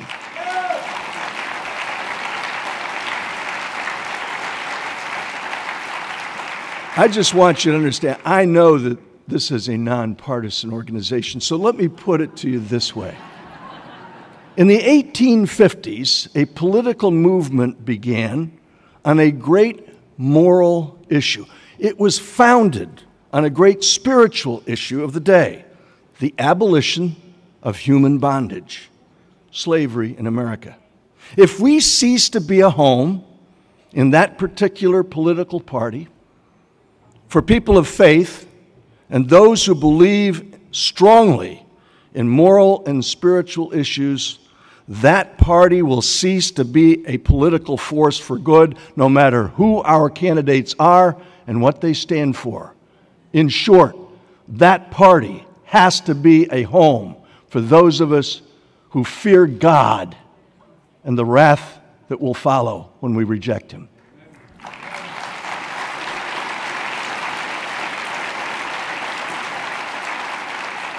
Our greatness was built on the shoulders of people who staked their lives, their fortunes, and their sacred honor on a Creator who endowed us with inalienable rights and responsibilities. They made a commitment. Well, let me show you a contemporary definition of commitment. This, what you're about to see, is a Marine captain by the name of Matt Lampert. He's on his second combat tour in Afghanistan, and I put a microphone on him, and we put this in the file because Fox didn't necessarily think it was appropriate for a young audience. This is a measure of commitment. Watch Matt Lampert. My name is Captain Matt Lampert. This is my second combat deployment to Afghanistan. And I just wish American people would understand there's a lot of people here that still believe in what we're doing out here and are willing to come back again and again to prove that point.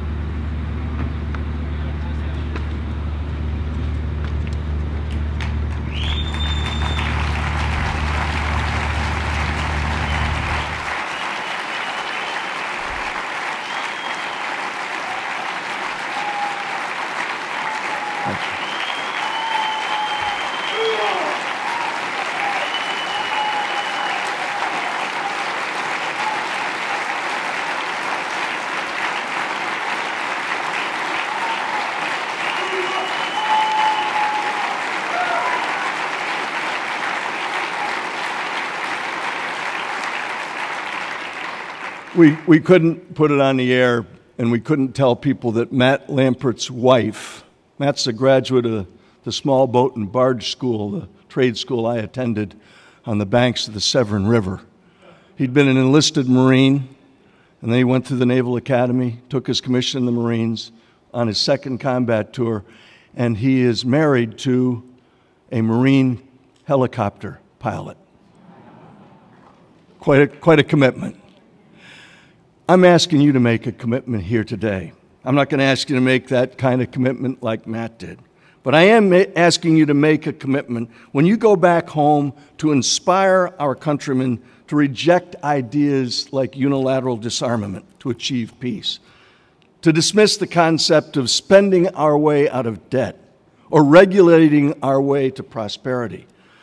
I'm asking you to inspire others that we might elect those who know we cannot surrender our sovereignty to assure security. I urge you to make a commitment today to assert the moral authority of a free people. The next election is just 39 days away. Make a commitment now, here, to elect a Congress that will preserve freedom and opportunity in America, who will stand up for the liberties granted to us by our Creator and protected by our Constitution. We owe that much to the young Americans who risked their lives for us in difficult and dangerous places. I started this afternoon talking about heroes. The president that I was blessed to serve told us that we have a rendezvous with destiny. He asked us to commit ourselves to ensure, in the words of Abraham Lincoln, that we would ensure government of, by, and for the people, that it will not perish from this earth. We often hear that we don't have heroes anymore. Let me close with this from that commander-in-chief who called me a hero, though I've never thought of myself as one. Here he speaks of real heroes, and the kind of leadership that we need is reflected in what he's going to say. If we look to the answer as to why for so many years we achieved so much, prospered as no other people on earth, it was because here in this land we unleashed the energy and individual genius of man to a greater extent than has ever been done before. Freedom and the dignity of the individual have been more available and assured here than in any other place on earth. The price for this freedom at times has been high, but we have never been unwilling to pay that price. Those who say that we're in a time when there are no heroes, they just don't know where to look. The sloping hills of Arlington National Cemetery, with its row upon row of simple white markers bearing crosses or stars of David, they add up to only a tiny fraction of the price that has been paid for our freedom. Each one of those markers is a monument to the kind of hero I spoke of earlier. Their lives ended in places called Belleau Wood, the Argonne, Omaha Beach, Salerno, and halfway around the world on Guadalcanal, Tarawa, Pork Chop Hill, the Chosin Reservoir, and in 100 rice paddies and jungles of a place called Vietnam. Under one such marker lies a young man, Martin Treptow, who left his job in a small-town barber shop in 1917 to go to France with the famed Rainbow Division. There on the Western Front, he was killed trying to carry a message between battalions under heavy artillery fire. We're told that on his body was found a diary. On the flyleaf, under the heading, My Pledge, he had written these words: America must win this war. Therefore I will work, I will save, I will sacrifice, I will endure. I will fight cheerfully and do my utmost as if the issue of the whole struggle depended on me alone. We must realize that no arsenal or no weapon in the arsenals of the world is so formidable as the will and moral courage of free men and women. It is a weapon our adversaries in today's world do not have. It is a weapon that we as Americans do have. Let that be understood by those who practice terrorism and prey upon their neighbors. As for the enemies of freedom, those who are potential adversaries, they will be reminded that peace is the highest aspiration of the American people. We will negotiate for it, sacrifice for it. We will not surrender for it now or ever. We are Americans. So,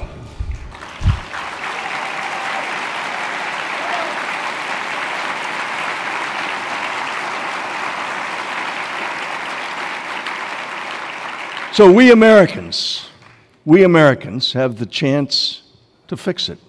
We Americans, if we want our nation to remain the land of the free, we are going to have to take a stand and make a commitment and show our friends and our adversaries that we are still the home of the brave. God bless you, and thank you for being here today. Semper Fi.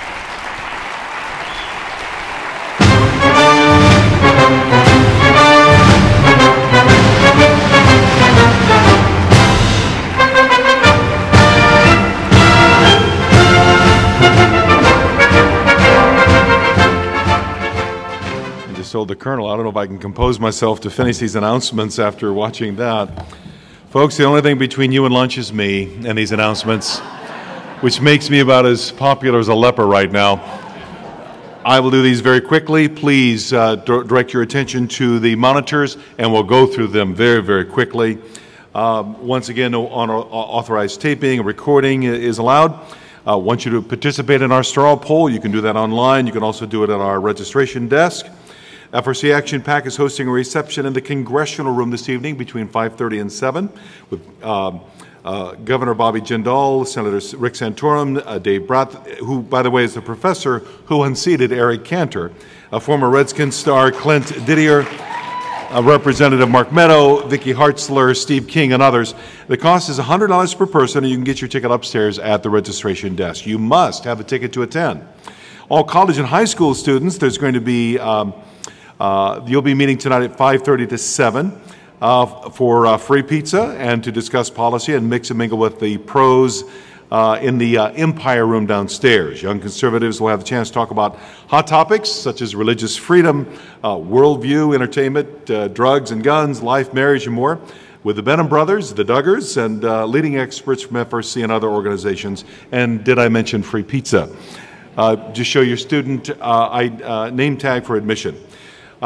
Lieutenant General William Boykin and Major General Robert Dees and Oliver North are going to be doing a book signing immediately after this in the Palladian foyer. From 5 to 5:30 this afternoon, David Limbaugh, Senator Rick Santorum, and Kelly Shackelford will be doing a book signing in the Diplomat foyer. Let me also mention that Kelly Shackelford, who will be our first speaker this afternoon, at 1 o'clock is going to be doing a press conference at their booth in the where all of our exhibitions are, and he'll be talking about this book, this report called Undeniable, the Survey of Hostility to Religion in America. By the way, these are all free and they're for you. I want you to take them home. Incidents are up 25%. About 1,600 incidents are recorded of religious hostility in America. To be sure to pick up one of these, and if you can join them at 1 o'clock at their booth in the exhibition hall, that'd be great. Several book signings tomorrow, and these are listed in your program book. Now, it's very important you understand that you cannot buy the book where the book signing is being held. You have to pick up your book in advance. There's plenty of opportunities for that. There's a massive book table where you can get all of those, get those in advance, and then you can get in line and get them signed. Those will be at the Regency Hall landing just outside the ballroom. Tonight at 9:30-ish, right here in the ballroom after our activities here, there's going to be a worship concert with Jessa and Jordan Anderson, young recording artists from Nashville, very passionate about sharing the gospel, and that'll be a great time of praise and worship for those who would like to attend. We'll also be showing the movie Unfair, Exposing the IRS at 9:30 in the Empire Room on the lower level of the hotel. The Values Voter Summit is hosting a job fair tomorrow with 20 of the leading conservative organizations in the nation, including Heritage Foundation, Leadership Institute, Live Action, Concerned Women for America, many more. That's from 11:30 to 1:30 in the Palladian Room if you'd like to attend the job fair. Also delighted to have pro-family conservative organizations from all over the nation who are exhibiting with us. In fact, so many that we had to overflow into the area on the other side of the exhibit hall in Birdcage Walk is what it's called, just outside the ballroom. Please support these exhibitors. They've got great things to give to you, and we want you to support them. You can also learn about your state's Family Policy Council at booth number 72. Be sure to participate in the conversation with Twitter. You can enter your comments using our hashtag VVS14. And if you purchase tickets to the sponsor meals, the reception or the gala, please remember that the ticket you received at registration is your admittance. Lost and found items will be returned to the hotel security. However, you may want to check in our office, our sales conference office adjacent to where you registered first to see if anything has been turned in. And if you require a little extra time for seating this afternoon, we will open the doors a few minutes early. Please note that the area is, please note that there is an area up front for guests with wheelchairs or scooters. And should you have any additional needs, please note that the contact information for the VVS event staff on the easel as you leave the ballroom. Please remember to take all of your materials with you after each session. We will reconvene at 2 o'clock sharp. We have got a tremendous lineup that I know you're going to enjoy. Just a reminder, all bags are subject to search. Name badges are required for admittance, and no unauthorized recording or taping. Enjoy your lunch.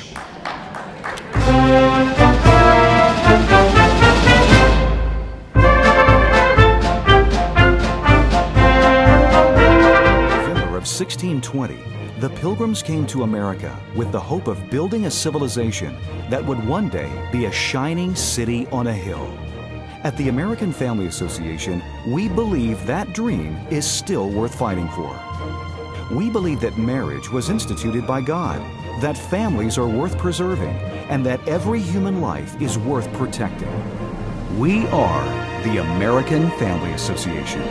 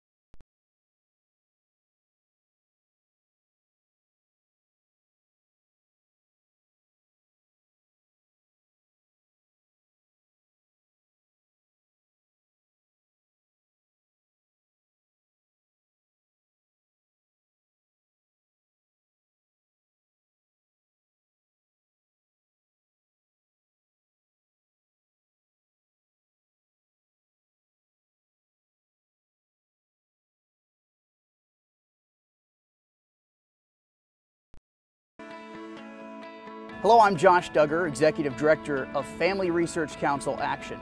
Here at FRC Action, we are pleased to represent thousands of our members in defending faith, family, and freedom here in Washington, D.C. For over 20 years, FRC Action has led one of the largest Christian organizations in the nation, making a significant impact in an arena where our voices are vitally needed. Go to our website to learn more about what is going on right now and how you can be involved today.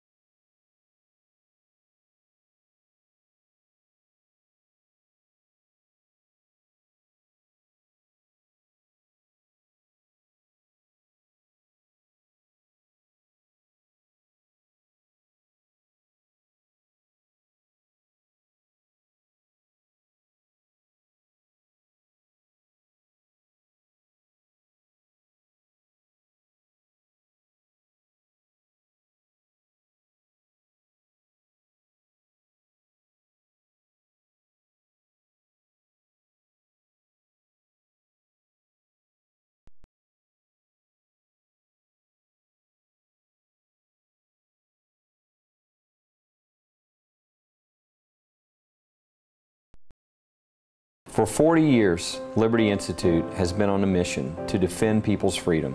Liberty Institute works with everyday people who've been thrust into the headlines when in most cases they're simply trying to exercise their faith. We work with the best attorneys in the country, including 24 of the top 50 law firms in the nation. They take these cases in their community, volunteering their time for some citizen who is now under attack. If a government takes away religious liberty, then all of our freedoms are in jeopardy.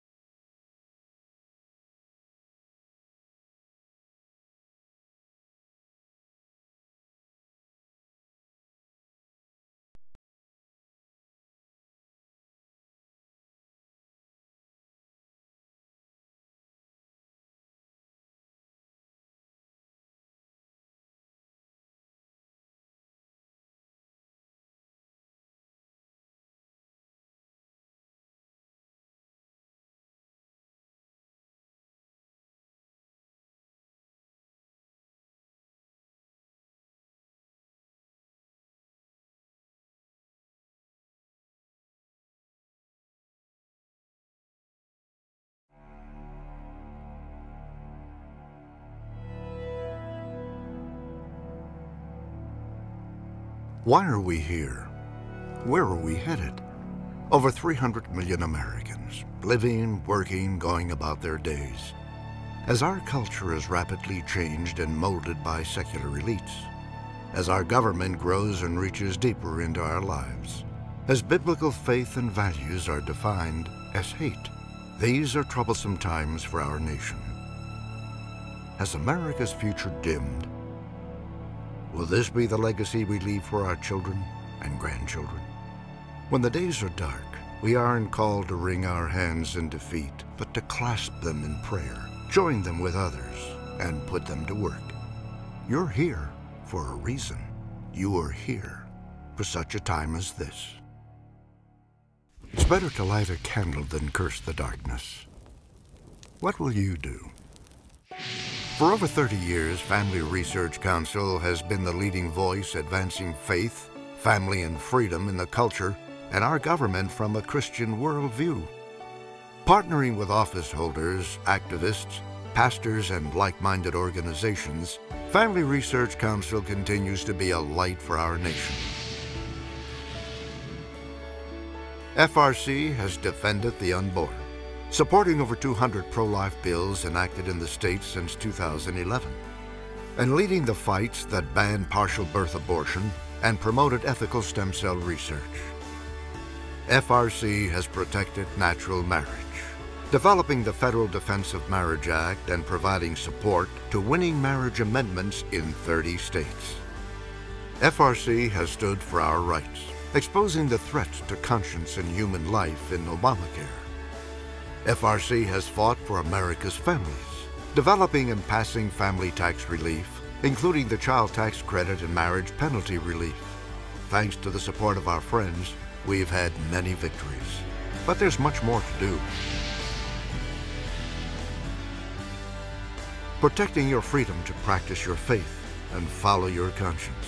Family Research Council is working with legislators to reclaim and preserve religious freedom. Standing for God's design for human sexuality and natural marriage, Family Research Council is on Capitol Hill daily and providing research and educational tools to give Christians a voice in this struggle during this critical time. In order to make a lasting impact on our culture, we must engage Christians who have been silent. Family Research Council has a network of 23,000 pastors and is seeking to grow to 40,000. Blessed with grassroots support across the country, Family Research Council is reaching and engaging new supporters with a daily radio talk show and web strategies, building a team to take on our opposition in today's policy debates and upcoming elections. We must awaken the Christian millennial generation and connect with them in new ways. Family Research Council is working to educate 100,000 young Christians to launch them into our movement.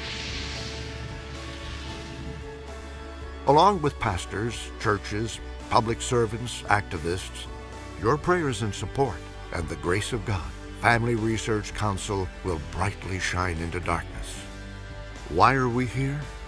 To be a light to our people, to our nation, for our Lord.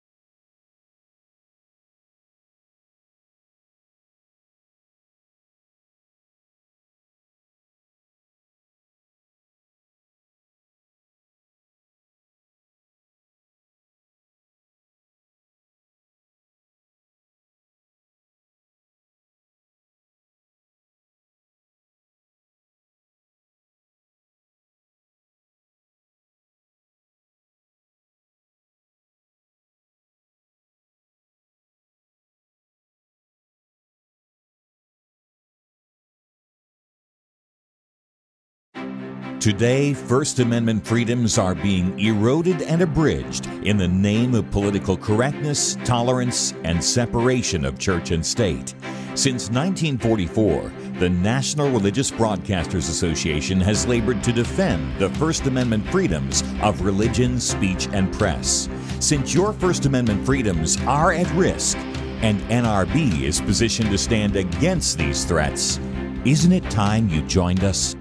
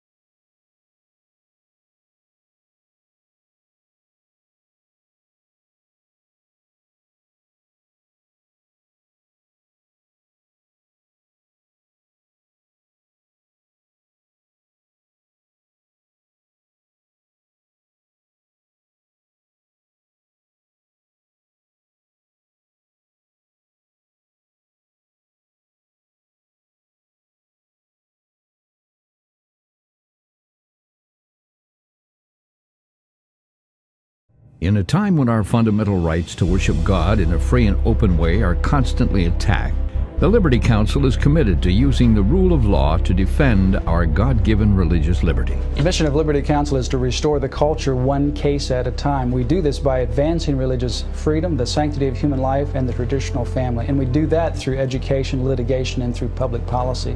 You ought to get very concerned, energized, and mobilized. Go to Liberty Council's website, lc.org.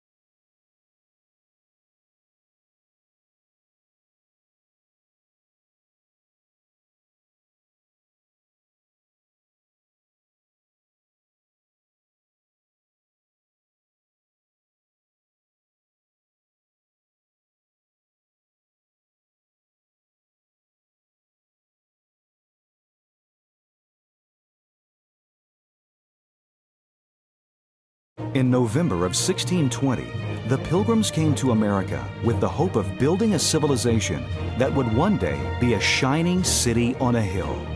At the American Family Association, we believe that dream is still worth fighting for. We believe that marriage was instituted by God, that families are worth preserving, and that every human life is worth protecting. We are the American Family Association.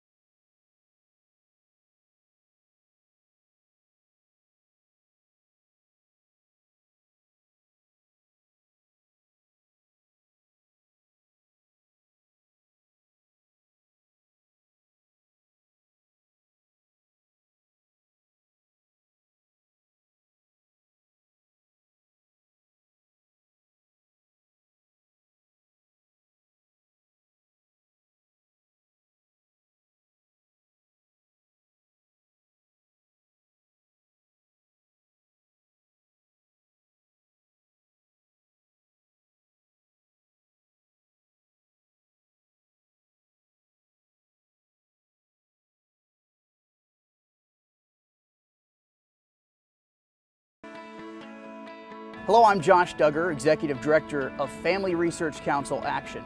Here at FRC Action, we are pleased to represent thousands of our members in defending faith, family, and freedom here in Washington, D.C.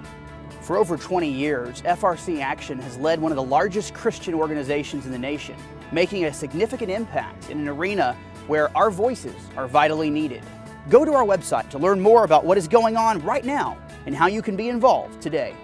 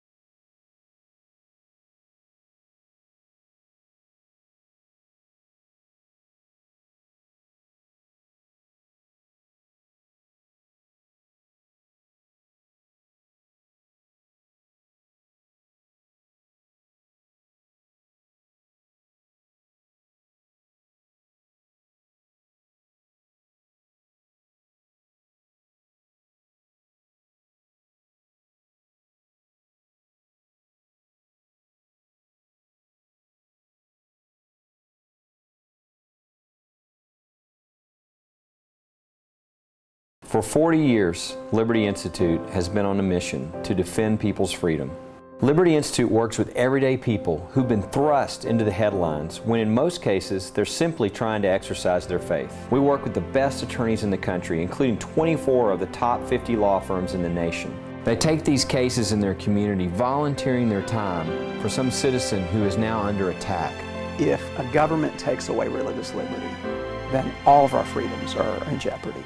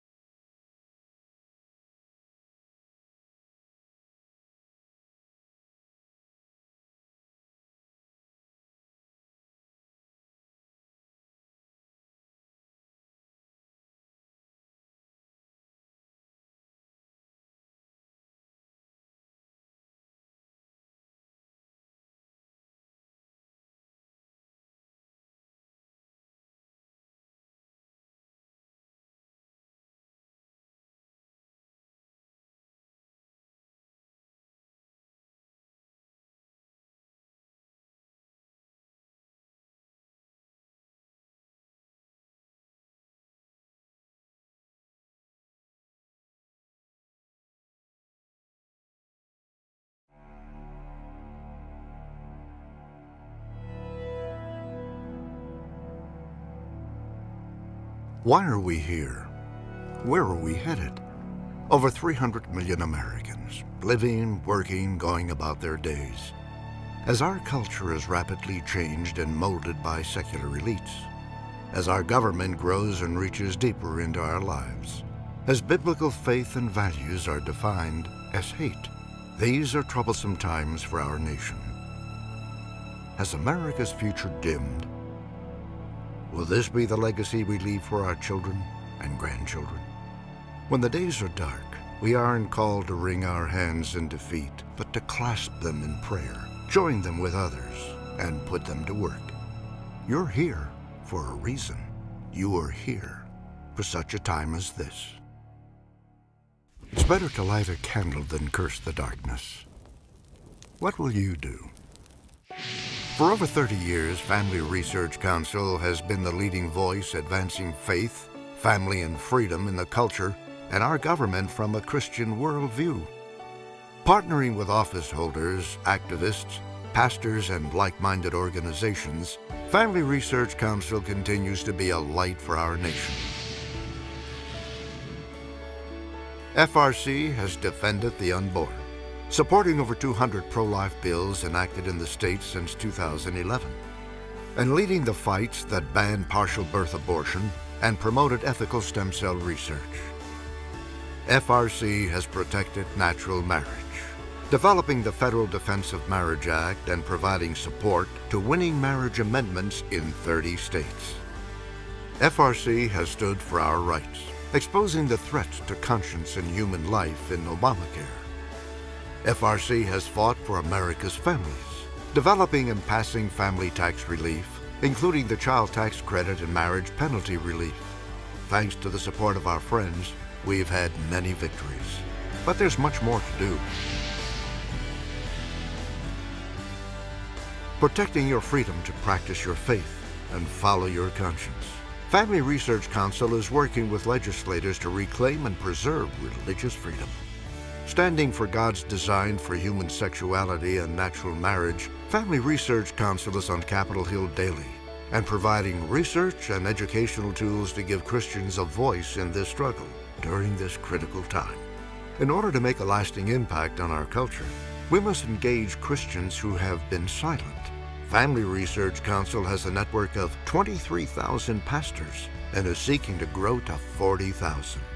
Blessed with grassroots support across the country, Family Research Council is reaching and engaging new supporters with a daily radio talk show and web strategies, building a team to take on our opposition in today's policy debates and upcoming elections. We must awaken the Christian millennial generation and connect with them in new ways. Family Research Council is working to educate 100,000 young Christians to launch them into our movement. Along with pastors, churches, public servants, activists, your prayers and support and the grace of God, Family Research Council will brightly shine into darkness. Why are we here? To be a light to our people, to our nation, for our Lord.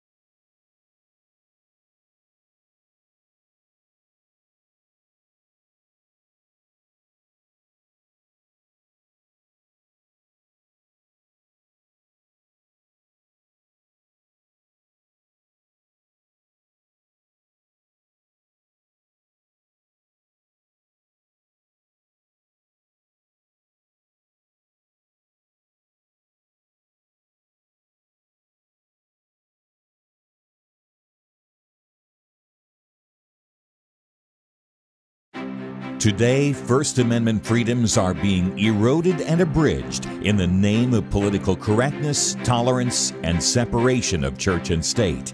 Since 1944, the National Religious Broadcasters Association has labored to defend the First Amendment freedoms of religion, speech, and press. Since your First Amendment freedoms are at risk, and NRB is positioned to stand against these threats, isn't it time you joined us?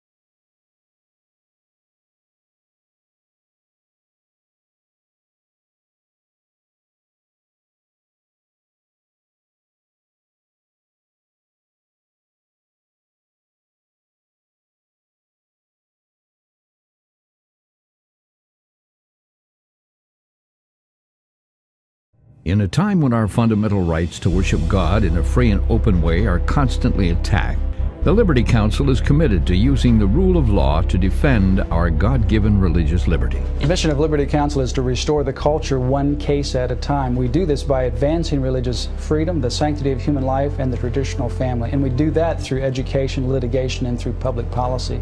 You ought to get very concerned, energized, and mobilized. Go to Liberty Council's website, lc.org.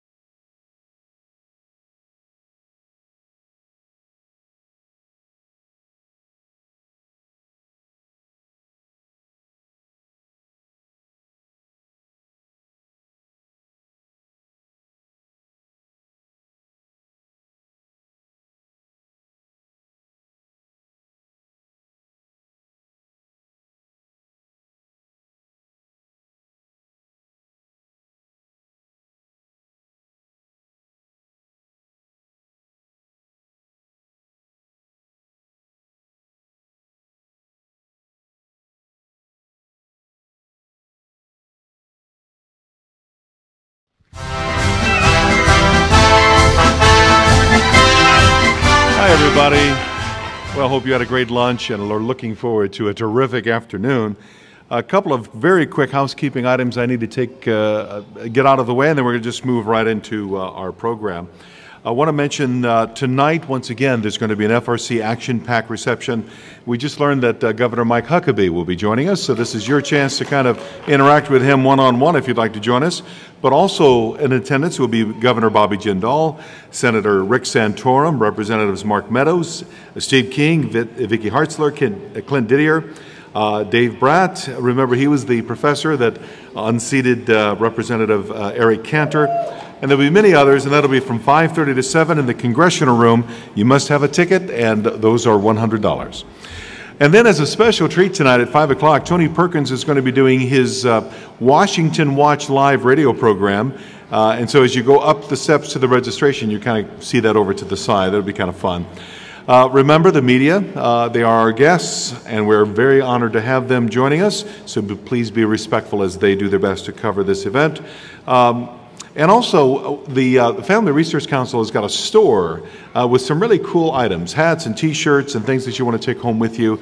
And that's just at the bottom of the stairs as you head up. Check that out. Take some of that stuff home. It's really great stuff. Also want to invite you to be a part of the conversation on Twitter, and that hashtag is VVS14, VVS14. Take advantage of that as well. And you'll be hearing more about this. We want to be sure that your church is signed up for something called the I Pledge Sunday 2014. We have a great time here at the Values Voters Summit, and it is kind of a summit, and then we come back down again. But this is a great follow-up to that and a way for you to keep engaged leading up to the November 4th election. It is a national simulcast to rally Christians from all 50 states on Sunday, October the 12th. And once again, it's a great way to follow up what we're doing. Do you know that in 2012, folks, in 2012, over 93 million registered voters stayed home? Now, how anyone could remain totally, didn't care about what was going on in this current administration is totally beyond me, but this is something we simply can never let happen again. So this is a great way to energize your church, your congregation, and you can take advantage of that by going to iPledgeSunday2014.com and learn more about that. If you haven't picked up a copy of Undeniable, put out by Family Research Council and the Liberty Institute, These are free, and we want you to get a copy of those. You can get those either at the Liberty Institute exhibit or also at the base of the stairs. Family Research Council is giving those out. And we want to learn more about the Liberty Institute and the great work they're doing, one of the co-sponsors of this event, also the ones who work so hard to put this together. So let's look at the monitors now and learn more about Liberty Institute.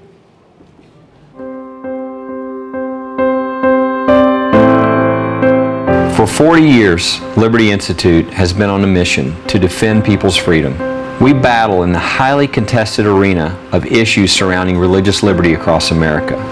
Decades later, we are still protecting the rights of Americans to express their faith openly and without censorship. There are groups in this country who are well-funded, they've got great lawyers, and their objective is to remove God from our public life. As a nonprofit organization, we at Liberty Institute specialize in defending religious freedom.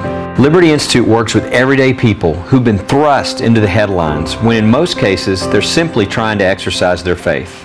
It's hard for folks to be able to stand up and take on some of these big challenges, and so that's why Liberty Institute's there. But we can come alongside them, whether there's a person or a community, and we can stand with them and defend their religious liberty. We work with the best attorneys in the country, including 24 of the top 50 law firms in the nation.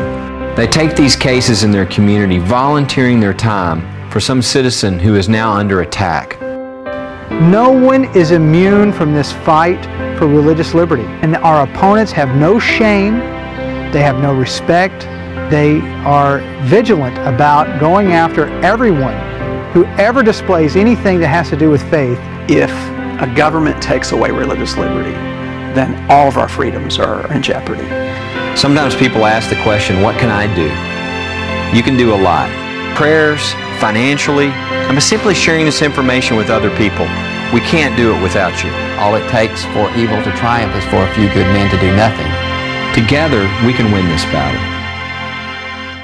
Well, ladies and gentlemen, please welcome the president of Liberty Institute, Kelly Shackelford.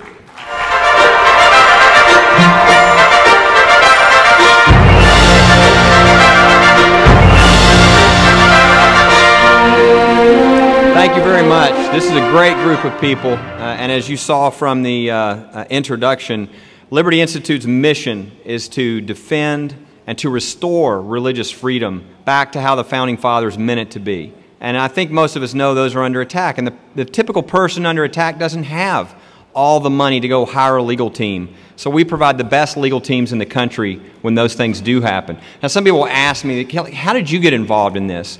Well, back when I was in high school, I knew I had gifts in analytical thinking and speaking. And I thought, well, I either need to be a pastor or a lawyer. And people said, isn't that kind of a God or Satan choice?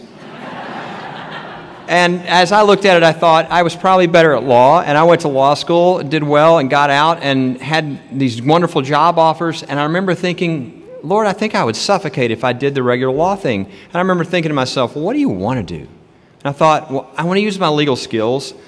And, I'd like to do cases, but I want to help pastors and churches and religious freedoms and our founding principles. And I even like to go to seminary part-time. And I laughed because there was no paying job to do that.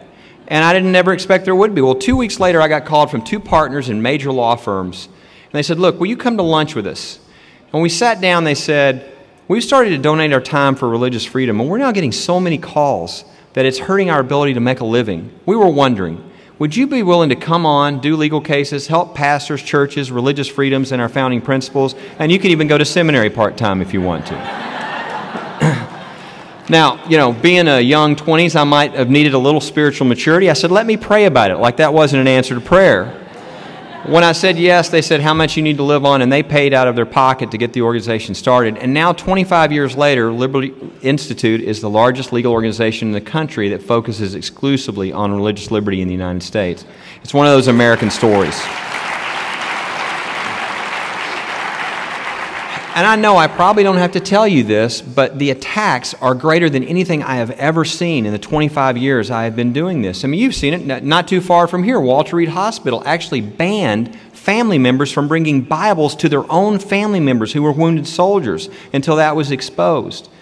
We have situations like Audrey Jarvis, wonderful young girl, who was told at a major university to take her cross necklace off because, quote, it might offend someone at the school, until we got involved. You probably saw the 5-year-old girl we had to represent this year who was actually told to stop praying over her meal in the lunch cafeteria. I think of 25 years ago when I started doing this, if you would have told me you're going to have to represent churches, I would have said, this is not the Soviet Union. We don't have to defend churches against the government in this country. Now, every week, we have a new church that we have to represent that just wants to be a church, that wants to increase the size of their sanctuary, that wants to feed the homeless, that wants to do things that churches can do. But those rights used to be understood. Now they have to be fought for. And again, everybody is aware of Hobby Lobby, the case that went to the Supreme Court. Very few people, though, know what was argued in that case.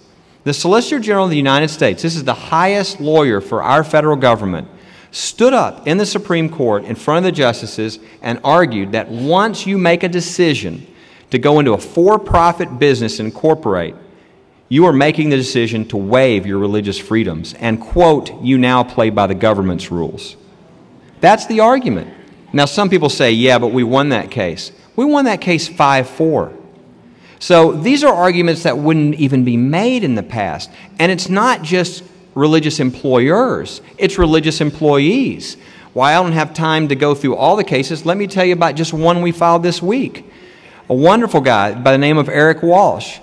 Eric Walsh is African American, MD, PhD, Director of Public Health for the city of Pasadena, California.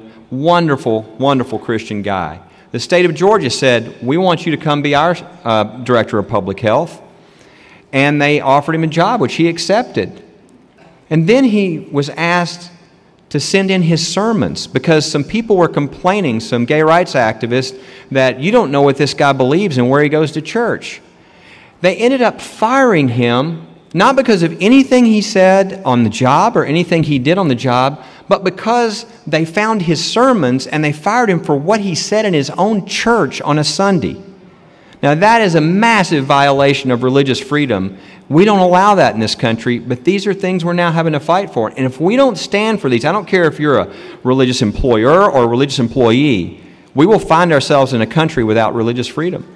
So it's necessary for people to stand up, like Eric Walsh, like Hobby Lobby, and like each of us. And I would point out, we have these available at the table in a smaller form. We just do a survey every year of all the attacks on religious freedom. This is the one. I mean, this is everything from an 8-year-old boy caught praying over his meal, lifted out of his seat and carried to the principal's office where he was told to never do that again, all the way to senior citizens who were told their meals were going to be taken away from them because they were federally funded and they were praying over their meals. That violated separation of church and state. It's in the north, it's in the south, it's young, it's old, it's people of wealth, people without resources. There is no way to avoid these attacks right now. And look, I talk to people all the time. They say, well, what if I'm not religious? Should I care about this? The answer is absolutely. Our founders called religious freedom our first freedom for a reason. They understood that if you lose religious freedom, you will lose all your freedoms. You won't have political freedom. And let me talk about that a second. Do you really think that if the government's going to allow you to talk, if they're not going to allow you to talk about your faith or where you go after you die or how you should live your life now, do you think that government will allow you to criticize the people running the government? I mean, the one thing that totalitarianism will never allow are citizens who hold an allegiance to one higher than the government. So whenever totalitarianism comes in, the first flashpoint, the first spark is always an attack on religious freedom. And that's why the founders understood when this starts to happen, it means you're about to lose your country if you don't get things under control. Which is why religious freedom is the very core, it's the reason people got on boats and came to this country. And if we lose that, we lose the United States of America. So we've got to be willing to fight. And look, I'll give you one example of how quickly it's moved. And that's just take the military, our cases in the military. A lot of people have heard about this case, the Mojave Desert Veterans Memorial, put up in 1934 by the hands of World War I vets who just simply wanted to remember those who had given sacrifice for their country. It's a 7-foot cross with a little plaque on the bottom that says, "For the dead of all wars." Sat there for 70 years until the ACLU brought a lawsuit saying, you have to tear this down because this is a cross and it's on federal land. Unbelievably, at the District Court and Court of Appeals, Federal District Court and Court of Appeals, they said, tear it down. Let me show you a picture of what the court ordered be done while it was on appeal to the Supreme Court, assuming they have that picture to display. I mean, if you can tell, that's that Veterans Memorial, that cross with a bag around it, with a chain around the bottom and a padlock. And that's in the United States of America. Now, some people will say, oh, Kelly, why are you making a big deal about this? You won that case at the Supreme Court. That cross is now back up. The ACLU lost, you won. Yes, we won 5-4. 5-4. I want you to see that picture. You change one justice, that picture is the law. Which is why there's a lot of work to be done. Now, some people, and you think, well, at least that's over, these attacks on veterans memorials. No. We've got 6 more of these cases around the country, including the Mount Soledad case. And so I want to show you a quick video on that case.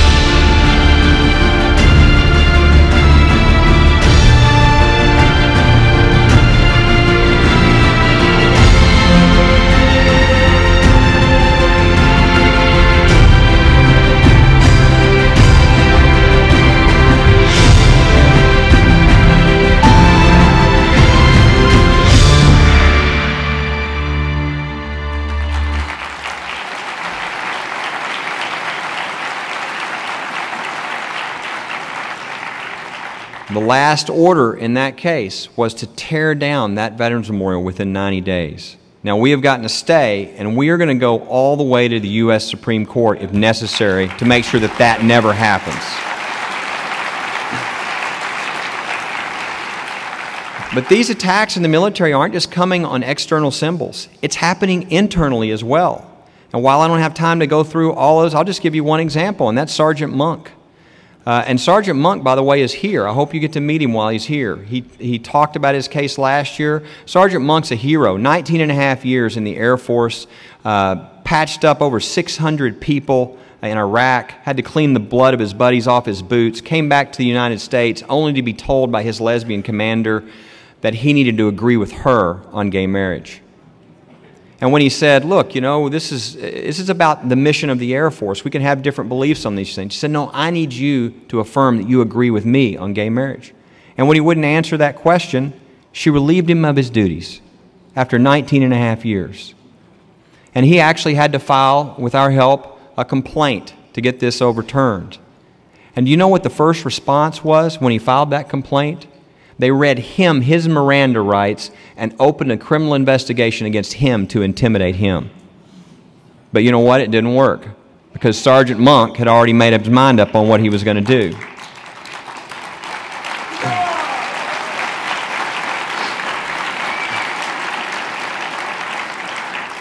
And he was recently awarded a medal for his distinguished service over and above normal service for this country. And he is now on his way to retire, and all these attacks that were against him have fallen, and he's been protected. But we shouldn't have to protect them. But the point is, this is an area that we didn't think usually we had a problem in, and now we're having to fight for these things. And so some of you will say, golly, I'm really glad that Value Voters had that depressing speaker up there, that Shackelford guy. Let me tell you the good news. The good news is, with all these attacks on religious freedom, we actually have a method of dealing with this, and it's not just a theory, it's working. And that is, if you looked at all the legal groups that are nonprofits around the country, whether they're left or right or whatever they are, they use the same method. Raise as much money as you can, hire as many attorneys as you can, put those attorneys in an office in Washington, D.C. or New York City, and then ship them around the country to cover as many cases as you can. That's not our model. Our model is there are all these attorneys who went to law school because they wanted to stand for what was right. They wanted to ride in on the horse with a saber and save the day. And 30 years later, these are the best litigators at the best law firms in the world and in our country. But they've never gotten to do a case for their faith or for their country. And we come along and we say, look, if we give you everything you need, are you willing to give your time? And they're like, I've been waiting 35 years. Sign me up. Well, we know what's going to happen when they do the first one of these cases. For the first time in their life, all their talent, all their gifts, all their training is lined up with their faith and their love for their country. They've never felt that before. And it's kind of unfair, but we know we now have them for the rest of their lives as one of our volunteer attorneys. And we've done this long enough that we now have, of the top 50 law firms in the country, over half that don't just donate their time, they fight each other over who gets to donate their time for the privilege of doing these cases and defending our country.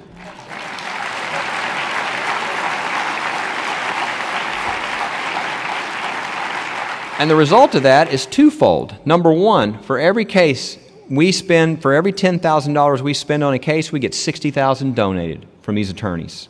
We're able to multiply the resources. Additionally, if you look at the nonprofit legal groups and their win-loss record, 50-50, win a case, lose a case, win a case, lose a case. If they're very good, maybe they're 60-40. Our win rate now for 12 years straight has been above 90%.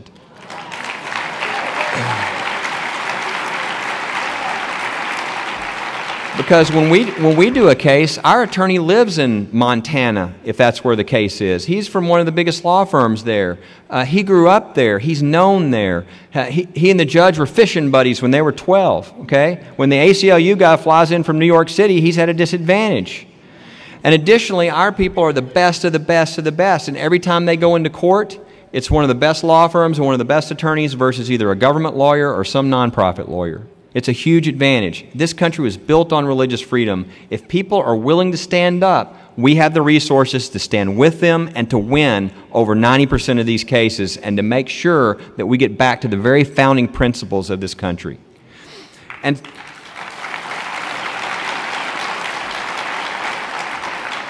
I want to encourage you, as we started this effort, you know, my group started originally out of a little state called Texas. And we were just planning to be Texas. But when you start winning 90-something% of your cases, people start asking you to do your cases elsewhere. And we knew we were being spread all over the country. And so we began to go national and to grow rapidly because there's so much need, so many people that need help. And I would ask you, if you could do us a favor, to be our ambassador, to let people know that there is help out there. They can go to our website and see what their rights are. They can get a copy of all the attacks around the country. And so I would encourage everybody here, there's a few ways you can do that. Go to libertyinstitute.org when you get a chance. Make sure you're involved. You'll get an email every week on what cases are going on and the most important ones in the country. Go to our booth. You can get a copy, a small copy of one of these with all the listing of the cases. You can even get a copy. At 5 o'clock, I'm going to be signing my book, which we're giving away for all of y'all for free if you want to come get one, called Supreme Irony. And I just want to end with a story. That is, a number of years ago, I was minding my own business, eating lunch, looking at my newspaper, and I saw something I'd never seen, which was senior citizens holding picket signs. And I thought, well, that's unusual. And they had been told they could not pray over their meals in the senior center, and they couldn't sing gospel songs on the piano in the back. And I had a young guy fresh out of the military who just started with us. I put the newspaper down. I said, let's see if we can help these people. Before I could finish my sentence, he was peeling out of the parking lot on the way to the senior center. He gets there and they say, look, we're the has-beens, we're the nobodies, we don't have any power in this town. There's these 4 guys on the city council, they control everything. We never thought anybody'd help us, much less lawyers for free. So this young attorney comes back to me and he says, okay, this city doesn't deserve to be warned. They should be destroyed. And I said, no, we're a Christian organization. We're going to send them a letter, tell them it's this Constitution thing they really ought to read and try to get this corrected. And they decided to fight us. So we had a press conference and I had all the seniors behind me. And at the end I said, does anybody want to say anything? Well, from the end comes Barney Clark. Barney is 77 years old, fought World War II, has a bolo tie, a western suit, and cowboy boots. He walks up and he says, I fought in World War II for these freedoms, and I ain't going into the corner to pray. They can arrest me, long as it says what I was arrested for praying. He turns around and walks in the back. Well, about an hour later, we had a call from Bill O'Reilly's producer saying, we want the guy in the hat. Starts Barney's whirlwind tour. He testified in the Senate, which was his first plane ride. He'd been in the Navy. Short story is, we ended up winning this case. We won an injunction. They could never interfere with their praying over their meals again. They could never interfere with their singing gospel songs. We even won a little money so they could hold a celebration party in the senior center. But my favorite part was what happened after the case. And that is, everybody in the city watched the so-called powerless seniors beat the powerful 4 city council members. So they all decided, well, let's hold a recall election, and they threw all 4 of those people out of office.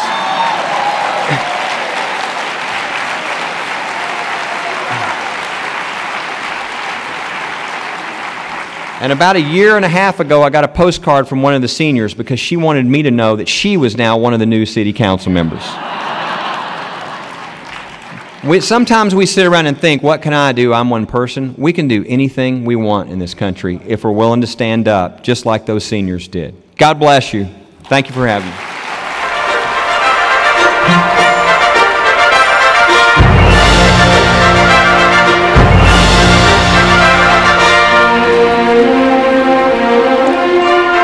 Thank you, ladies and gentlemen. I want you to know as I come to the podium to your standing ovations each time, it honors me.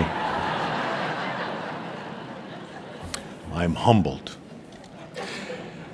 Hey, folks, we're also very proud to have one of our sponsors for the Values Voter Summit, a new sponsor this year, the National Organization for Marriage.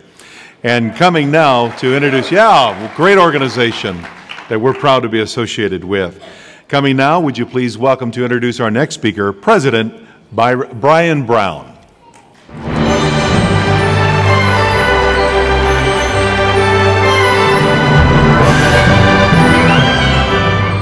Well, it is a real privilege and honor to be able to introduce the next speaker, who is truly a champion for our values. He's someone who has stood up time and time again in defense of the truth about marriage, in defense of the truth about the nature of human life and human dignity, and he's someone that many of us have looked up to for a long time.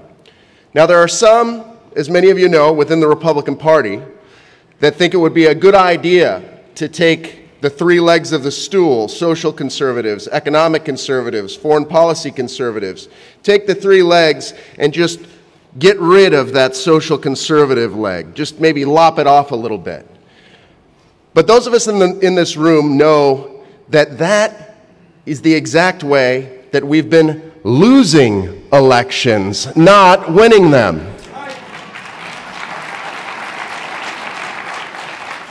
The simple truth is that you cannot blame social conservatives for lost elections when you spent over $1 billion and in almost no ads did you mention marriage or life. It's not our fault. Instead, when we have leaders who boldly stand for the party platform, who boldly stand for the truth that marriage is the union of a man and a woman, for the truth that life begins at conception, voters can trust them because they're standing up and talking about what they believe in. The reality is that if someone will betray the core truth about our values on marriage and life, then why would they not betray our values in foreign policy or in the economic realm?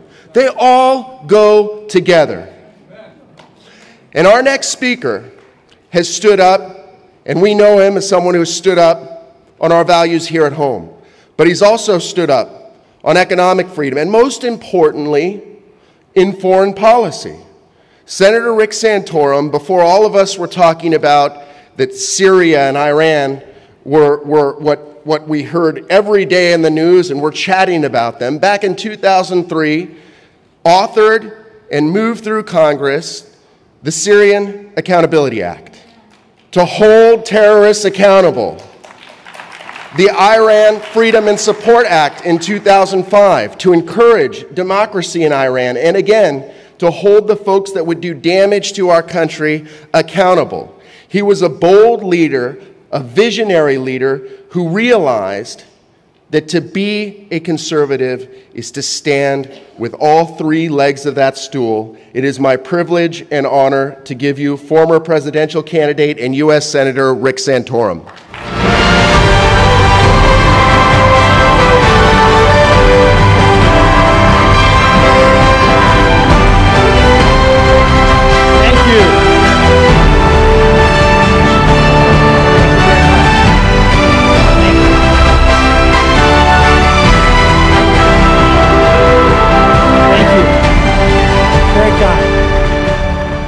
Thank you very much. Thank you, Brian. Thank you for the great work that you do at the National Organization of Marriage.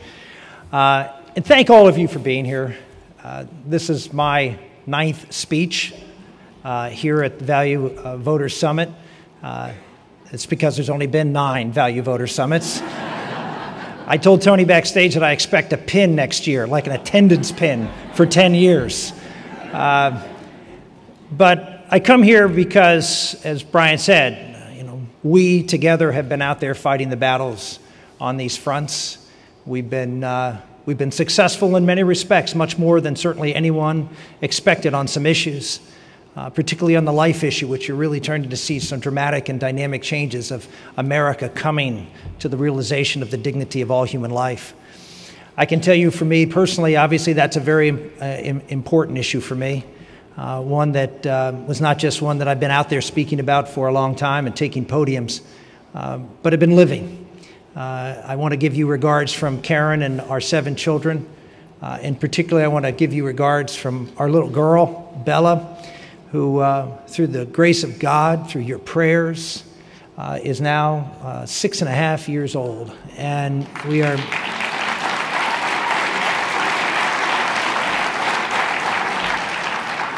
You know, I've taken these podiums, thousands of them, literally thousands of them, to talk about life. But through Bella, God has given Karen and I a gift of not just talking about life, but living an example of the blessings and, frankly, the crosses that come with the acceptance of the dignity of all human life. It is a wonderful opportunity that I have to witness to that. And in fact, Karen and I have just finished a book that will be coming out in February that will be a very raw witness as to the life in a family, a somewhat high-profile family with a special needs little girl. And the name of the book, which I hope you will have the opportunity to see, is Bella's Gift. And so I'm very excited about that in sharing the reality of accepting life in all of its forms and respecting it for what it is and what it can be.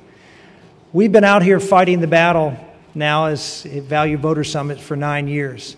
And I think we all realize and have heard speeches over these last 9 years and for many years before about the real clash that's going on, the clash of worldviews. I like to talk about it in terms of the difference between the American Revolution and the French Revolution. The American Revolution, of which we descend, is one that believes in God-given rights, the dignity of all human life, and that rights of life, liberty, and the pursuit of happiness. That is the foundational principles upon which America stands and made us the most prosperous, free nation in the history of the world. And that there's others in Western civilization who descended from another revolution that was a secular revolution, anti-clerical revolution that believed in rights being given to you by the state. We replaced the king, the sovereign king, with the sovereign state, and that the state is the one that gives us rights. And ladies and gentlemen, that clash is front and center in America today. And we're seeing it like we've never seen it today. You just heard from Kelly Shackelford and the assault on religious liberty in America, unprecedented, but not unexpected. You see, if you understand and if you look at the world through clear eyes, not through rose-colored glasses or through some contorted view, but you look at the real struggle that is taking place in America today, it is very easy to see where we are going. Many people have criticized me in the past for going out in front on some issues, saying, oh, this will never be a problem in America.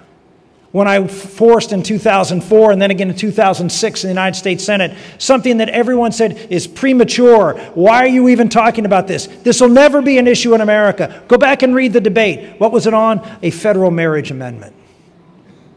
This will never be an issue. This can't possibly happen here. If you look clearly through the prism of the struggle that is at hand, it is easy to see why I introduced the Workplace Religious Freedom Act 12 years ago to protect the very people that we now are seeing in court cases like Hobby Lobby. It's easy to see where we are going if you know what the fight is. And that's why it's important, ladies and gentlemen, to elect leaders and to have leaders within our movement, which we, frankly, do not have many of, particularly in the Republican establishment, who understand the existential struggle that is in America today. And then are prepared to engage that struggle, because when we lose these battles, when we lose these precious freedoms that I talk about, then everything else will start to fall. Because now government has gotten more intrusive and bigger and dictatorial. And the secular statists who control government are the ones who will be dictating not just how you practice a religion, but how you run your business, who you do business with, and how. Economic freedom is certain to go, as is everything else. So, ladies and gentlemen, we know very well that this clash of civilizations, if you will, is very present in America today. And so when I heard the president say at the United Nations that there is no clash of civilizations at stake here, and this is all hogwash, this is all tripe from those who don't see the world the way he sees the world, I would suggest to you that it's because he sees the world as a descendant of the French Revolution and doesn't quite see the lines. As someone who understands the dignity of all human life and the protection of liberty and the freedom of conscience, and a world, a very fundamentally different world, not of Western civilization, that sees God and sees people differently, fundamentally different than we do here. So yes, there is a very big clash going on right now in the Middle East against a civilization that for 1,300 years given a respite of a couple hundred years, has been in conflict with our civilization. Those who ignore history are destined to repeat it. And unless we have clear-minded leaders who can look at that clash and look into the future and say, here's where we're going. Here's what's next, because I've seen this before. Back in 2003, as Brian mentioned, I introduced the Syrian Accountability Act, the Iran Freedom and Support Act. Why? Because I said back then that Iran is pursuing a nuclear weapon, and the administration, this time the Bush administration, so no. But if you understand Shia Islam and the leaders of Iran, and you hear what they say, not just to the Western press, but to their own people, then it's very easy to see the path that they're on, the decisions that they will make. And they will be to arm and have the ability to project power with nuclear weapons. There's no doubt that's what they're doing. There's no doubt that that's their path. And yet, we have a president who is in Disneyland. He is looking through at these issues and seeing a country developing advanced uranium refinement, producing rockets to fire weapons. The only weapons that they were used to fire are nuclear weapons throughout Asia and beyond. And a program, up until recently, they're saying now they've suspended it, that was to weaponize this nuclear material. And we still are in doubt as to whether they want to pursue a nuclear weapon or not.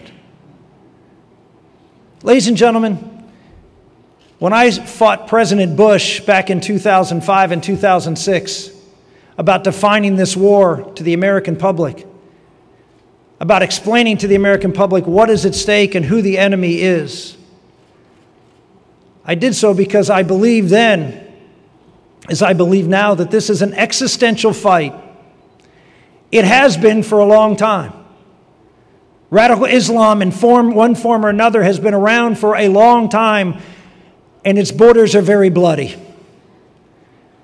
Ladies and gentlemen, we don't have borders anymore when it comes to the technology that's available for those who want to do harm.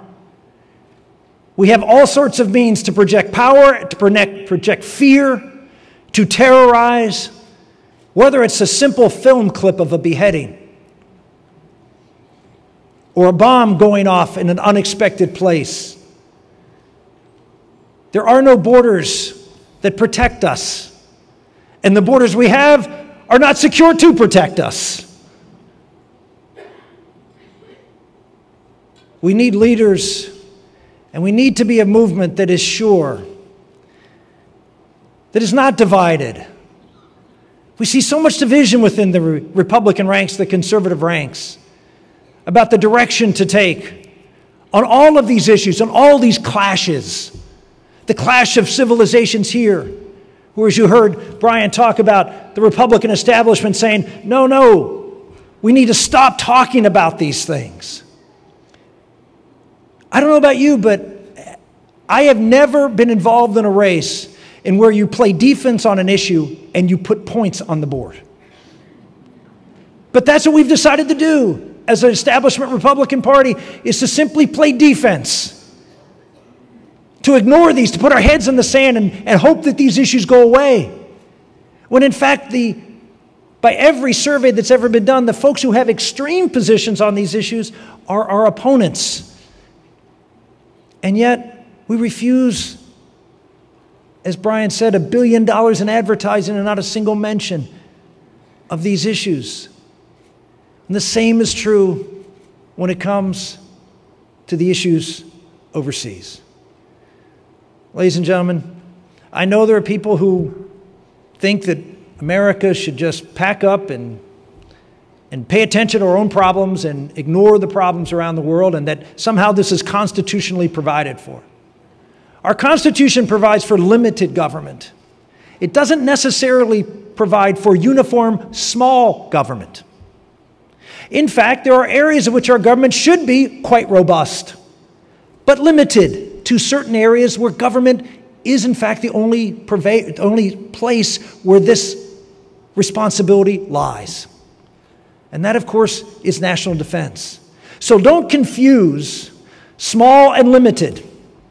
Sometimes limited means limited to certain subject areas, but robust in those areas to protect our freedoms and keep us secure. And that is what I argue for, and that's what we as Republicans have always argued for. It's the three legs of the stool, understanding how they all weave together to protect our liberty. Limited government to do the things that are essential that government can do, providing for common defense. And small government when it comes to areas which impose upon our freedoms, particularly on our religious liberty and our businesses. So people always ask me, okay, Rick, if that's the game plan, if that's the struggle that we're engaged, what do I do? I hear this all the time. What do I do? I'm only one person. Well, do you realize that if you look at the last 40 years of the United States, and you look at survey after survey of people who consider themselves traditional values conservatives and progressive values liberals, there's twice as many conservative traditional values people in this country than there are liberals, yet for the past 30 or 40 years we've been losing ground. How does that happen? It happens because they're willing to fight, because they're willing to sacrifice, because they're willing not to give up. If you look at the current conservative movement, Republican Party, there are issues that we haven't even lost yet, and we're talking about giving up. We're not even willing to fight the fight, to stand for what we say we believe in, because we think, well, history is moving in a different way. History? We are the determiners of history, not history is the determiner of history.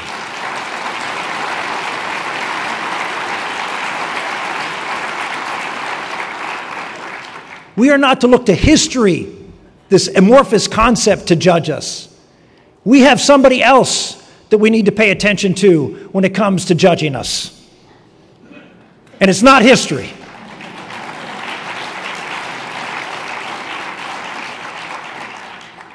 So why do we lose?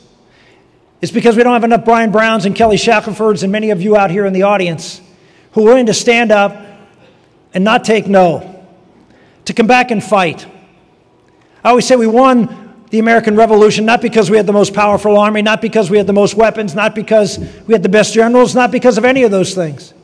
We won because of that last line of the Declaration of Independence. We mutually pledged to each other our lives, our fortunes, and our sacred honor.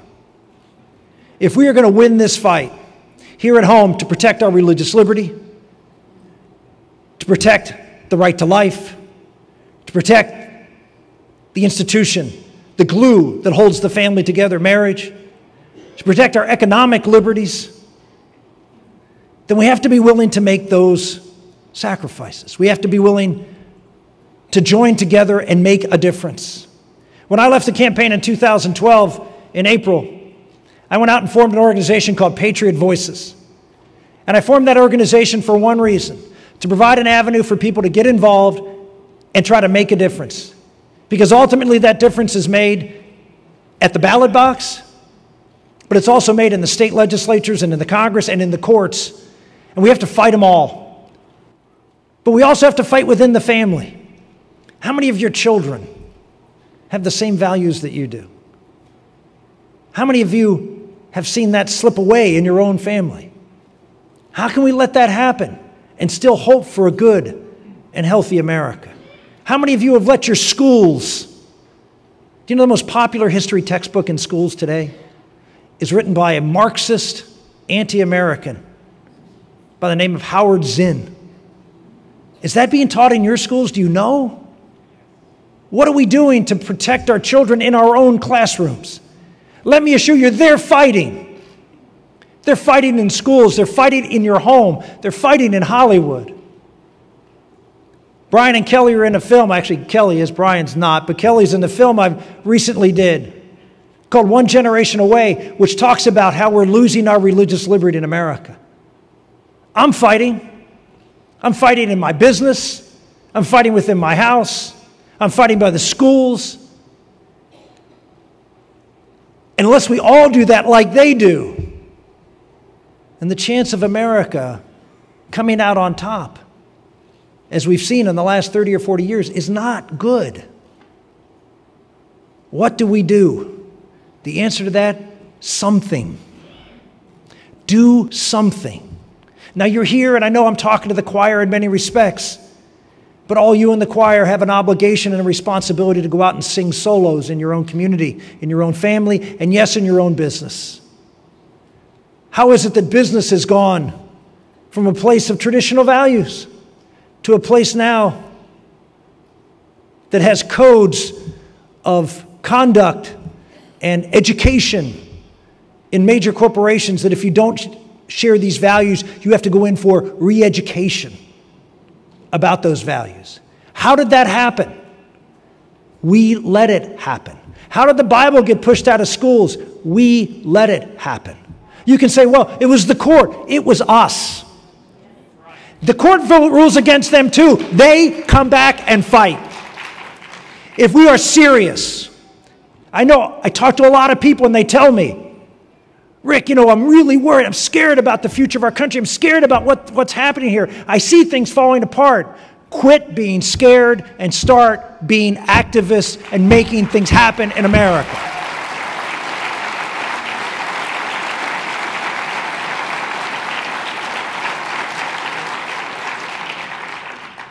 The first part of doing that is to elect leaders who are clear-minded, who have experience, and who have looked at these problems for a long time and have come down on the right side.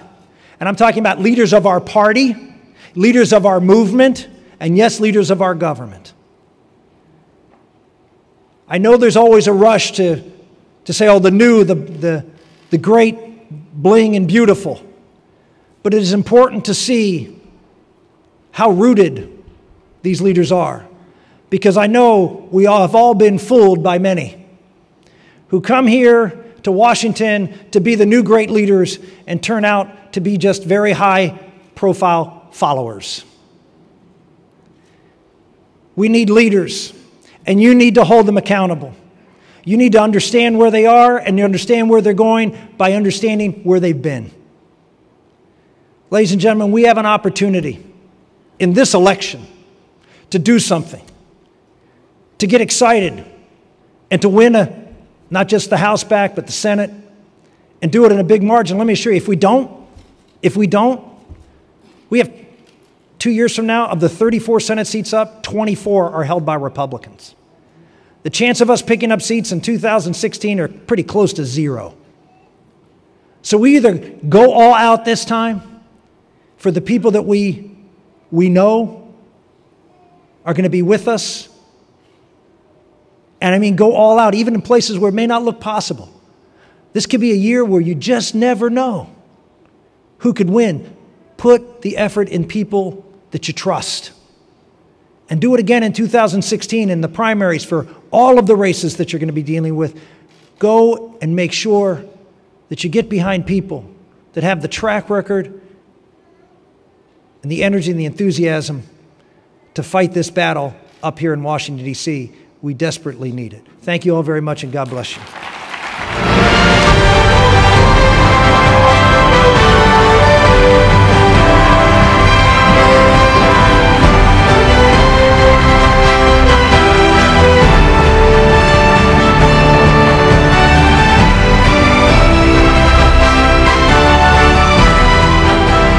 Senator Rick Santorum. Thank you, Senator. Well, coming now is a true pioneer of the values voter movement as a leading spokesman for pro-life, pro-family, and pro-growth values in America. He was Chief Domestic Policy Advisor to President Ronald Reagan, President of the Family Research Council, Senior Vice President of Focus on the Family, and in 2000 he ran for President of the United States of America. Today he serves as Chairman of Campaign for Working Families PAC. dedicated to electing conservative candidates to Congress, and is president of American Values, featuring his end-of-day email briefing, which is a must-read, by the way, for every values voter. Ladies and gentlemen, would you please join me in welcoming to the stage Gary Bauer.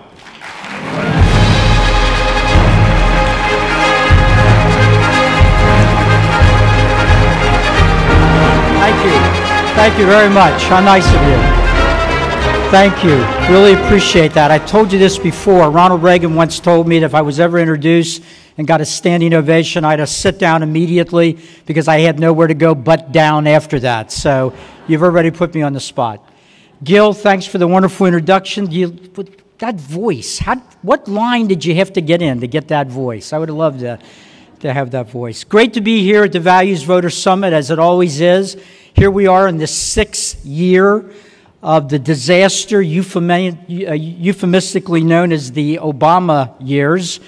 I remember last year and the year before, we met here worried about losing our health care, and this year we're meeting worried about losing our heads. It doesn't seem like we're on the right path, folks. Look, I got a bunch of jokes I'd like to tell, but it's a serious time, so I'm going to get serious real quick. We're in deep, deep trouble. We're in tremendous danger. When I say we, I don't mean just the United States. I mean Western civilization, Judeo-Christian civilization. I think this is a moment in our history probably nearly unprecedented because we're not aware yet. We're not fully awake about what we're facing.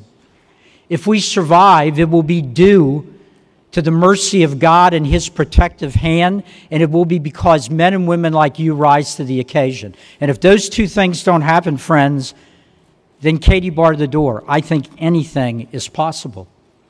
Just a few weeks ago, we marked the 13th anniversary of the attack on 9/11. It's kind of hard to believe, 13 years already. Even though it's been 13 years, I bet every one of you could tell me where you were that morning if you were old enough, right? I was sitting next to the Pentagon that morning, driving into Washington, D.C., when I heard the unnaturally loud roar of the jet engine of that hijacked plane that just seconds later crashed into the side of the Pentagon, the blast literally moving my car. I'd find out later that at that very moment, friends of mine died both on the plane and at their desk in the Pentagon. In the weeks and months that followed, particularly in those days right after the event, do you remember what you did? I was watching TV nonstop. I wanted to get every bit of information I could. Why did this happen? Who did it? Was it the first blow or were more coming? And I remember in that first 24 hours being heartened because when I turned on the TV, I saw crowds in Berlin, in London, in Paris, in Tokyo, all over the world, bringing flowers to American embassies, sharing their sorrow with us. I remember the scenes out of Tel Aviv and Jerusalem. People weeping with us, Israelis declaring a day of mourning with us, lowering their flag along with us lowering ours. And they did that, of course, because even though they hadn't experienced the 9/11 event, not one event like that, they had been through these grinding campaigns of terror time and time again. And when you add up all the broken bones and all the ripped flesh and all the spilled blood, Israelis had actually suffered worse casualties than we did on that morning. And so they knew exactly what we were living through. I also remember some other images that I saw, and they made me angry. In Gaza and in the West Bank, people running out of their homes, celebrating, dancing in the street, handing out candy to their children, shooting guns in the air. We hadn't even pulled the bodies out of the wreckage, and they were celebrating our pain and suffering.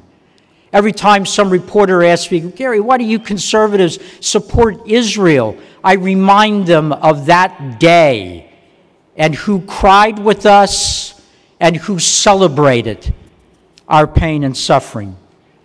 In the days that followed 9/11, we saw all sorts of images. It wasn't long after that Daniel Pearl, remember him, the Wall Street Journal reporter, captured by jihadists, tormented on videotape, made to look into a camera and say over and over again, I am a Jew, before they decapitated him and sent the video of his severed head all over the Middle East as a recruiting tool. That's what they're doing now. What kind of evil is this that wallows in its bloodthirstiness?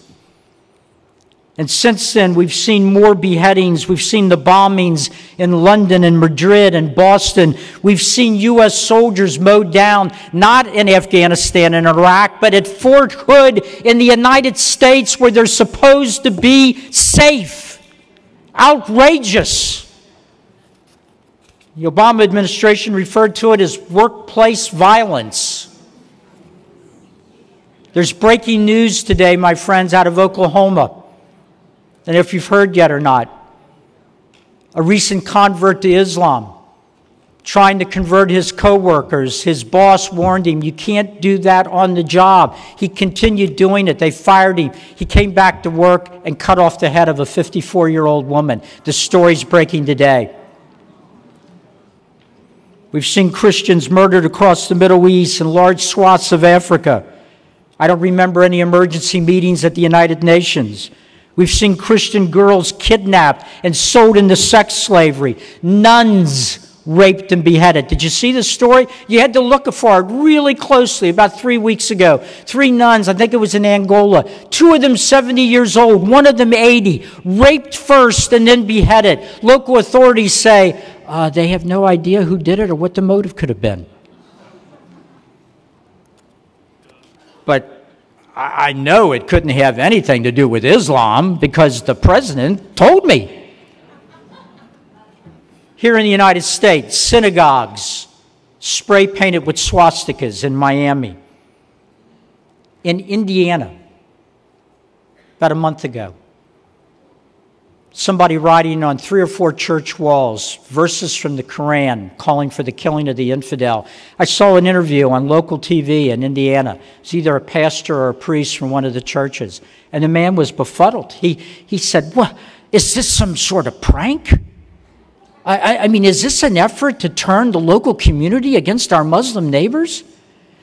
Is there really somebody in Indiana that thinks we're all infidels and have to be killed? Sir, turn on your television set." Meanwhile, in Iran, the Muslims who run that country believe that we are on the verge of seeing the great Muslim Messiah return to the world. He's supposed to come out of a well in Iran. And we'll know him because he will conduct a great slaughter of Christians and Jews. In fact, in the Quran it says, when this Messiah comes, Jews will hide behind trees and rocks, and the trees will shout out, "The Jew is hiding behind me, come and kill him." And these people are marching day by day toward nuclear weapons. And my friends, it's not just the jihadists, which would be bad enough. Putin's Russia is on the march. If a year ago somebody would have told you, in the next year you'll see a civilian aircraft shot down over the skies of Europe, either by Russians or their operatives, everybody on board will be killed from a dozen nations, and the bodies will lie in fields rotting for days. The president was very upset about this. He sent a team of investigators to get to the bottom who did this, to collect evidence. Apparently, somebody forgot to tell the Russian thugs that they were supposed to let Obama's investigators have access to the crash scene. The president does this all the time, send investigators. This would be like FDR being told about Harry Truman and saying, "I want the names of every one of those pilots. Let's track them down and put them on trial." Obama and Kerry constantly respond to this by saying, "This is the 21st century. People don't do things. Nations don't do things like this anymore." Well, they just did it.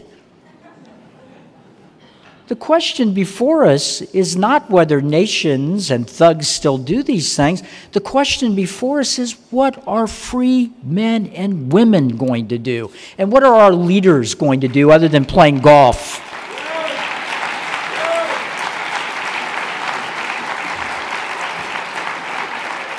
President Obama says this repeatedly: the 21st century does not belong to those that destroy and kill. Let me tell you, ladies and gentlemen, nobody's claimed the 21st century yet. There's nothing written in stone about the 21st century. It started a little rocky, you know, with 9/11.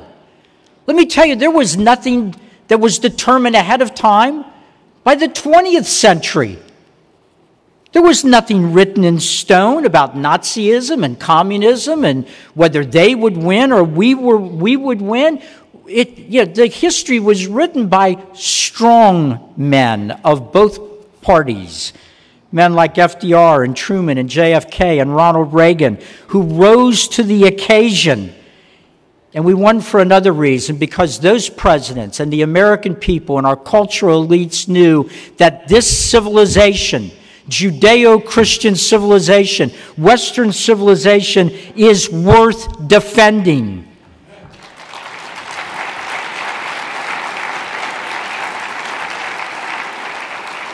Today, while our leaders show weakness abroad, Obama and his allies do everything they can to rip out of our society all the vestiges that made this Judeo-Christian civilization. Our belief that liberty comes from God, that it has to be ordered liberty, it has to be based in virtue. That's what made us different, and that's what the liberal elites of this country can't stand. Ladies and gentlemen, I know nobody likes to talk directly about these things. I'm under no such obligation to avoid speak-truthing. We've got a president today more interested in defending the reputation of Islam than he does in saving the lives of Christians.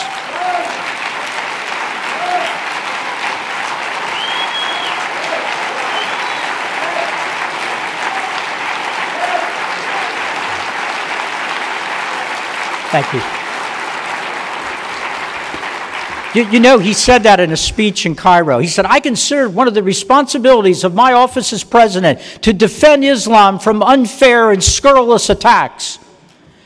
Wouldn't you love to see the next Republican nominee actually have a heart and a brain and say to him, Mr. President, when Obama was in office, for 8 years, I could never find where in his job description defending Islam against scurrilous attacks was. I thought he was supposed to defend the United States of America, but that's just me,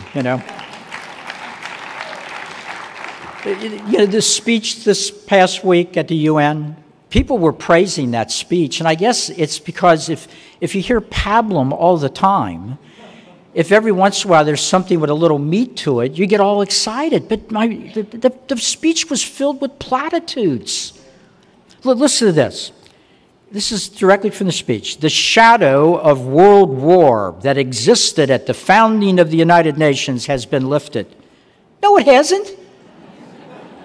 It's the exact opposite. The possibility of a world war is growing. It's not shrinking, and it's growing because of the instinctive weakness of President Obama. Our enemies...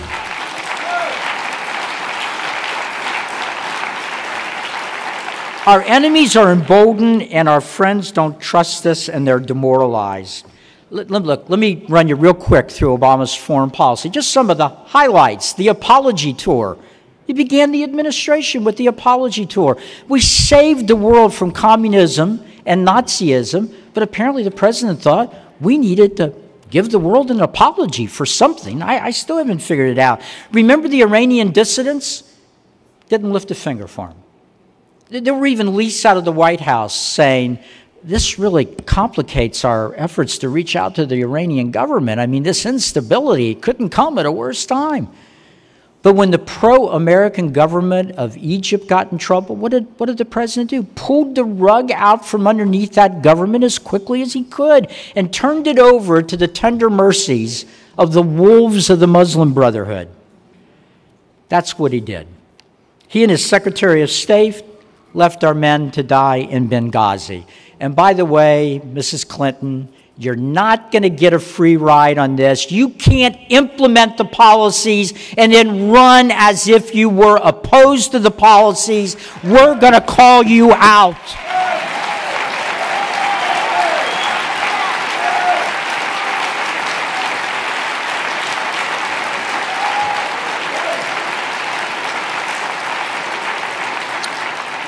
The president regularly berates our friends in Israel for building homes for Israeli Jews in Jerusalem. Jews were living in Jerusalem, ladies and gentlemen, when Washington, D.C. was still a swamp. Well, that's no big deal, because Washington, D.C. is a swamp today. But the president said this. Well, first of all, he's the most anti-Israel president, narrowly winning the title away from Jimmy Carter, by the way. I always love reminding Jimmy Carter, whenever I get a chance, that the first family of Christendom were all Jews. I mean, Mary and Joseph, they were Jews, and the disciples were all Jews, and that famous biblical figure, John the Baptist, was not a Baptist, he was a Jew.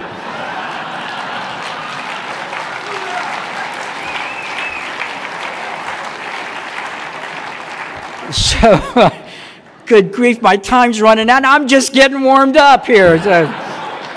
Okay, so here's what the president said. And the violence engulfing the region today has made too many Israelis ready to abandon the hard work of peace. He actually said that at the UN. My friends, nobody wants peace more than the Israelis.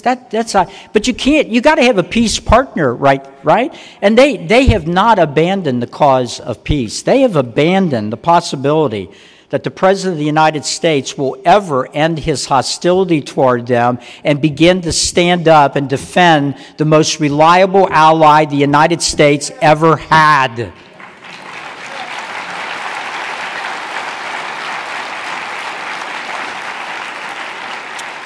When Boko Haram killed Christians in churches, which they did and continue to do every Sunday, the president's protest is such a whisper.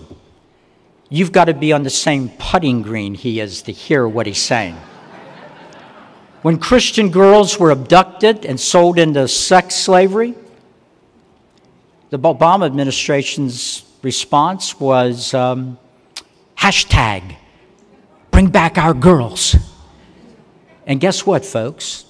It ends up that hashtags and selfies, remember the First Lady holding that picture, taking the picture of herself so she could send out the hashtag bring back our girls? That's not a foreign policy. I don't see the girls, and I hate to imagine what they've been subjected to while we've been doing selfies and sending out hashtags. And then there was that moment when Obama leaned over to Russian President Medvedev and said, tell Vladimir Putin, tell Vlad, I'll be a lot more flexible after the election. Now, Putin got his flexibility, and the people of Ukraine got the stiff boot of a Russian soldier on their necks. Not a very good deal there. Ladies and gentlemen, the truth is that at this very moment, in all sorts of places around the world, there are evil men, many of them who brag that they worship death, and they are feverishly, seriously, intently working on ways to bring to you and yours sorrows greater than the sorrows we've already experienced. Does anybody think Barack Obama is up to the challenge? Of course not. So look, let me leave you with this. We've got our problems, but there is still a deep reservoir in this country of the values that were at our founding. It's still there. It's hard to see sometimes, and I'm telling you, it's there, and it's much more powerful than we think. It needs leadership. We saw those values come to the fore on the morning of 9/11. I won't go through a complete description, but just think about one or two things. The policemen and firemen that ran into the World Trade Center towers, even though in many cases their officers were yelling at them, don't go in, the buildings could collapse. It didn't matter. They went in to save people like you. The folks on that plane that crashed in Pennsylvania, not Marines, not Navy SEALs. They were businessmen going on an early morning trip, students going back to college, families going on vacation. They were in the middle of a nightmare. The pilot and co-pilot dead, several flight attendants murdered, a Jewish passenger killed by the guy sitting next to him who was one of the hijackers. The passengers go to the back of the plane. What are we going to do? An argument breaks out. Some say, sit back down. Others say, we've got to fight back. They disagree. Somebody says, let's vote. Oh, I love that. On the day they attack our constitutional republic, what do Americans do? They vote. Everybody in favor of fighting back, they raise their hands. Everybody in favor of taking seats. The ones that wanted to fight back won. And so they grabbed whatever they could as a makeshift weapon, and they got a drink cart, and they ran down the aisle of that airplane into the teeth of men armed with box cutters. Can you imagine what that scene must have looked like? And they brought that plane down and spared us greater suffering that morning.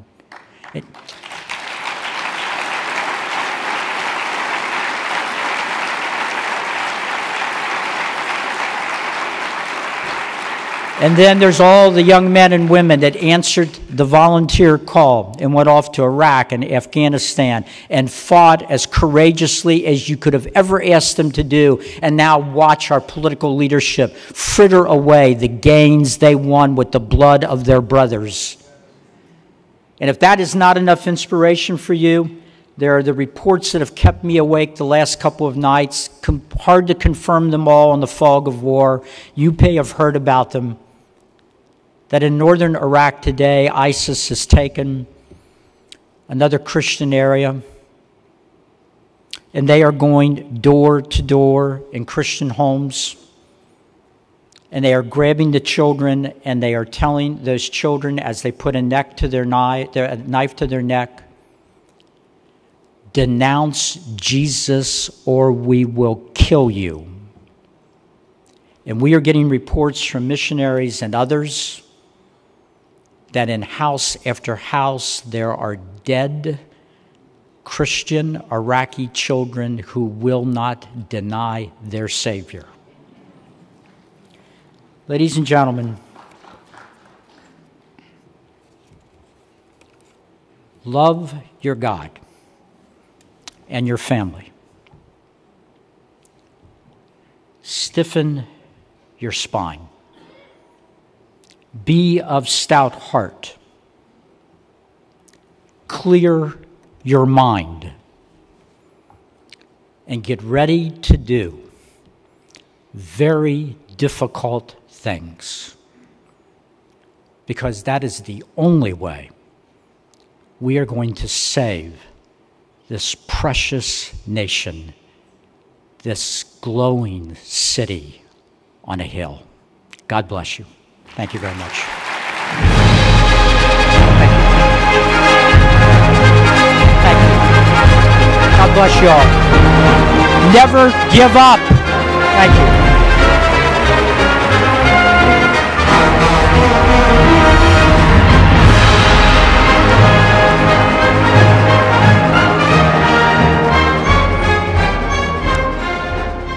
Thank you, Gary. Another powerful speech from Gary Bauer. Always a pleasure to have him as part of the team here at the Values Voters Summit. Folks, it may surprise you that there are now 23 states that allow medicinal marijuana. 2 states now with recreational marijuana, so we know where that's going. And you have to question, is this a good idea? Well, coming to talk about it is Louisiana House Representative John Fleming, who is also a medical doctor. During his time in Congress, he has worked tirelessly on a balanced budget, health care reform, and protecting religious liberty in the military. Comes now to talk about this issue of legalized marijuana. Would you please welcome Congressman Dr. John Fleming.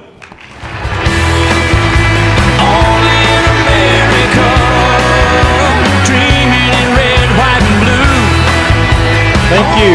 Thank you. Great to be with you today. Are y'all having fun in Washington? Let's see some energy and some excitement here today. Well, welcome to Washington. Of course, as a member of Congress, I can't wait to get out of Washington. My friends, we're here today to discuss the things that bond us together, issues concerning our culture and our civilization, the threats that may loom before us. Among these are life, marriage, and the family, the role of God and government in our lives. In order to better understand the place of social values in society, we often talk about the end results of poor decisions and what we can do to pick up the pieces of broken families, broken lives, and broken bodies. Unfortunately, we often ignore the root causes of poor decision making. I want to focus your attention today on one of the major root causes of our social problems in the hope that you will join me in taking on a difficult but solvable problem: drug abuse, particularly marijuana. Now, why talk about marijuana? I'd love to talk about sexier things like religious liberty, but listen to this. This is very important and very fundamental at this point in time. Very simply, marijuana is trending toward a socially and legally accepted drug, despite the important information now coming to light. Some years ago, as a physician and a parent, I wrote a book on this subject based on then data that has since been corroborated by recent studies. Here's the top line. Marijuana use is growing rapidly among teens and children, with social and legal acceptance acting as a powerful catalyst. And this will have devastating consequences for years to come on our families and on our society. Let me catch you up with what science has confirmed. The human brain does not fully mature until the early to mid-20s. My wife says it's much later than that in husbands. The brain continues to prune and reprogram itself through the formative years of life based on environmental stimuli. The average person's first exposure to drugs, especially marijuana, is usually in the early teens and sometimes even younger.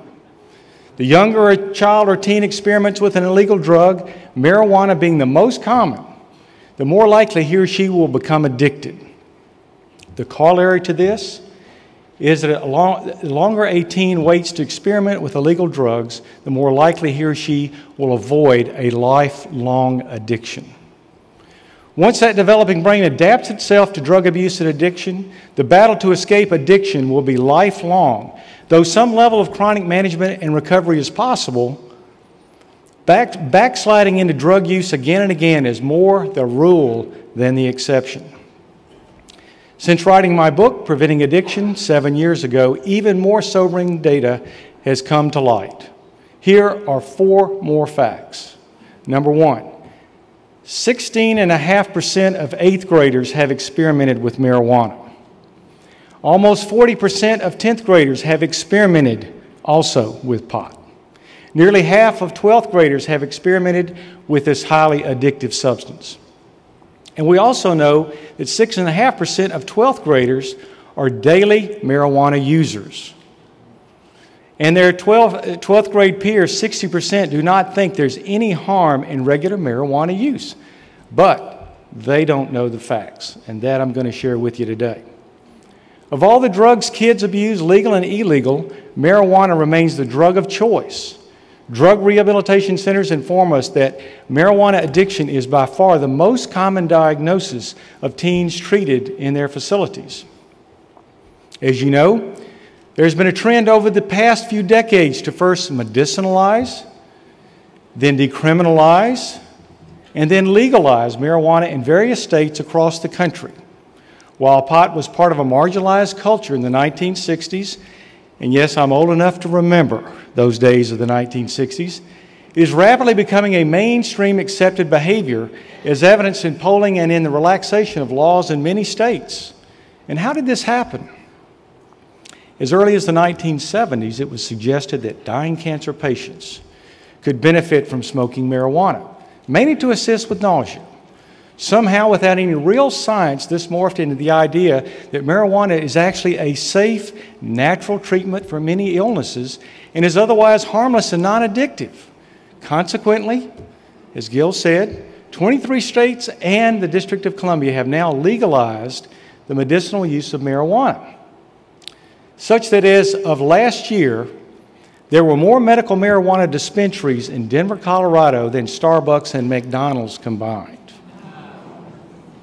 Areas of California were also reporting more pot dispensaries than Starbucks coffee shops.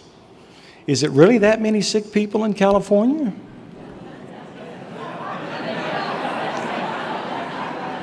Dare I go there? It's like marijuana became a magic cure-all.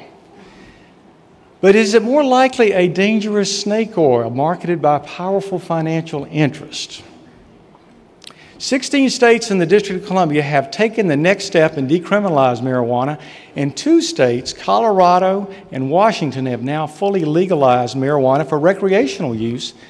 And as I and others would argue, the states have taken these steps based on commonly held myths.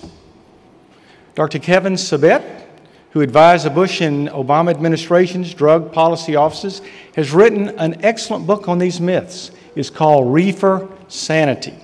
I highly recommend it. Here are just some of the myths.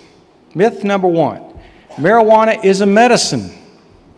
After decades of study, we have found no beneficial medical use for the raw marijuana plant, a Schedule I illegal drug under the federal law.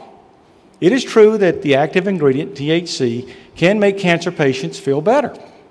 But this is much more safely achieved through the use of synthetic THC, marketed as Marinol, a Schedule III drug, which your doctor can prescribe for you very safely and very legally. There are also anecdotal claims that an oil extract from a marijuana plant not containing the active component THC may be useful in certain rare childhood seizure disorders. The FDA is fast-tracking this drug and will approve it for use under the supervision of a physician, if proven safe and effective. Number 2, marijuana is not addictive. Yes, it is addictive, folks. This is a complete myth. There is a well-documented withdrawal syndrome that any treatment center employee can describe for you. Marijuana users can face intense difficulties getting off this drug. The next one, marijuana is harmless. First, marijuana smoke contains tar that is 4 times more potent than tobacco, which is known to cause lung disease and cancer. So how could it be good for you to smoke something that's more dangerous than cigarettes? Second, recent sophisticated brain imaging studies show profound abnormal changes to the brain in even casual marijuana users.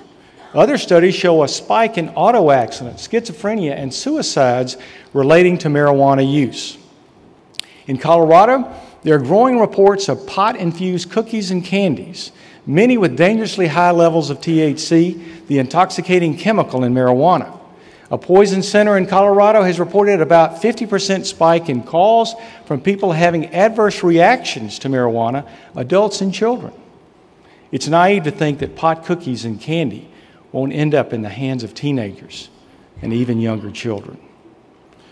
Employee drug tests in Colorado have shown an increase of more than 20% positive marijuana tests from one year to the next, raising serious issues of safety and productivity in the workplace. Similar numbers were found among tests of drivers in Washington State. In Colorado, the number of drivers involved in fatal crashes that tested positive for marijuana use doubled from 1994 to 2011. In a report released in August, the number of Colorado drivers testing positive for pot and involved in traffic fatalities increased 100% between 2007 and 2012. Do you want to be driving among them? I don't. And I certainly don't want my family driving. My wife served for several years as a CASA worker, you know, the court-appointed special advocate. Her job was to assist the courts in being an advocate for children in problem homes. Virtually always the central problem in the home was addiction of one, if not both, parents. Myth number 4. This is the same marijuana used in the 1960s. The truth is that the marijuana grown today contains almost 4 times the amount of THC than it did in previous generations. The THC concentration then was 4%. Today it hovers around 15%. Number 5, there are many people in prison today because of simple marijuana use. What a myth, folks. I've spoken to a number of experts in research and law enforcement, and they make it very clear that this is simply not true. This myth derives from the fact that when marijuana users are arrested for more serious crimes, marijuana possession may be an added charge. People also plead down from more severe charges, selling or distributing marijuana, to just simple possession. Typically, a user of marijuana, if arrested, will appear in court and be fined and not imprisoned, and oftentimes directed towards some type of treatment. Number 6, marijuana produces a lot of revenue to the state treasury. You will hear this more and more, and it will end marijuana's black market. Thus far, the Colorado experiment has not brought in an avalanche of revenue, and the black market remains as robust as ever. Any meager increase in tax revenues will be offset in higher social costs. Already an increase in homeless people are moving to Colorado has been reported. As social problems and crimes increase, so will the burden on the Treasury to provide for broken families, broken lives, and broken bodies. And finally, myth number 7. Marijuana is not a gateway drug, folks. Again, studies show otherwise. Teens who use marijuana regularly and early in life are far more likely to become addicted to even more dangerous drugs like crack, methamphetamine, and heroin. All addicting drugs are gateway drugs. Who told me this? Drug addicts told me this. Marijuana just happens to be the most frequently first used drug. Now, my libertarian friends argue that taxpayers and society in general should not make or enforce laws that dictate to them how they should behave or what they should do with their lives when it comes to drugs.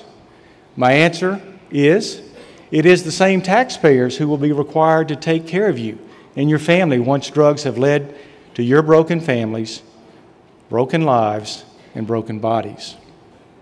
If you truly want a smaller government, then you will oppose the legalization of marijuana.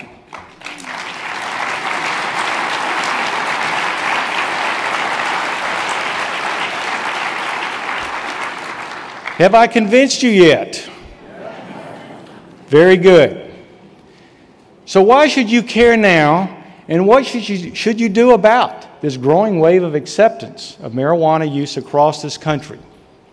First, it is important to remember that as marijuana becomes more acceptable in certain states, complacency builds and the fear of its harmful effects and legal consequences begin to dissipate. The net effect is more kids using drugs. It ends up in homes, folks. The more acceptable and the less fear and the fewer threats there are to legal action or harm, the more likely it's going to be in homes, maybe not your home, but it's going to be in your neighbor's home. Studies show that the addiction rate for those who begin smoking marijuana as an adult is 1 in 11. For teens, it is 1 in 6. And what is the impact on society? It has been well documented that many of our social ills derive directly or indirectly from drug addiction. Spouse abuse, child abuse, motor vehicle accidents, suicides, mental illness, and failed marriages can often be linked to drug addiction. And too often there's a link back to our good friend, marijuana. You know, in Denver, a 48-year-old man will soon stand trial for shooting his wife while she was on the phone with police, panicked at his erratic behavior as the result of ingested marijuana. The only substance reported to be found in his bloodstream was THC. Earlier this year, a 19-year-old college student jumped to his death in Denver after eating a single $10 THC-infused cookie. Friends who were with him said that the young man began acting crazy, hallucinating, and smashing things in the hotel room before running outside and tumbling over the railing. Some will argue that those are just anecdotal examples. Even though they are among the earliest casualties, we will undoubtedly see many more examples with the increasing availability and acceptance of marijuana. My friends, as marijuana and other addicting drugs are determined by society to be more acceptable and legal, we are certain to see more broken families, broken lives, and broken bodies, and deaths. Be prepared, as this will lead to a greater burden on taxpayer-funded social services and an increasing entitlement state to help those families destroyed by addiction. That's why the time for us to speak up on this issue is now. And I would urge you to join me in this fight to stop the medicinalization, the decriminalization, and the legalization of marijuana in the state houses across America, as well as in our own federal government.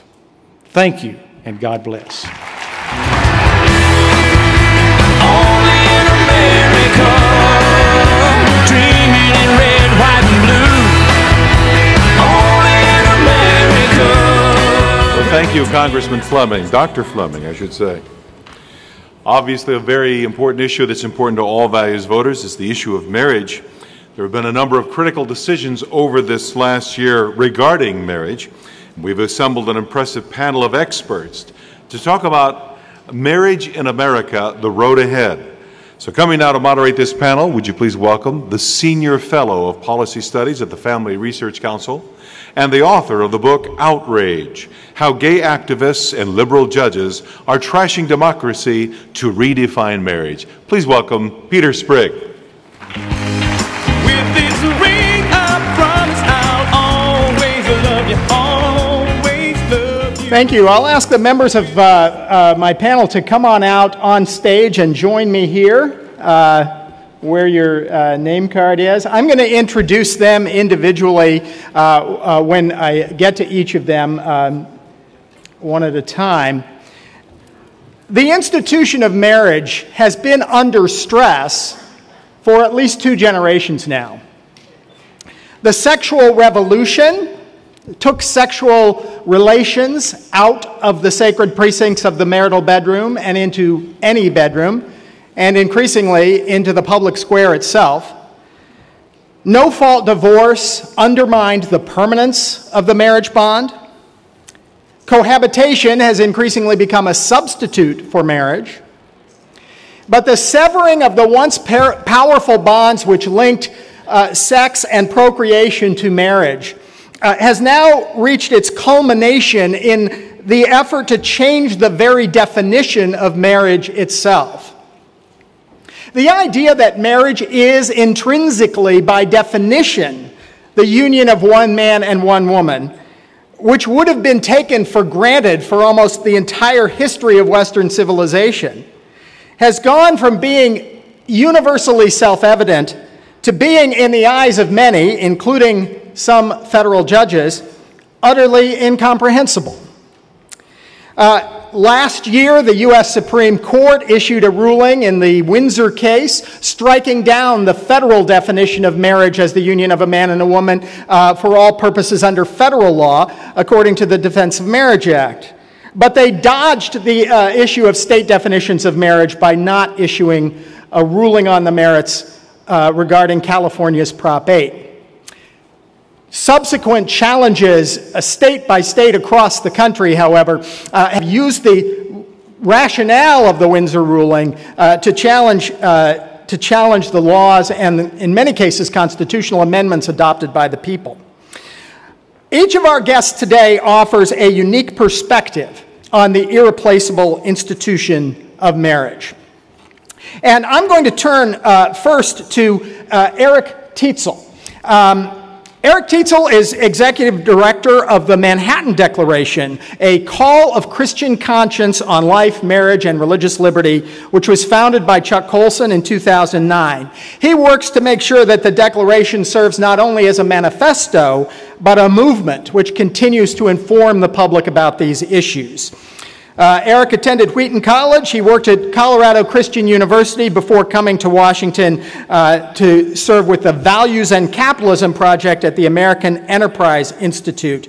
Last year, Eric was one of several young leaders profiled in the New York Times under the headline, "Young Opponents of Gay Marriage undaunted by battle ahead. Please welcome Eric Tietzel.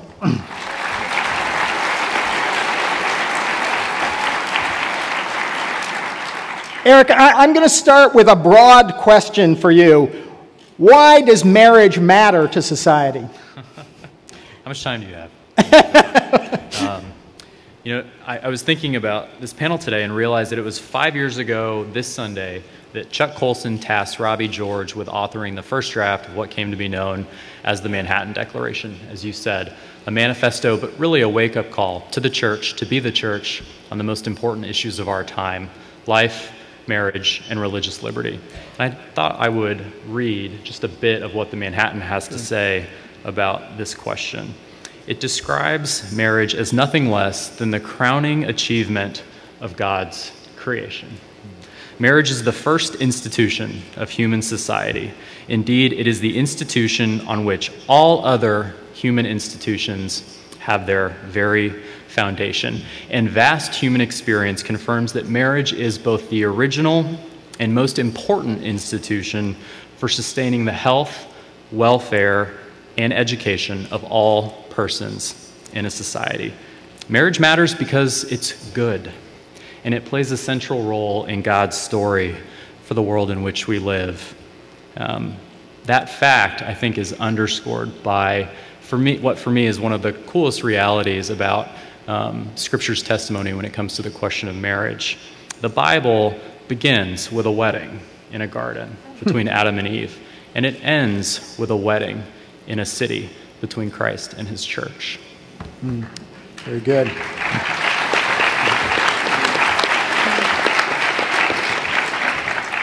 Now, the millennial generation has seen high levels of divorce in their parents' generation, yet graduating high school students, according to surveys, continue to tell us overwhelmingly that they desire marriage to be part of their future. In spite of the poor modeling they may have seen of marriage in many cases, what does this desire tell us about the powerful good that marriage can be? Well, it tells us something. I suppose it tells us that things could be worse. There's something deep inside, even this generation that has no idea what marriage is, that has no idea why marriage matters, that has no understanding or conception of why the biblical meaning of marriage should have anything to do with our law's understanding of marriage. That yet they still, somewhere deep down inside, have this sense that I should get married, that that's a good thing. Unfortunately, they're not getting married. I think the statistic that just came out from Pew is that just under half of young adults between the ages of 25 and 34 are married. That's a fourfold increase from what it was in 1960. So my parents' generation and the generation before them has not exactly left a legacy of marriage for my generation to understand and grab onto. And that's why I'm happy to be part of a movement that's trying to rebuild the foundations of marriage. You know, the same-sex marriage movement is only the latest symptom in what has been a decades-long breakdown in our understanding of the role of marriage and family in society. So we got to start there. We need to fight against that, but ours is a much broader project. Great. Tell people the website for the Manhattan Declaration. Yeah, thanks. The Manhattan Declaration can be found online, www.manhattandeclaration.org. We're also all over Facebook and Twitter, too. We hope you'll read it, sign it, and share it with others. This is something that everybody can sign. The more signatures that are on it, the better it is, the more powerful a statement it makes to our society. So I encourage you to go to that site and sign the Manhattan Declaration. Well, let me move on to our next guest, who is a member of Congress. Representative Vicki Hartzler is in her second term representing Missouri's 4th Congressional District here in Washington. She previously served 3 terms as a member of the Missouri House of Representatives. She and her husband Lowell own a company that sells farm equipment and live with their daughter on a working farm in Cass County, Missouri.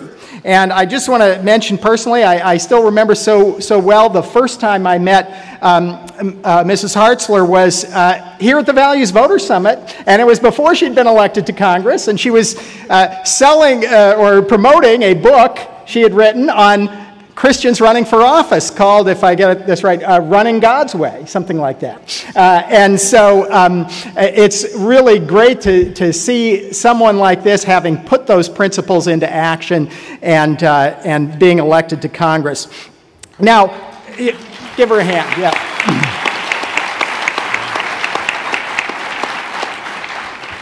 Now, the key question, one of the key questions about marriage is, what is marriage? But a second key question is, who decides? Now, Missouri is one of 30 states that amended its constitution to define marriage as the union of one man and one woman. You were very active in that campaign back in 2004, I believe, was it? Tell us why you thought it was important for the people of your state to act in defense of marriage. Well, that was right after the 2004 Supreme Court decision in Massachusetts, where a few unelected, unaccountable judges overruled the will of the people in Massachusetts and said, we know better what the definition of marriage is, and we don't care what you think about it. And so Missouri's legislature, as well as many other state assemblies across our country, were very proactive in putting a measure on our ballot for the voters to decide what we wanted in marriage. And I was asked to be the spokesperson for that campaign and ended up helping with that. And it was quite an experience because our election was in August. I believe there was 10 other states that had their election in November. And so Missouri became the focal point for the entire national debate at that time. And even though that we were outspent 22-1, and even though the other professional organizations who were opposed to the amendment flooded our states with professional offices and staff, and we were just a grassroots volunteer organization, our voters, our citizens came out that November and we spoke loud and clear with 71% of the vote that we think it's wise public policy for marriage to be between a man and a woman. And I'm very thrilled.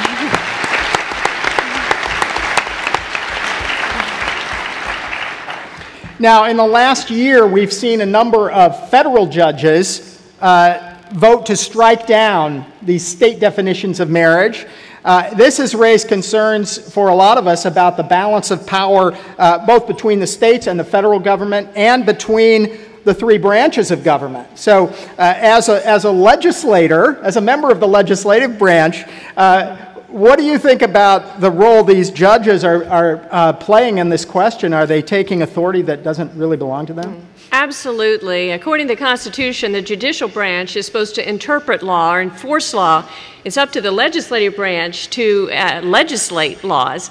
And as far as that goes, the executive branch is supposed to execute laws. And we need to get back to all of that.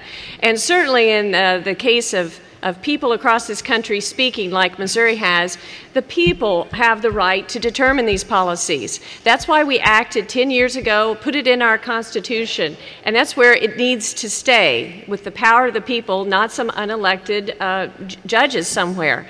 Now, Missouri's law is being challenged, as has been all across this country. And we had our first hearing, it was yesterday, where that was heard in court. And I just am praying and hoping that Missouri's judges will rule like Judge Fleming down in Louisiana that said social decisions should be decided by the people and not by judges. So we're hoping for that.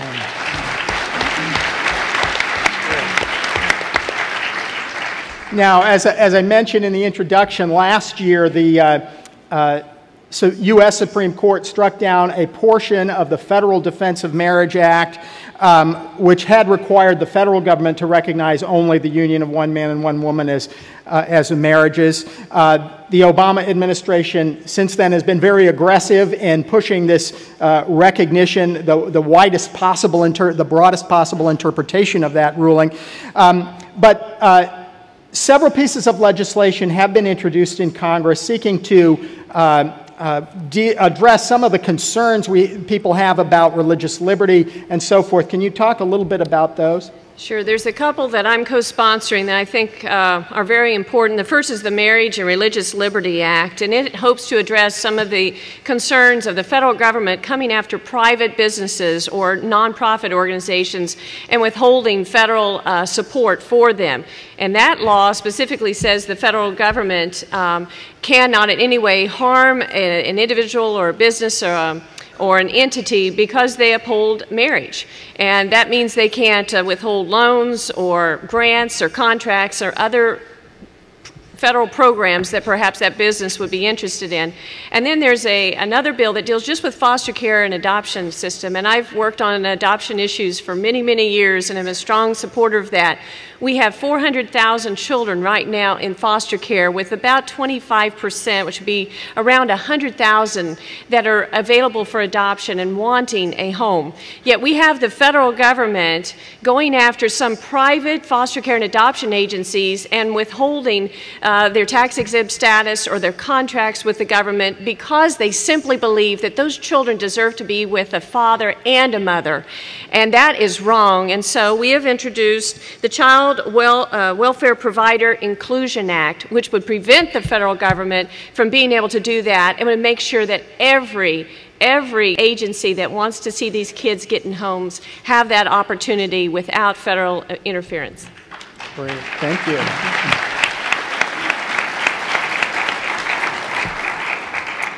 Now, our next guests, Aaron and Melissa Klein, are not like our other panelists.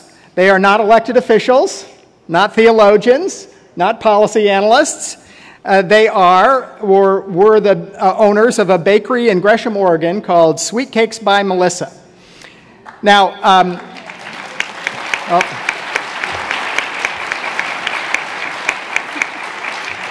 see, they already know you. I did some research in preparing for this. I went on the Nexus News search engine. I put in Sweet Cakes by Melissa and searched for the last 2 years. And the very first article that came up was 2 years ago. The Oregonian, a leading paper in Portland, Oregon, said this in their travel section. They said, farther east on Main in Gresham, Oregon, a small strip mall is home to Sweet Cakes by Melissa. Known for its complex wedding cakes, Melissa's also has filled cupcakes in flavors like red velvet and cinnamon chocolate ribbon. Indulge, you've earned it.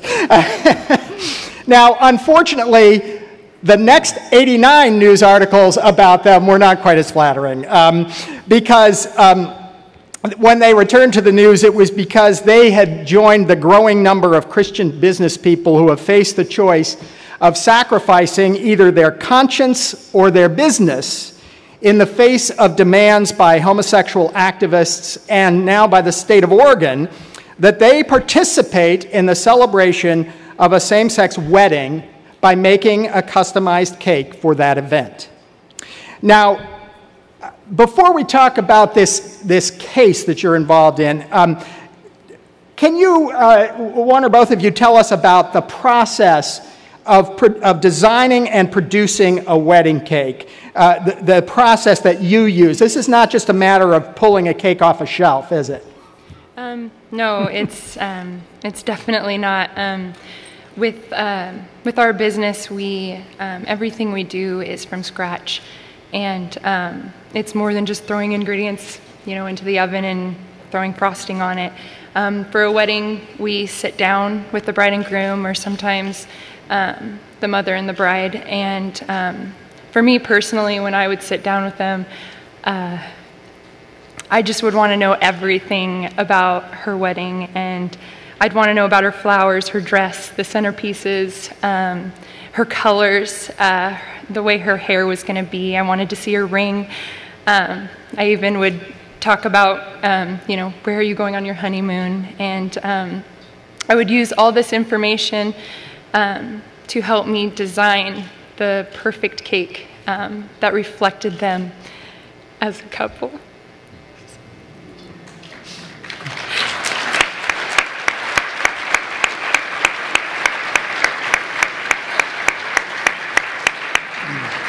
Sorry, I don't mean to get emotional. It just really touches my heart. But anyways, I would sit with them, and I would sit and sketch up designs, and sometimes it would take, several different designs until we got the perfect cake that just matched them. And sometimes it would take 2 hours of sitting in a cake tasting. And if they chose me to do their cake.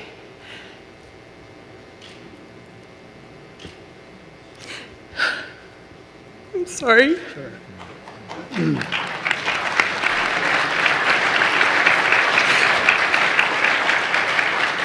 I would just feel so honored to be able to be a part of such an amazing, special day.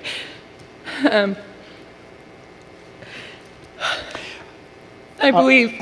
Sorry, you want to go? That's all right. Well, Aaron, is there anything you want to add? Yeah, I just like to add, you know, I mean, even before we opened our storefront, we had our pastor, our church out. We actually dedicated the shop. I mean, the work that was done, everything was to the glory of God. I can't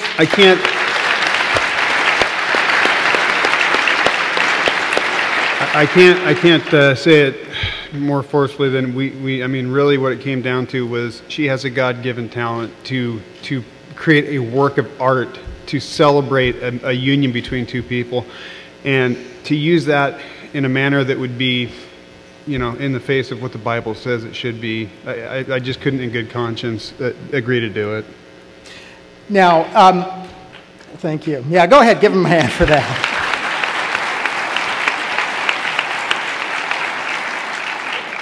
Now, I do have to tell you that unfortunately there's ongoing litigation over this situation, so the clients are somewhat limited in what they can say about the actual incident, the actual interaction with the people who complained about them. But you were not only attacked on social media and in the press, but eventually legal action was taken against you. Can you tell us just a little bit about what they did and what the state has done and what you were forced to do as a result?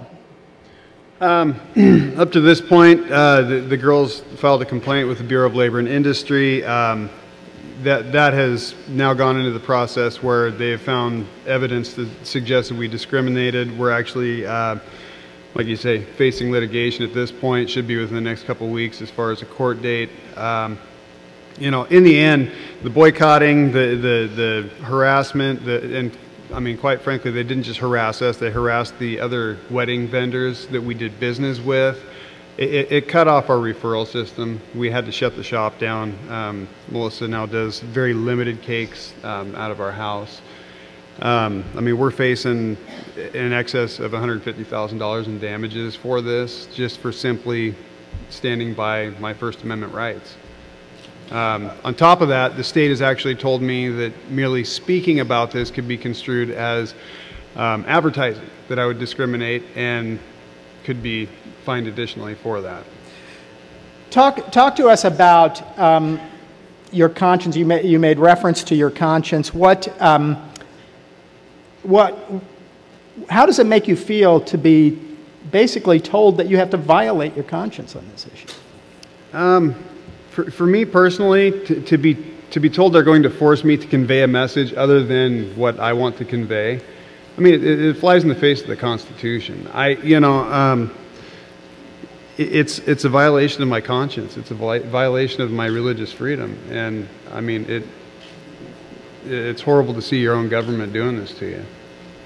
Okay. How can we pray for you going forward? Well, first of all, we have 5 kids. We've suffered some financial hardships because of this. God's been good. He's provided up to this point. Pray for our attorneys. We've got an excellent team of attorneys that's fighting this. We plan to appeal any decision that would be contrary to, you know, standing up for our religious freedom. Pray for wisdom for them. And, you know, honestly, the Commissioner of the Bureau of Labor and Industry, Brad Avakian, has made it clear at this point that he believes we have broken the law. He said we have religious freedom but don't have the right to break the law. And in saying that, he's already declared our guilt. I'd say pray for him, pray for the changing of his mind. I should have asked this earlier, but I just wanted to clarify for our audience. This is not really about sexual orientation per se, is that correct? You have served gay and lesbian customers in the past. The girl that came in was actually a return customer. She came in, she bought and paid for her mother's wedding cake from us. She returned wanting a wedding cake from us. It's never been about sexual orientation. It's about marriage. So. It's about marriage and the event. All right. Let's give a big hand to Aaron and Melissa Klein.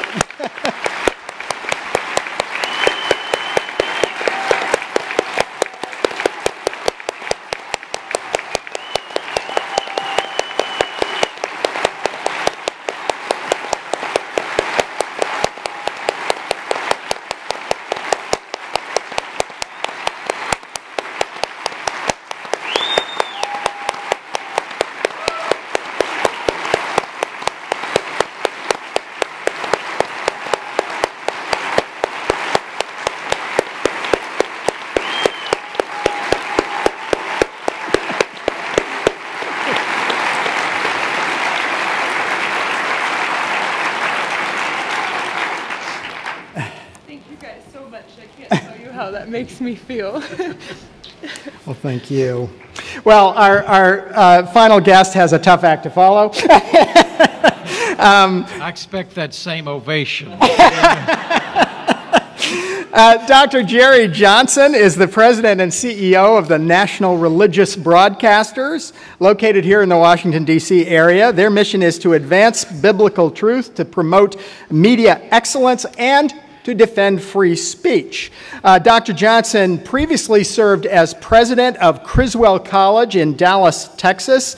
In addition to his work in education, he has also pastored churches in Texas and Colorado. Dr. Johnson is married, and he and his wife have 2 children. Please welcome Dr. Jerry Johnson.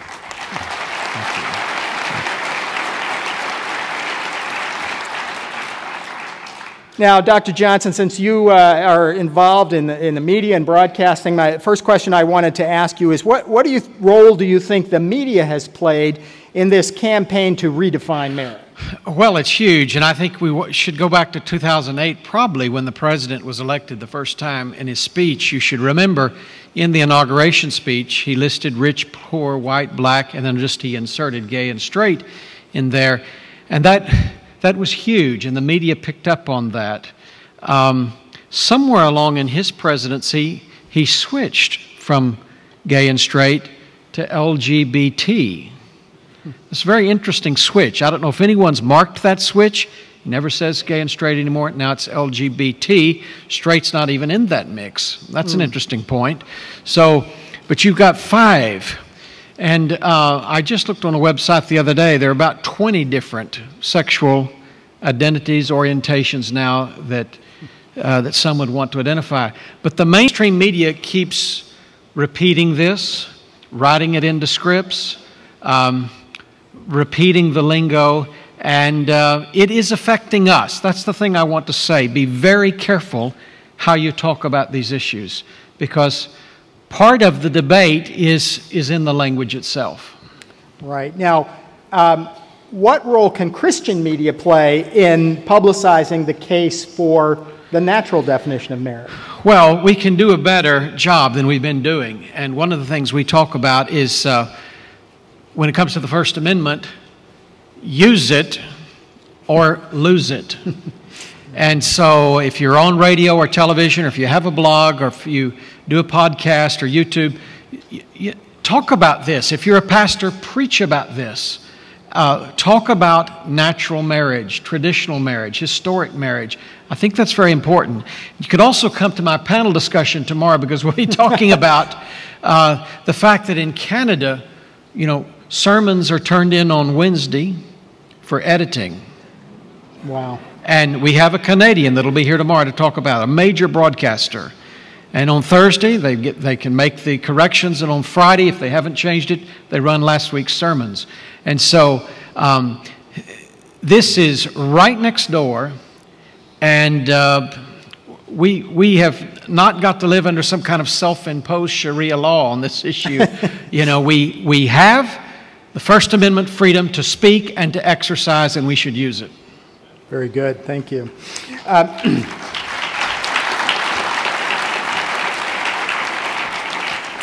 Now, I mentioned that before coming to NRB, you were president of Criswell College. You've had a career in higher education.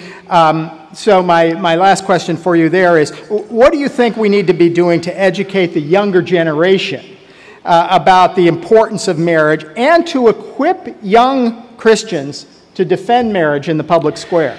Well, we just have to challenge a lot of these assumptions. And so, I mean, young people always want to be on the cutting edge and with it. And so one of the main arguments you'll hear is, you don't want to be on the wrong side of history. Well, let's just take that for a moment. It's not about history. It's about the future. They're not talking about history. They're talking about what they want the future to be. Or maybe they're talking about this month or this year or the last 10 years. History is on our side. The last hundreds of years of American history, our culture has recognized traditional, natural marriage. That has been the cultural norm. And you go back beyond that, Judeo-Christian history. And I take a cue from the Apostle Paul, you know, in Romans 1, he didn't quote the Leviticus passage we often hear so often. Yeah, it's true, it's there.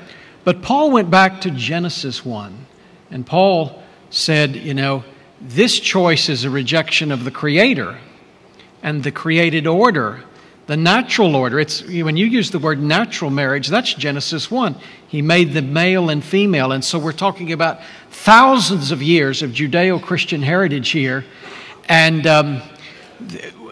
what we do know is that cultures who've chosen this path in the past, have not ended well.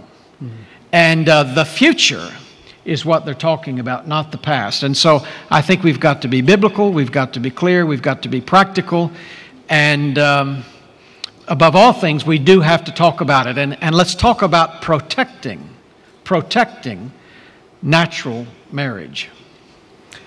Well, I couldn't have said it better myself. Please give a big hand to our panel. Thank you.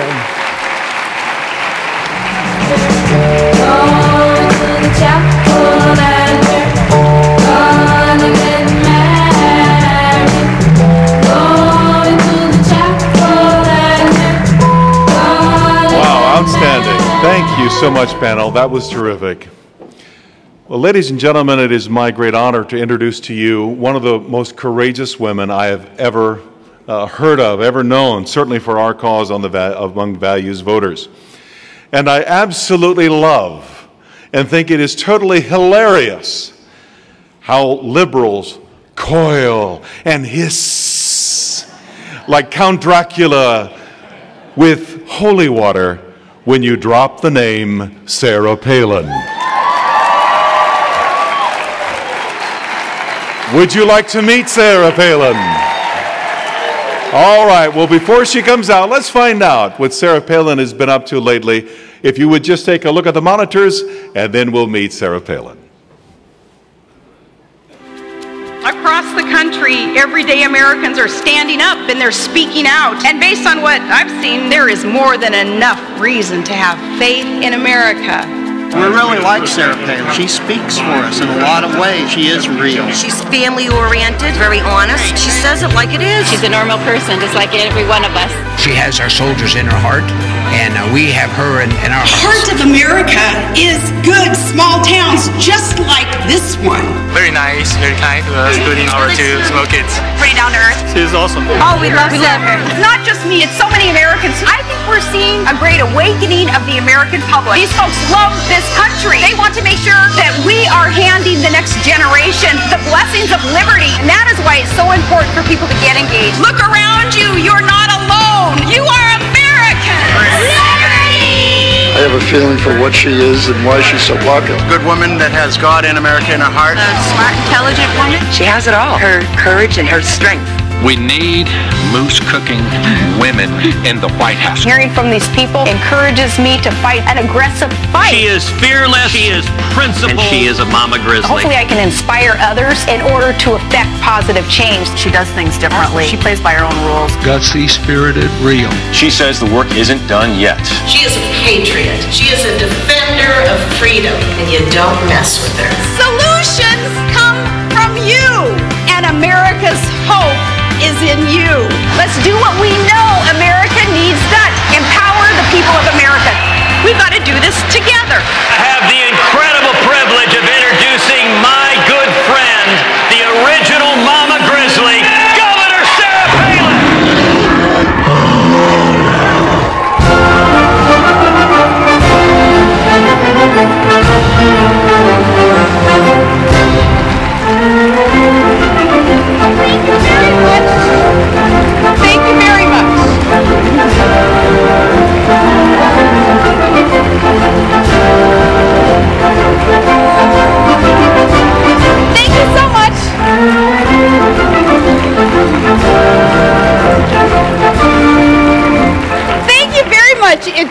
is an honor to get to be here with all of you, and I just want to take some time here to thank you for your boldness, your courage, your ignoring of what the mainstream media does to you, and a lot of us so often. You're strong, and America needs you, needs your voice. So to just get to kind of share some of that, to empower us all and inspire us all to enlarge our ranks, I want to take the time to thank you. Being here, truly, it is an honor, and speaking to Americans who give more and volunteer more and serve more and do all those things behind the scenes that make America so exceptional. You're the Americans that the media loves to hate. But, you know, I think there's a book out there that maybe some of them just haven't really understood. And in it, it says, "Consider it pure joy, my sisters and brothers, when you suffer trials of many kinds, and considering the trials that the media dumps on you, this is the most joyful room in Washington."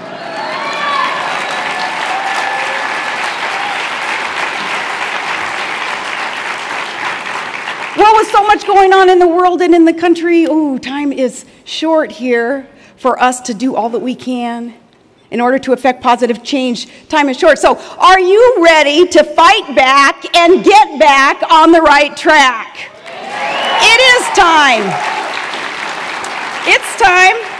All you mama grizzlies out there, rear up and charge against this lawless imperial president and his failed liberal agenda and the lying lapdogs in the media. And you strong men, it's time to get off the hind end and expand our ranks and inspire others. I think we've all fattened up enough for what's up ahead. So it is time to stand and fight like your country's future depends on it, because it does. And take time to rejoice. Rejoice. In 2 years is going to be the end of an era, the Obama era.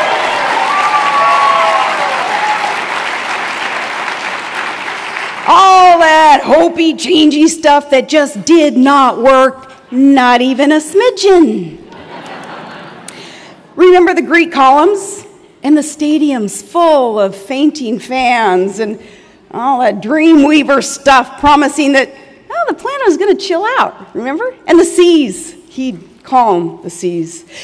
He'd sink every putt, and you could keep your health care. But where are we now? Where we are now, we are so over it. We are over the false promises, the messianic oratory, and the utopia that man was going to create here on earth. If only us, the little guy, if only we could just understand what they were doing. No, we're over that, and we are ready to get back to work, America, and we are ready to get back to the core values that made America great. The one promise that our president has kept is the one thing that we really must undo to save our country.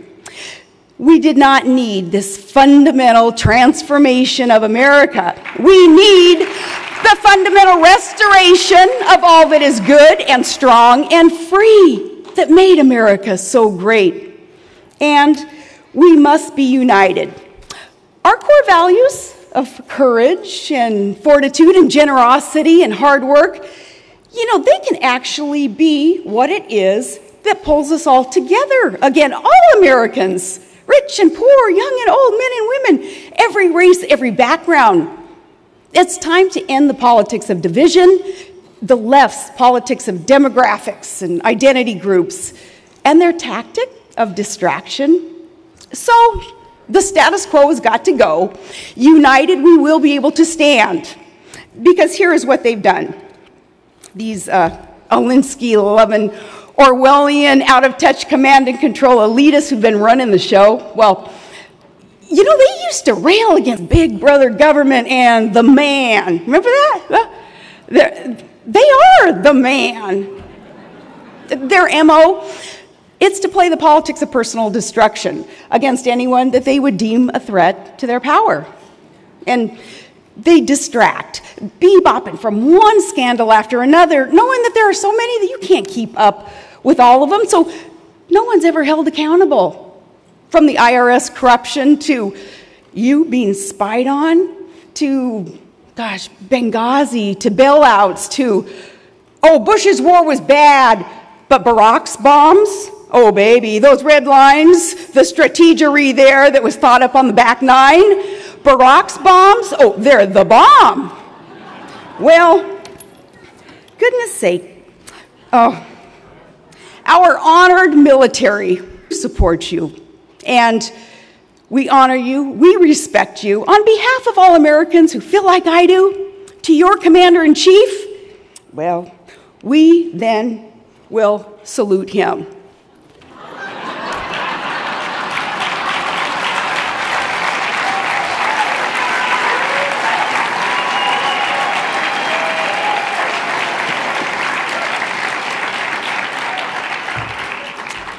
Hasn't learned how to salute our Marines. It is time to end the politics of division of theirs. It is time for the politics of values. And I don't want anybody to be afraid or ashamed of the core values that we are here celebrating. What are they? Truth is a value. Oh man, I know all about that difference between truth and the lies that they can tell about you. Well, nearly every day. I know my family sees something in the paper that, goodness gracious, we would never have known about us had we not read it in the paper, you know? Splattered there, New York Times. I learned the other day that I'm in the middle of another divorce. Or again, the same divorce, I guess, I don't know. Oh, I read it, it must be true.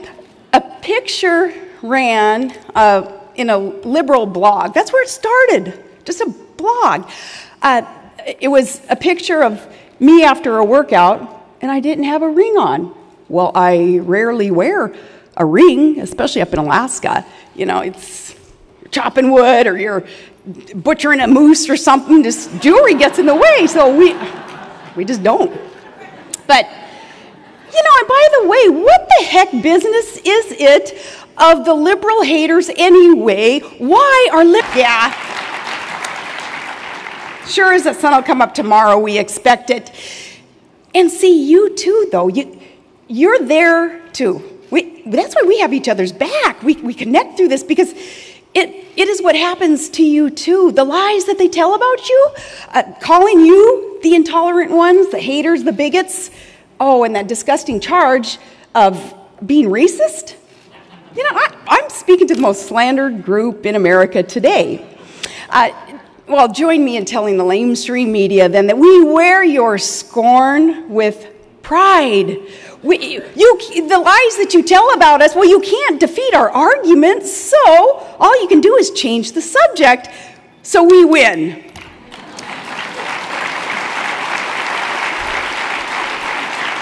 And pulling that race card, pulling the race card, how much longer do you think they're going to do? Oh, it's just, it's not even smart. It's not even smart when one simply wants our government to live within its means and to not tax us to and beyond death, not to mortgage our kids' future, and that being for today's selfish wants.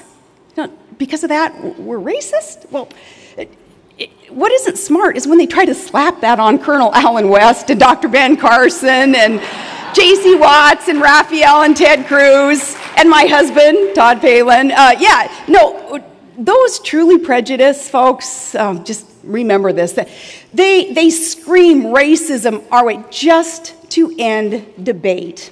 Well, don't retreat. You reload with truth, which I know is an endangered species at 1400 Pennsylvania Avenue anyway, truth. The media's favorite president, he just can't stop telling lies. You know, he just said that the Islamic State, ISIS, isn't Islamic. You know who that is news to? The Islamic State, who calls themselves the Islamic State. And it's news to thousands and thousands of Muslims who've joined their death cult. So if the Islamic State wasn't Islamic, well, why does it have such appeal around you guessed it, the Muslim world? And like Jonah Goldberg asked, well, if they aren't, then why do we give them Qurans when we imprison them? You're right. And Right, yeah, just like those pre-planned, hey, heads up, it's coming, terrorist attacks, they're now only caused by YouTube. Well, look, Americans can handle the truth. In fact, we crave the truth. Ignorance and deception, they are the enemies of democracy.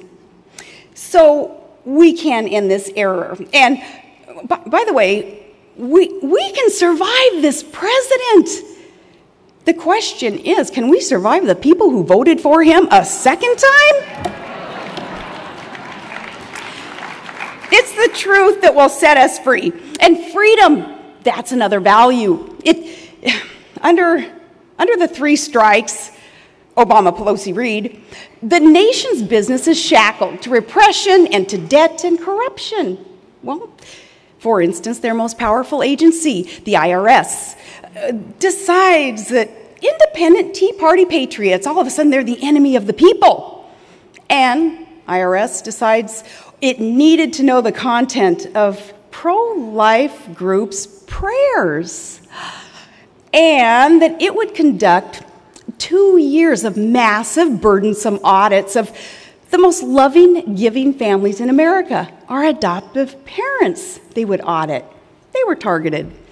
The one population that to most closely examine and to harass and to intimidate by our government, they're the people who would extend their hearts and their homes to love the orphans and the downtrodden and the helpless. How about that IRS?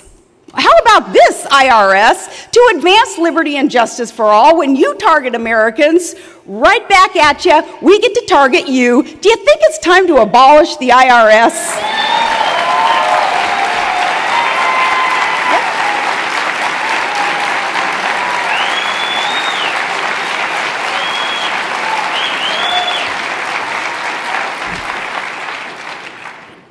Well, what can you expect, though, from a dense liberal elite that now decides who's going to have religious freedom and who doesn't? Well, Americans, we crave liberty, and we kiss our sons and daughters in uniform goodbye and Godspeed to go fight for it. Freedom, if you love it, thank a vet.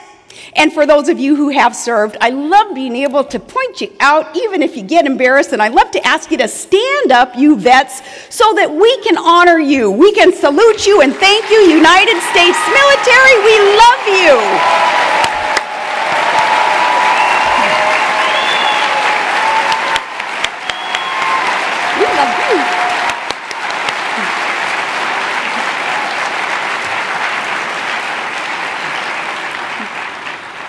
Just gives me goosebumps. Liberty and justice for all. You secured it for us. And you encourage America's finest to hang in there and keep fighting for it. So, liberty and justice for all, even for those whom we would disagree with, right? Because it's an inherent God-given passion and a need to be free. He created us with that drive to be free.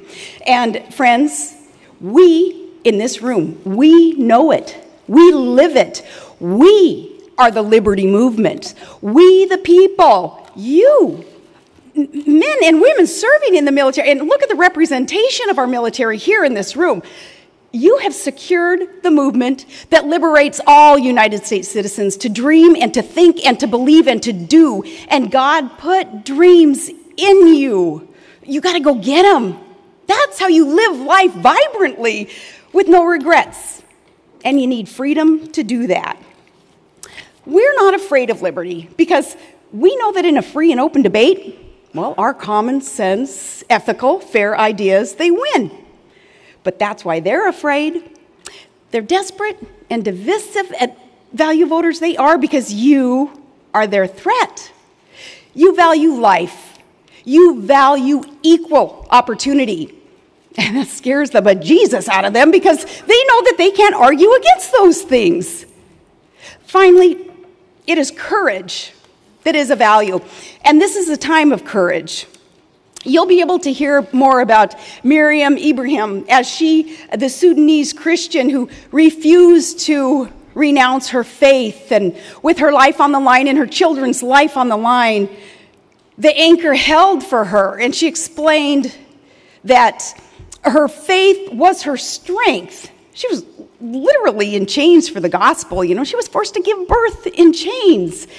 And she became a testimony for the rest of the world to see what real courage is.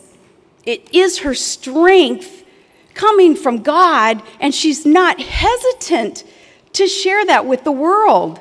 I'm so thankful that this group will take the time to honor her this weekend. And also, that is so admirable. Also, we have our fellow American pastor, Saeed. Remember, and I'm sure that you've heard over the last couple of years, because this is his 2-year anniversary in being imprisoned, still imprisoned in Iran just because he's a Christian. He won't renounce his faith either. He shares moving letters now, changing lives, and they're coming from his prison cell. And they're letters that every free American should read so that we won't take for granted what it is that we have here with our freedoms. His courage and Miriam's. Now, this is seen throughout the world as Christians facing this deadly wave of persecution driven from their homes, those being sold into slavery. They're marked for death in this full-scale ethnic cleansing that's happening right before our eyes, yet they stand firm. Their anchor holds, and the least that we can do is stand with them with courage. So, friends, the accuser would say that you are the divisive ones, that the media trying to say that our basic core values divide. But how can truth and liberty and opportunity and courage and life, do they divide? Only under screwed up Orwellian leadership would they be considered as something to divide. Don't be ashamed to proclaim your values and to live them. We are the movement that says yes, yes to time-tested truths, great virtues, great values.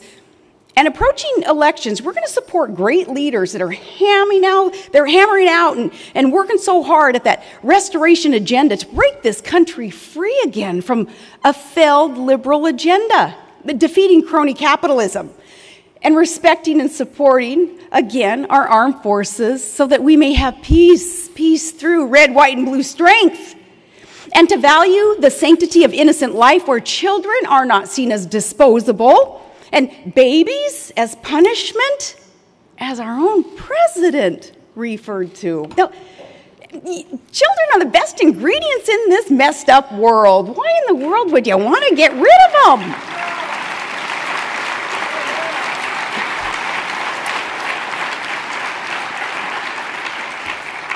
So we'll support leaders who are not afraid of truth, and we'll fight for it as ones worthy of a great nation. So value voters, don't let them get you down, okay? America needs you, needs your energy, your confidence, your voice, and we do need to expand our ranks. So go not as prophets of doom and fear, but as messengers of vibrant life and real hope. We are value voters, and our values were our founders' values. They are America's values. And our message is the message that America wants to hear and needs to hear. So as we fundamentally restore America, keep faith in that. Keep faith in the American dream and share it because the message resonates, and it has since that band of brothers dumped tea in Boston Harbor. We can be optimistic as they were.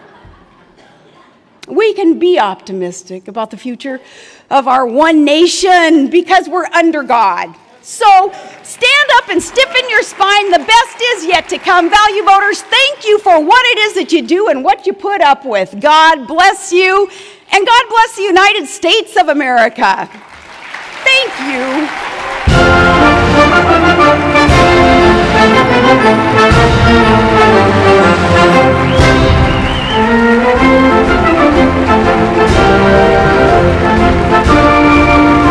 Respectful enough, but I didn't really get there. So I filed that for future reference. Then within 3 days, I think, Regnery, my great publisher, invited me to write a book on this very subject which I chose to interpret as providential prompting. Whether it was or not, I don't know.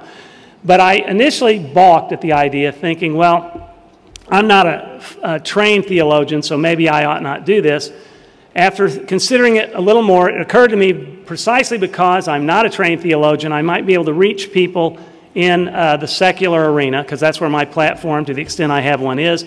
And being a former skeptic, I might be able to relate to people that the trained theologian who may never have had the kind of doubts I did could relate to them. So I decided to do it. Now, this book is different than other Christian apologetics books because I don't just examine the proof for the evidence for the truth of Christianity's claims. I do that comprehensively, but I also go into my own spiritual journey to establish a foundation of how I made a transformation from non-believer to believer. I also structured the book with Regnery's consent in a way that reflects my personal journey.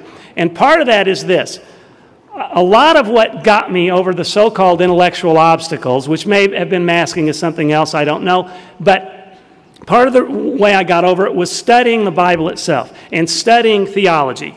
And part of my message here, part of my purpose to skeptics is take a second look or take a first look if that's the case.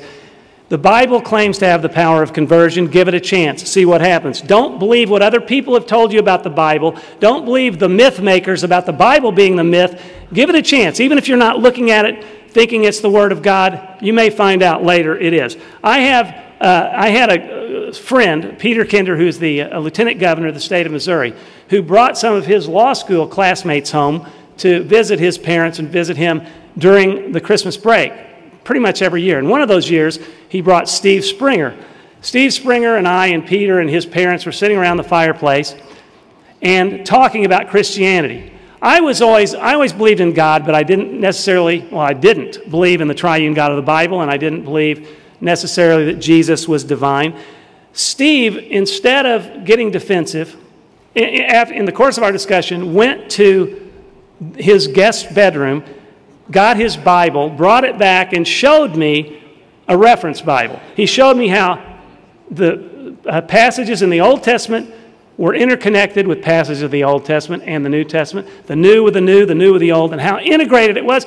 And frankly, I'm embarrassed to admit how ignorant I was, but I really didn't know that it was that thematically integrated, and I was kind of blown away. But that was just one seed that would later come to fruition some 20 years, well, I don't know how long, but quite a few years later when I became a believer.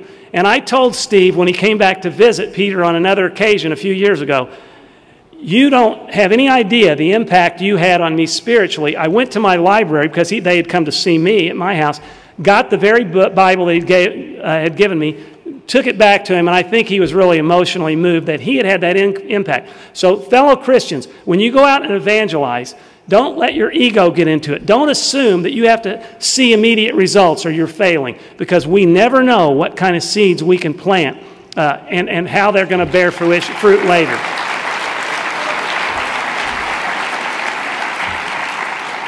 What ultimately got me over the hump from intellectual doubt to intellectual belief. I'd read Paul Little's Know What and Why You Believe, Josh McDowell, Evidence That Man is a Verdict, Norman Geisler's Christian Apologetics. I read so many of these things, some before I became a believer, some after, so I can't, it's fuzzy which happened first. But I know that the tipping point came at a Christian businessmen's prayer group when Dave Dravecki or some other celebrity speaker was speaking. Different people came different years. And after he spoke, we were asked to sign a card if we wanted to learn more about Jesus Christ. I felt a little foolish, but someone, guess who, led me to sign that card? Could possibly have been the Holy Spirit. I signed the card. Within a few days, we were meeting. 3 of my friends, Peter Kinder was one of them, by the way.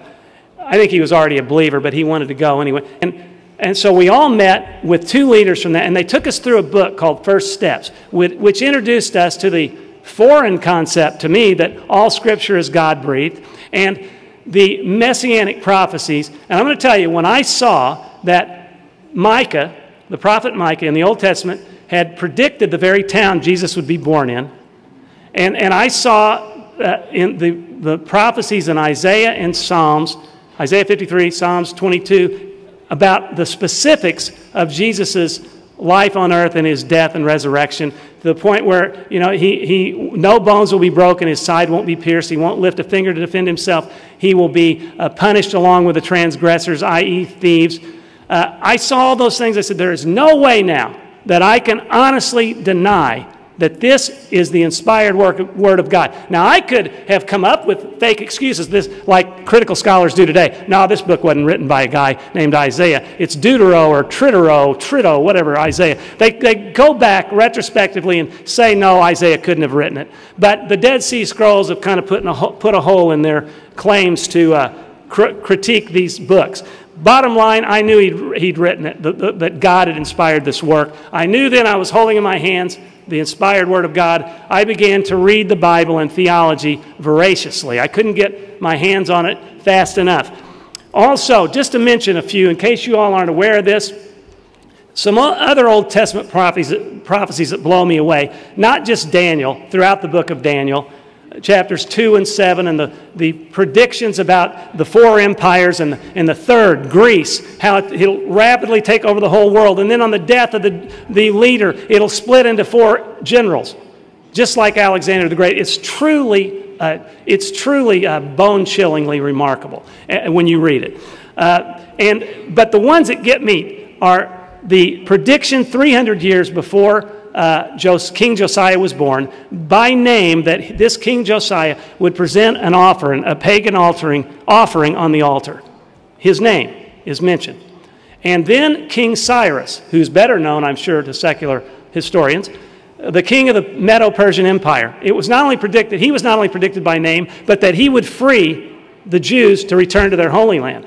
There is even archaeological corroboration that he had a practice of doing this, not returning the Jews specifically to rebuild the temple, but Babylonians. He freed the Babylonians, according to archaeological corroboration, to return to their homeland and rebuild their own pagan places of worship. And that's an analogously so corroborative. I just love that. In the book, I don't just talk about, as I said, the formal proofs of Christian apologetics, you know, the prophecy, archaeology, the transmission of the Bible and all. I also go into Scripture, talk about the paradoxical teachings of Scripture, 2 chapters, because I am so fascinated with the Bible and believe it. I take it at its word when it says it has the power of conversion, and I want to introduce non-believers to some powerful theology which is taught by God in the Holy Scripture to us counterintuitively, which is, such as Jesus' parables are often paradoxical. They seem inconsistent. Dig deeper, you'll find out there's so much truth in them. I think God did that on purpose. He makes us dig a little deeper to unwrap that riddle, to disclose that enigma. Then it sticks with us and is more meaningful to us. But I also included a couple of chapters on what I call aha moments. These stories, these inspirational stories I ran across after becoming a believer, and other theological points that blow me away. So I had 2 chapters on these things, hoping that it might tug at the heart of a skeptic. And so one of these aha moments is particularly meaningful to me. H.A. Ironside was a preacher 100 or so years ago. And Ray Stedman was his pupil, and he wrote a book about a bunch of things, but he included this story in the book. Ironside preached at a Salvation Army gathering often. There would be a guy that came to the back, always sat at the back of the room, particularly attentive. But Ironside was very intrigued. Why is this guy back there? And he always bolts at the end of my sermons. He resolved that he was going to find out who this guy was. So one day the guy comes in and was forced to sit on the front row because he was late and there were no seats. Ironside cornered him at the end of the meeting and said, "What's your story?" And the guy says, "Well, I used to be an atheist. Now I'm not an atheist anymore, but I'm not a Christian. What caused you to be from non-believer to at least a believer in God, or at least open to it?" He says, "That man over there." And the man over there was a friend of his who was a former alcoholic, a bar owner, whose life had been totally transformed by his placing his trust in Jesus Christ. So that had a significant impact on him. And he said, so Stedman said, "Well, why can't you take that next step and become a Christian?" He says, "Well, I read the New Testament, and it just doesn't do that much for me. I read the book of Isaiah, and it blows me away. It's such beautiful literature. I wish I could become a Christian by reading the book of Isaiah. And Stedman says, my moment. So he says, would you let me read you a chapter out of Isaiah, a little short chapter, and you tell me who it's describing? And the guy was sheepy. He said, I don't know anything about the Bible. How can I possibly? He just give me a chance. So he said, let me do it. He said, okay, now here's the chapter I'm going to read. This is the only part of the speech I'm going to read. Isaiah 53. Now remember what Ironside is doing to this non-believer. Who has believed our message, and to whom has the arm of the Lord been revealed? Isaiah wrote this 700 years before Christ's birth. One more time. Who has believed our message, and to whom has the arm of the Lord been revealed?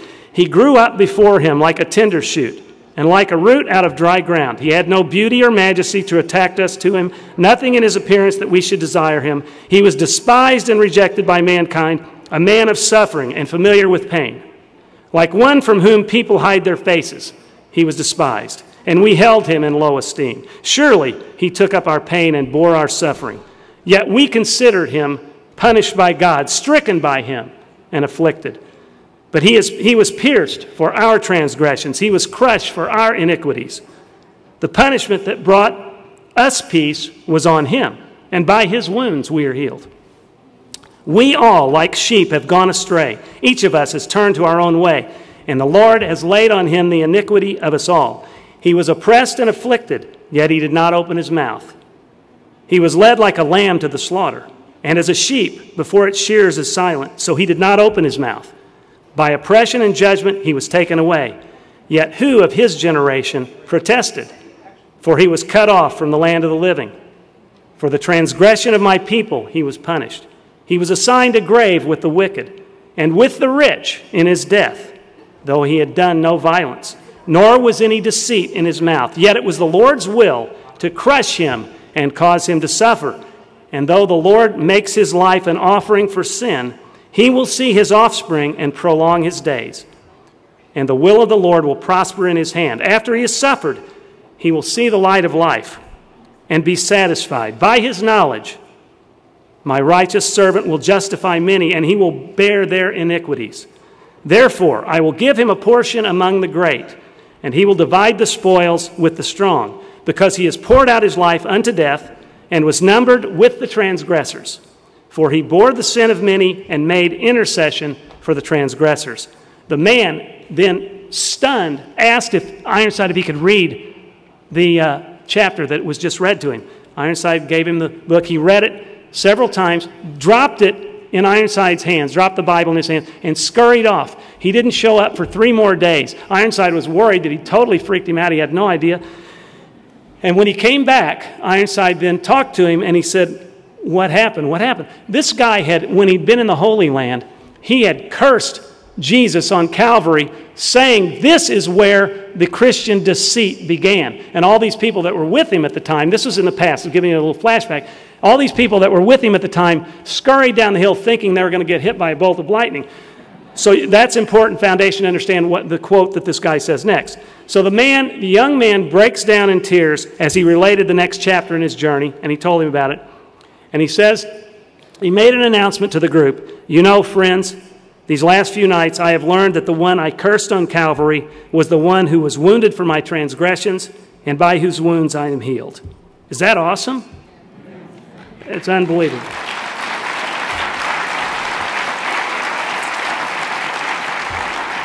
I have so little time and so much to share, so I'm going to abbreviate this stuff just in staccato motion. The critics say that faith and reason are incompatible. They say that Christianity is incompatible. The Lord tells us to love him with all of our mind. Proverbs tells us to acquire wisdom. And God made us in his image. The super infinitely intelligent God made us intelligent so that we could relate to him and have a relationship with him and dig into Scripture and mine the depths of his riches. That requires intellect, and there's nothing incompatible between faith and reason where Christianity is concerned. In fact, The overwhelming weight of the evidence, and I've adduced it, I've put it down all in the book, the overwhelming weight of the evidence is that Christianity's truth claims are true, way beyond a reasonable doubt, the criminal standard, way beyond any standard. If you study it with an open heart and an open mind, you will discover that it's true, that Jesus Christ is a historical figure who became man while being fully God and fully man, lived a sinless life to die for our sins, and was resurrected physically in the body. Let me tell you that I didn't understand Jesus Christ when I was a doubter. If I'd understood Christ, I might have been a believer earlier. This Fulton Sheen was a Catholic writer who wrote something. I read his book, The Life of Christ, and it was amazing. He said 3 things distinguish Jesus from all other people, all other human beings who have claimed to be God.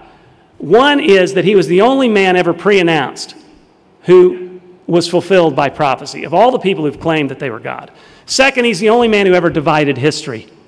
BC, AD, even the skeptics have to refer to people in that context and events. And third, which is the most profound thing to me, he's the only man who ever lived life backward. By that he meant, and this gave me an entirely new perspective on Christ, he was born to die. That's why when Peter cut off the soldier's ear, Jesus said, "Get behind me, Satan," and rebuked him.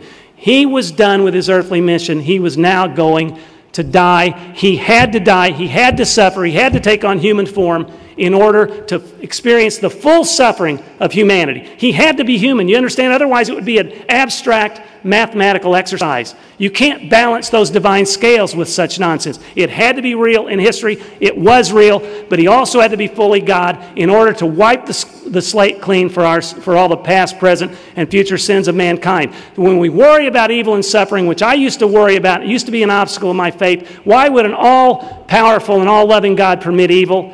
What I didn't understand beyond the free will and making us creatures capable of love, and that we grow in our suffering because we grow in our relationship with Jesus Christ, all of which is profoundly important.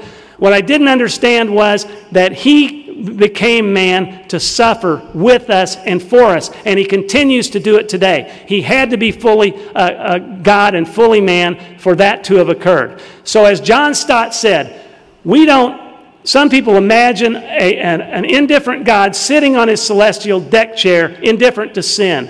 But for the cross, I wouldn't believe in Christianity. Jesus Christ, my Savior, came to the earth as a man. And he took all of the arrows for us. He was separated from the Father, took all of his wrath in real history and in real time, just so we could live. I didn't understand. Why would God say, "Father, why have you forsaken me?" Why wouldn't he take himself off the cross? The reason is he had to suffer. "God, Father, take this cup from me." Why would he say that? Well, the next thing he said immediately, but the reason he said it, he was suffering in his humanity. Even though he was God, he knew he would be in eternity with the Father and the Holy Spirit momentarily, but his suffering was so excruciating that he said, "Why, take this cup from me?" And then a second later, "But not my will, but your will be done." Because he knew that that's the reason he came. So when we imagine our suffering and we think it's unfair and we don't understand why God created us to allow this suffering, remember that we have a Savior who died with us and for us, who was not human before his incarnation, but became human and will always be human forever after, so that we can have a personal relationship with him. I invite skeptics to please read this book, because I try to tell you, readers, the fascination I have for the Bible and how I so misapprehended what it was trying to say to us until I really dug into it. I was under the misunderstanding that it was myth, that it couldn't be supported in history. These books have been transmitted to us as written, investigated by textual critics. Even the liberal critics know that we're reading the exact thing that the writers originally wrote. And we know their reliability can be trusted because they were transformed from feckless people who were dejected and dispirited after Christ died to bold proclaimers of the gospel. And the reason they were is because they saw Jesus Christ in his body after he died and after his tomb was empty. If the tomb had been full, if he had been in the tomb, they could have produced the body ended Christianity in its inception. They couldn't. He resurrected 12 resurrection appearances within 40 days, one time to 500 people. Paul writes in 1 Corinthians and challenged people to come up and refute him and deny it. Many of them were still alive because Paul wrote in the 50s AD, and this had happened in the 30s AD. 20 years later, these people were still alive, and they couldn't refute him. And they went out and were transformed from feckless people to bold proclaimers, as I said. Why? Not because they were like Jim Jones followers who believed in an ideology or a theology, not like some other people who believe in these other things who are willing to die. That's not what distinguishes the gospel writers. What distinguishes them is that they saw the living Christ in his bodily form after he died. And he was ebullient, he was effervescent, he was strong. If they'd seen a man who had swooned on the cross, as many scholars have said, they would never have followed him because they would have known that he wasn't resurrected, but he was just one step from the grave. The truth is, he was the risen Christ. They saw it, and they based their faith on seeing him. And as Gary Habermas, New Testament scholar, I'm closing here, winding up, New Testament scholar Gary Habermas said, they don't base their belief on these abstract ideas. How would you like to base your eternal destiny? Which one would you want to base your eternal destiny on? The fact that you believe certain ideas are right, like say some Marxist, he would die for Karl Marx or some communist regime. You're pretty sure they're right, but you don't absolutely. They may be right, they may be wrong. Or would you rather base your eternal destiny on the fact that you know that you and a bunch of your friends saw someone in the flesh over the last month? That's what they based their life-changing experience and transformation on. They saw him in history, in the flesh, and then they spread the gospel to the rest of the world. And it's a glorious thing. God bless you all. Thanks for having me.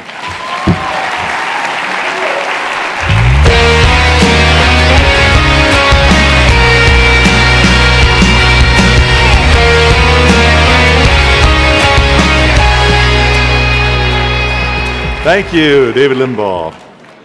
Folks, as you know, we have a lot of speakers, and we do our very best to keep everyone on time.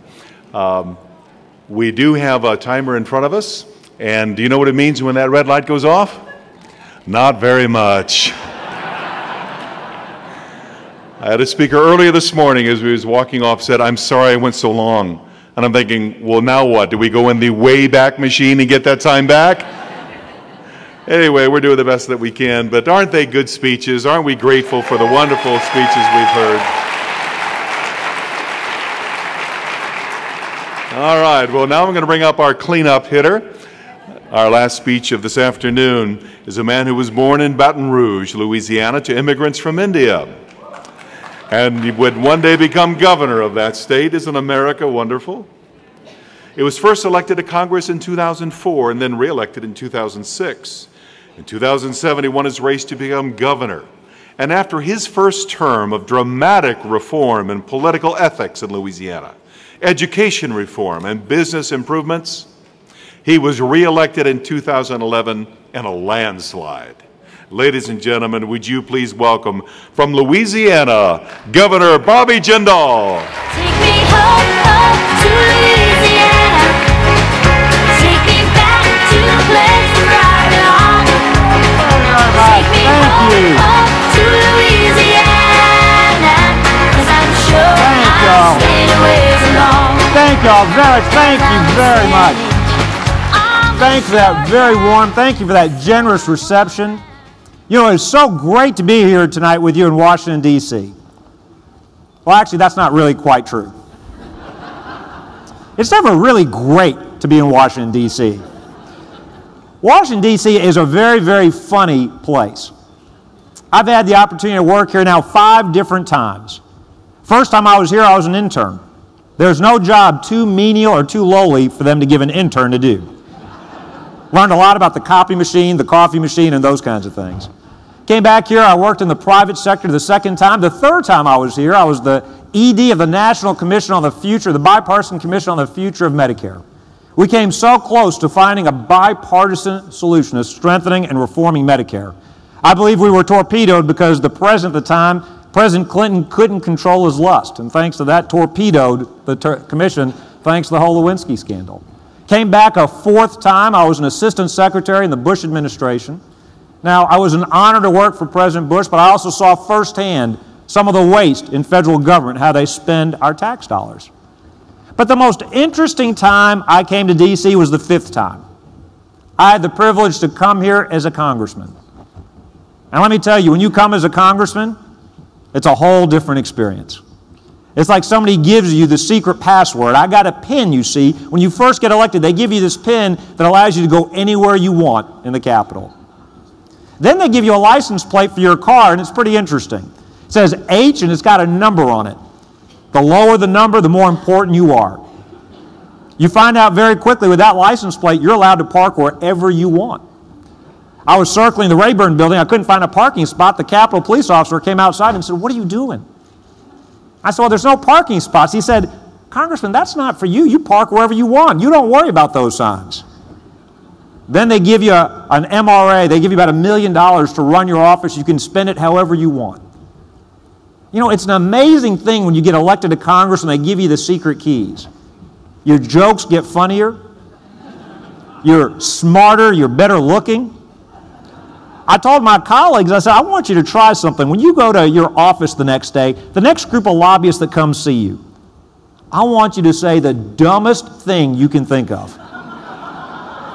You make up the dumbest thing. You tell them the sun rose in the west this morning. You saw it. And I guarantee you, they'll try to agree with you. Let's say, "Congressman, that's the smartest thing I've ever heard. I saw the sun rise in the west." You see, I know because I lost my first election. And people ask me, what's the difference between losing and winning an election? When you win an election, you got a lot more friends.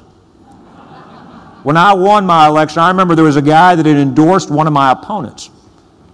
Elected official had gone on TV, he had criticized me, he had attacked me. He came to see me after I won. He said, "Bobby, I was secretly for you from the very first day." I said, "I don't even know what that means." I said, "Next time, I want you to be secretly for the other guy. I want you to be publicly for me. That's what I want the next time." The reason I tell you all that is D.C. is a very phony environment. It's a very dangerous environment for our elected officials. I think we need to change how we pay them.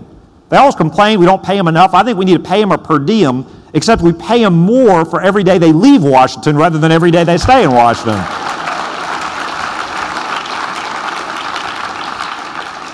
You know, everything in Washington, D.C. is about politics and political slogans. You may remember a few years back, Bill Clinton ran for president with the slogan, "It's the economy, stupid." Now, the point that he was making was that economic concerns are really all that matter. I certainly agree the economy is important and his campaign won, but I think that is a very flawed view of America. Every political strategist tells their candidates focus almost exclusively on economic issues. I disagree. I think the key to a strong America is economic strength and our democratic system of governing. Here's what I believe. As America's culture goes, so goes America. I'm glad we've got a free market economy. I'm glad we've got a democratic system. But it's not the economy, stupid. Rather, it should be, it's the culture, stupid.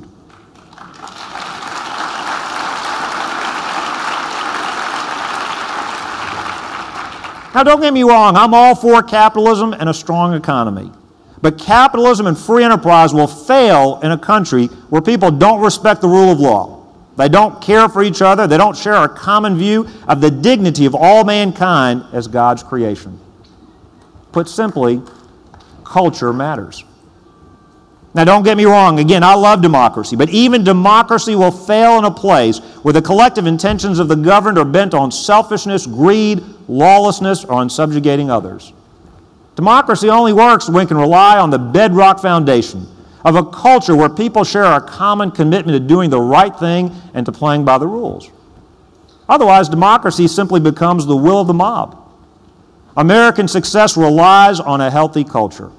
A culture that admits that some things are right, some things are wrong.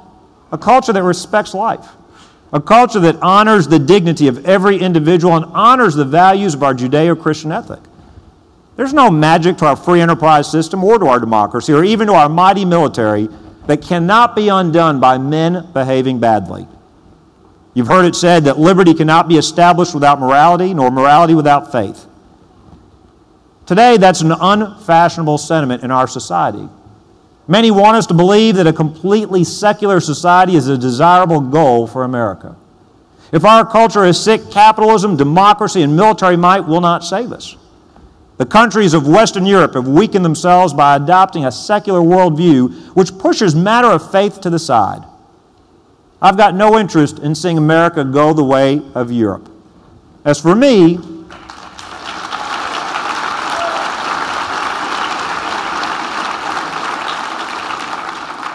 I think Carville and Clinton got it wrong. As for me, I think it's the culture, stupid. And that brings me to what I want to talk to you about today. There's so much this president, the Obama administration, has done that worries me and that weakens our country.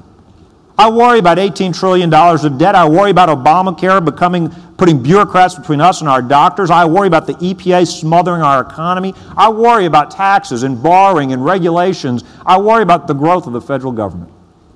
But with conservative leadership, we can reverse much of that damage. The thing that worries me the most, the thing that keeps me up at night, is this president's relentless efforts to change the definition of the American dream. You see it in his actions, you hear it in his speeches. If you listen to this president long enough, you understand what he means about the American dream. It's all about envy and class warfare. It's about dividing us. It's about redistribution. It's about growing the federal government to make it bigger, more expensive, more expansive, more like Europe, more involved in our lives. I don't know about you, but that is not the American dream that my parents taught me. The American dream I learned about was an America where we are forever young. An America where our best days are always ahead of us. An America where the circumstances of your birth don't determine your outcomes as an adult in America. Where we're not guaranteed equal outcomes, we are guaranteed equal opportunity. If you work hard, get a great education, you can do great things in this country.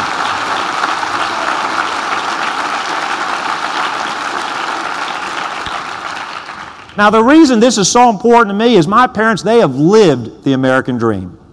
My daddy's 1 of 9. First and the only one in the family to get past the 5th grade. Literally grew up in a house without electricity, without running water. I know because we heard these stories every single day of our lives. Good luck trying to get an allowance from a guy like that. But here's the amazing thing. Nearly 50 years ago, my parents came halfway across the world to Baton Rouge, Louisiana. They had never been on a plane. They had never been to Louisiana. They had never even met anybody who had been to Louisiana or was from Louisiana. Imagine, you can't even ask somebody, what's the weather like? What's the food like? What are the people like? Yet my dad brought his pregnant wife, my mom, halfway across the world because they knew in their bones, even though they had never visited, they knew that there was this special place. And that if you got here, and they came legally, but that if you got here,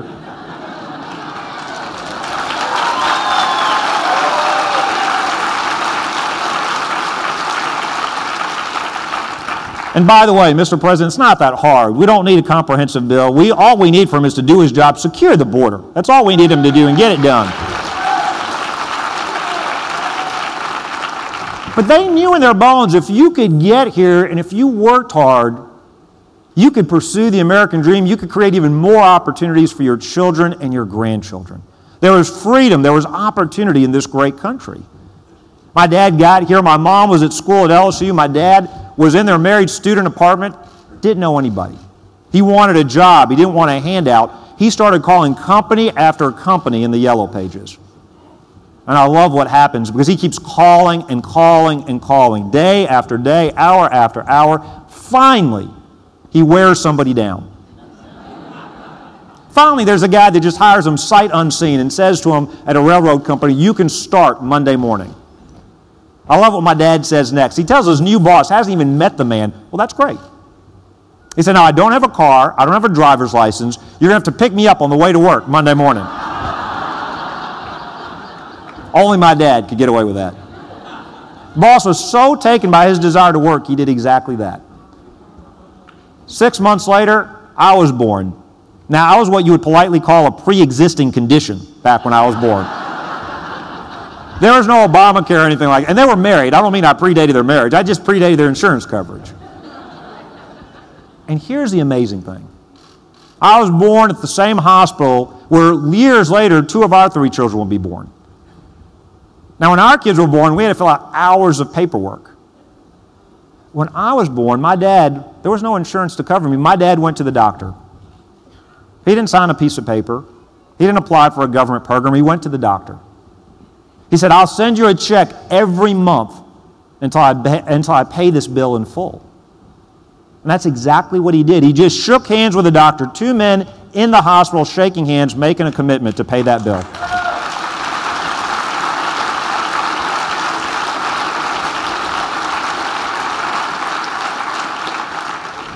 I don't know if that would work today. That was a simpler time. I asked my dad, how do you pay for a baby on layaway? How exactly does that work? I mean, if you skip a payment, can they take the baby back? What do they do? He assures me, he says, son, you're paid for. Don't worry. Nobody's coming to take you home.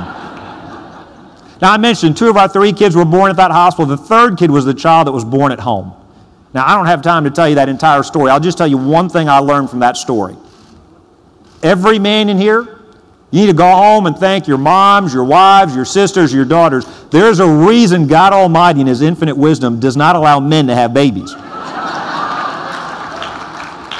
The dumbest thing I ever heard was a week later in church, a guy, because we didn't plan this. The baby just came out so quickly. My wife delivered literally on the floor in our bedroom, just the 2 of us. And everybody's congratulating me. I just caught the baby. I didn't do anything. I mean, my part was pretty easy. A week later in church, a guy says to me, the same thing happened to me. I said, how did the same thing happen to you? He said, well, I had me a kidney stone. It's exactly the same thing, I swear. That is the dumbest thing I've ever heard. He said, unless it was a 9-pound kidney stone, I wouldn't go home and tell my wife that. I will tell you this. I've been married to my wife for 17 years. I've only lied to her once. And it was that morning. Our baby comes out. You know, on TV, they come out, they're all pink, and they're beautiful, and they're wrapped in a blanket. It's not like that in real life. So she's asking me, you know, she can't see. She's like, how's he look? How's our son look? If I was honest, I would have said, he doesn't look like he's done. Let's put him back in for a little longer. I didn't say that. If I was really being honest, what I really was thinking was, he looks like your side of the family. He doesn't look like my side of the family. But you know, I like being married, so I didn't say any of those things. I said, he is a beautiful, handsome boy, 10 fingers, 10 toes. And here's the amazing thing. She was in pain. She was in her night clothes. She was in distress. The first time I handed her our son to hold for the very first time, this is our 3rd child. We've been through this twice before. The first time she held our child, she forgot about her pain. She forgot about her distress. I fell in love with her all over again when I saw mom holding baby, holding her child. And it just reminds you what a miracle of life and what an amazing gift to be there and to be a part of that.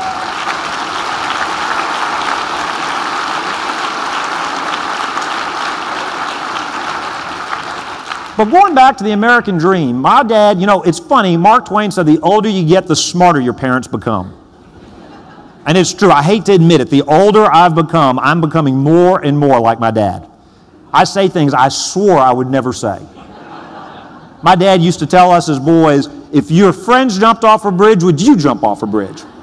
No idea what that meant, but I still say it to my children all the time.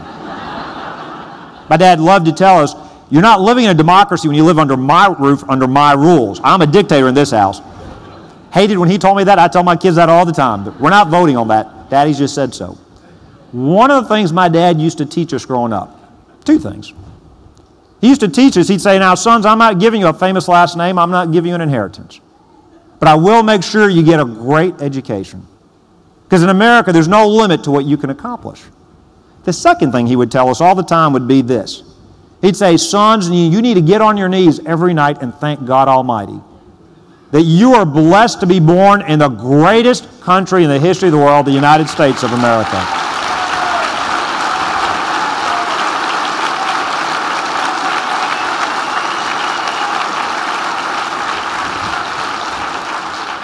But you know, I want to fight to make sure that our children and grandchildren can say that same prayer of gratitude as well. I was thinking about what I could talk about, what we have done in Louisiana. We have done a lot. I could have talked to you today about cutting the budget 26%, cutting 28,000 state government jobs, the largest income tax cut in our state's history, the strongest economy in a generation. Could have talked about the fact we are consistently ranked the most pro-life state in the country year after year.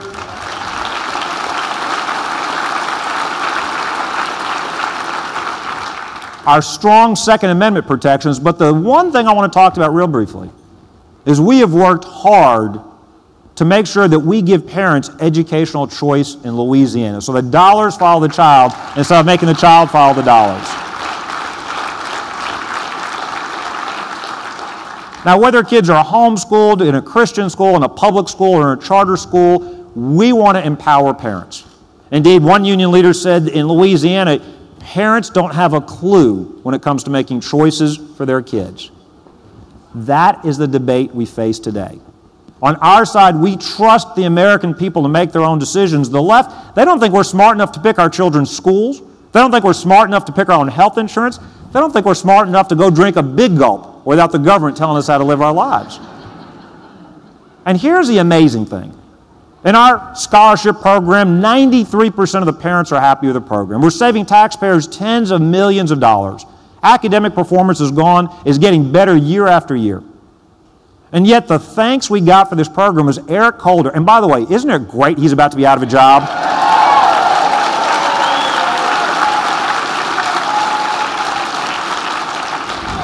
My only request is that the next Attorney General actually read the Constitution before he takes the job. The thanks we got was Eric Holder took us to federal court to try to stop our scholarship, our choice program. Now, I came here to D.C. at the National Press Club, and I denounced the Obama administration, the Eric Holder lawsuit, as being cynical, immoral, and hypocritical. I don't think I'm getting invited back to this White House's Christmas party, by the way. But the reason I said that is it's wrong for the federal government to try to interfere and micromanage the educational choices being made in Louisiana. It's wrong for them to try to trap kids in failing public schools. It's wrong for them to say they know better than parents how their kids should be educated, which is also why we're in federal court right now suing the federal government, saying the federal government should get Common Core out of the state of Louisiana.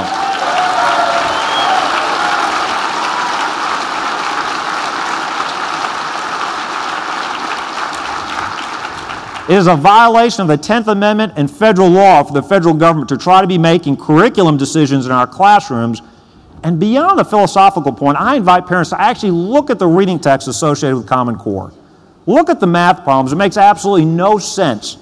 There's no reason to give these federal bureaucrats the right to dictate how our classrooms are run in Baton Rouge, in Louisiana, or in any state in the United States of America.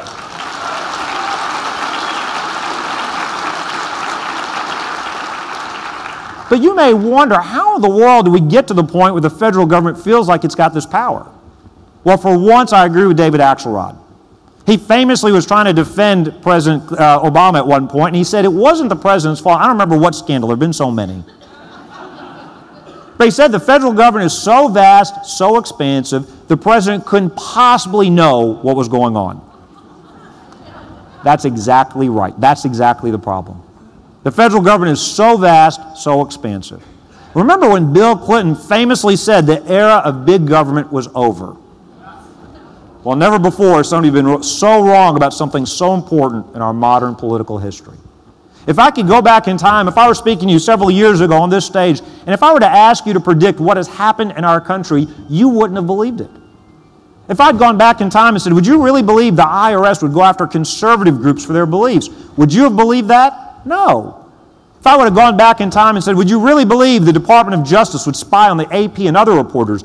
Would you have believed that? No. If I could have gone back in time and said they're going to run up $18 trillion of debt and create a new entitlement program when we can't afford the ones we've got now, would you have believed that? No. If I could have gone back in time and said our ambassador to Libya was going to be killed, and they would blame a YouTube video, would you have believed that? No. If I would have gone back in time and said then Secretary Clinton would get so exasperated about having to answer questions about this that you would say, what difference does it make? Would you have believed that? No. And there's so many of these things, but maybe this is the most dangerous. We are seeing now an unprecedented assault on our religious liberty rights right here in the United States of America.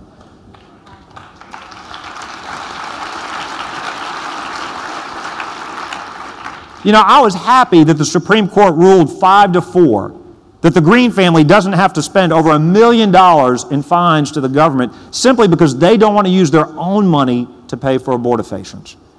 But why? I've got a question for the court. Why was that a 5-4 ruling? Why wasn't that a 9-0 ruling in favor of religious liberty in the United States?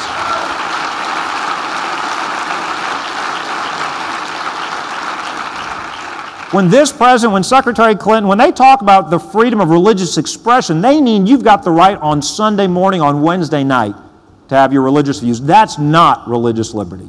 That is not what the Founding Fathers intended. What's so dangerous about this, there's no freedom of speech, there's no freedom of association without religious liberty in this country. You may remember when the whole Duck Dynasty controversy happened. One of the first people to come out and speak out in defense of Phil and the Robertson family was the governor of Louisiana. Now,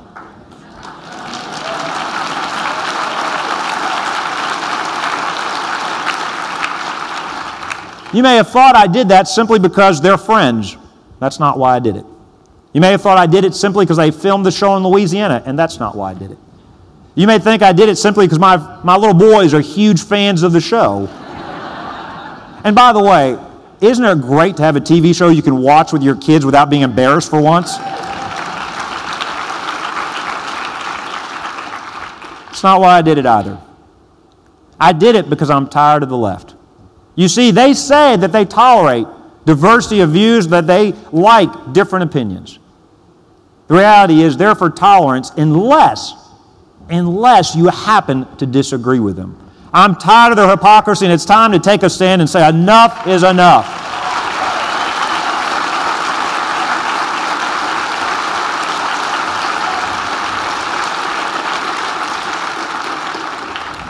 I knew this president didn't like the Second Amendment to the Constitution. I thought maybe he would at least leave the first one alone.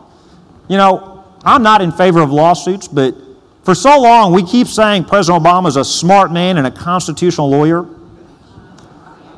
There is one lawsuit I would endorse. I think the president should sue Harvard Law School to get his tuition money back. I don't know what he learned those 3 years.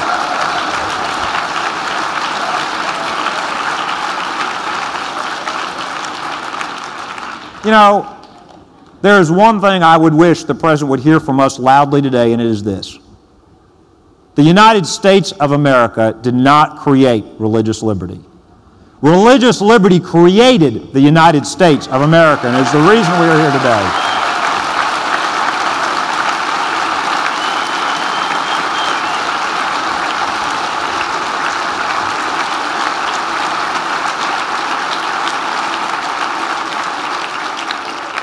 You may have missed, the president spoke to the National Prayer Breakfast in this town a few months ago. And it was so odd because he spoke so eloquently about the plight of Christians being persecuted overseas. And he was right. There's a shooting war going on overseas. It's a silent war here. It's not a shooting war. The two aren't the same. But it was still jarring to hear the president speak so eloquently in contradiction to what his own administration is doing here at home. Yet, once again, there was a Grand Canyon-sized gap between what he says and what he does. Or to summarize it, if you didn't hear his speech, this is what the president had to say. You see, the president is concerned about religious liberty. And if you like your religious liberty, you can keep your religious liberty. Before I close, I can't close without mentioning one final thing that has frustrated me about this administration. And you see it every day. This administration's weakness when it comes to foreign policy continues to make America not only weaker, but the world a more dangerous place. This is a president that doesn't believe in American exceptionalism. This is a president who simply waited while ISIS gathered strength, that called them the junior varsity team less than a year ago. This is a president who, after the barbaric beheading of Foley, came out and expressed our grief well, but really didn't lay out a strategy. Indeed, at the time said that ISIS needed to be contained, they needed to be expelled. We never heard him say they needed to be hunted down and killed and destroyed. This is a president that, for some reason, doesn't seem to understand that when America is strongest, the world is safest. That's not just a saying, that's a true statement.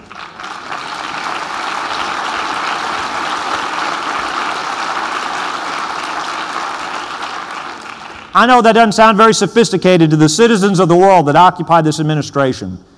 But sometimes truth isn't that sophisticated. Sometimes truth is pretty simple. Our enemies don't fear us. Our friends don't trust us anymore.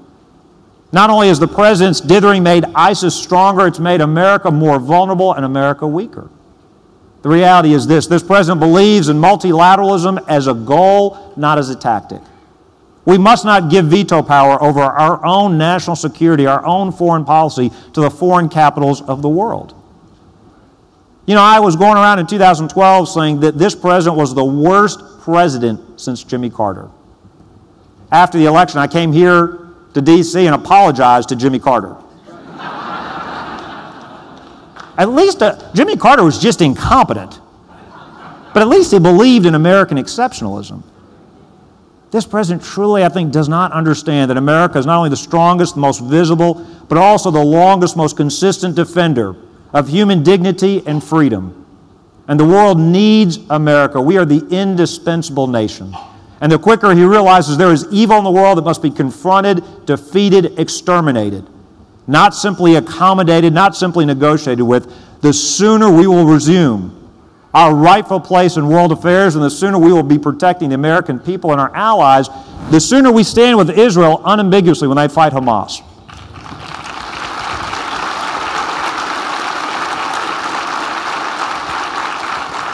The sooner we stop drawing artificial red lines and threatening actions which never come to pass, the sooner we stop inviting Russia to go into the Crimea and Ukraine through our weakness, the sooner we know that America will truly then again be leading from the front, not leading from behind. Now, I could talk to you all leaving, but I want to close with one final thought. I've talked to you today about the growth of the federal government, the endangerment of the American dream, and what this administration is doing to our foreign policy. It has led me to ask this one simple question. When viewing the Obama administration, are we witnessing the most incompetent administration in our lifetimes? Or are we witnessing the most extremely ideologically liberal administration in our lifetimes? I've thought long and hard about this question. The only satisfactory answer I've got is to quote Secretary Clinton. What difference does it make?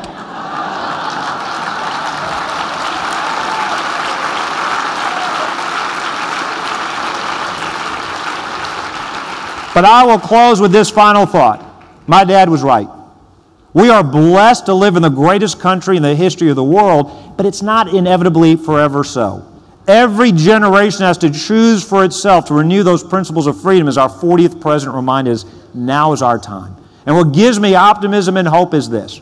The Founding Fathers got it right. What makes America great are not the buildings in Washington, D.C., it is not these monuments, it is the freedom they enshrined in our documents. They trusted the entrepreneur, the American mother, the American father, the American family out there creating something out of nothing. There is a rebellion brewing amongst us in these United States of America where we are ready for a hostile takeover. We are going to take our country back from the entrenched interests in Washington, D.C. God bless you, and God bless the United States of America. Take me home to Louisiana. Thank you all very much. Take me home to Louisiana, 'cause I'm sure I stayed away so long as I'm Jindal. I asked one of his staff, do you think he'd run for president? And he said, I can't say. I said, are you saying you can't say or you can't say? And he said, I can't say. I've got some very important announcements. Please don't leave because that hurts my feelings. Remember our straw poll, which is open until 7 today, and you can vote anytime online, of course, using your QR code.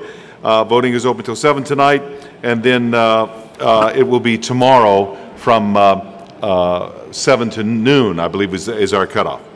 Tony Perkins, he's doing his Washington Watch Live direct from the Values Voter Summit right now until 6 o'clock. You might want to catch that at the foot of the stairs going up to registration. Don't forget the action-packed reception that begins at 5:30 in the Congressional Room. The cost is $100. You can purchase that upstairs at the Values Voter Summit registration. You students, don't miss the student mixer, including pizza, policy, and the pros.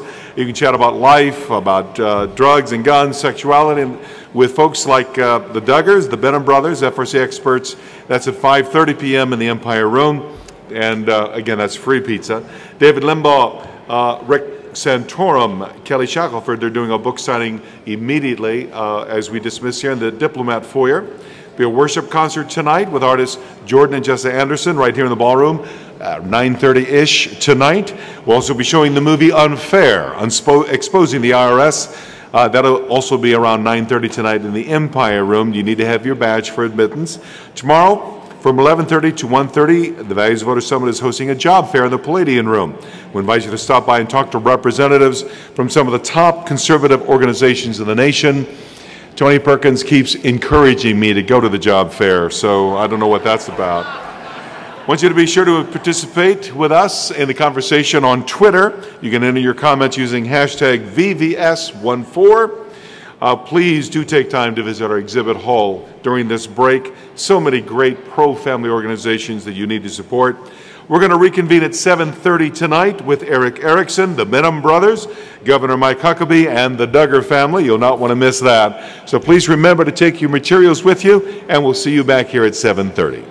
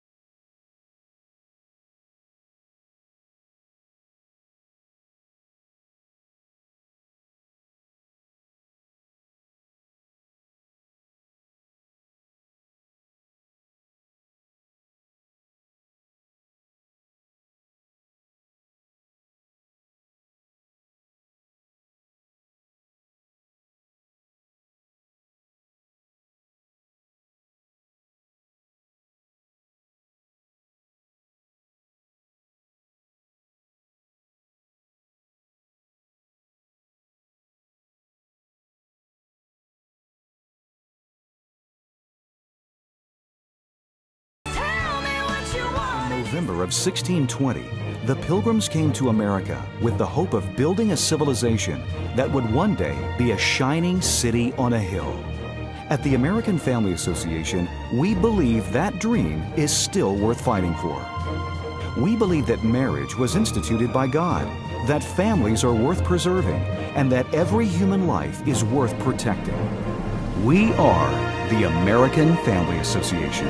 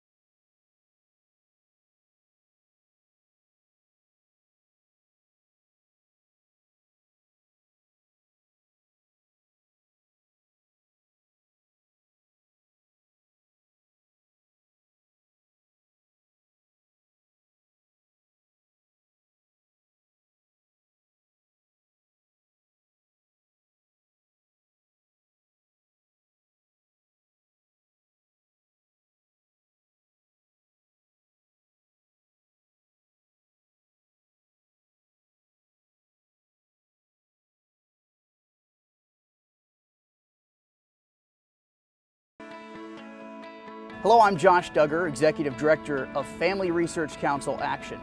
Here at FRC Action, we are pleased to represent thousands of our members in defending faith, family, and freedom here in Washington, D.C. For over 20 years, FRC Action has led one of the largest Christian organizations in the nation, making a significant impact in an arena where our voices are vitally needed. Go to our website to learn more about what is going on right now and how you can be involved today.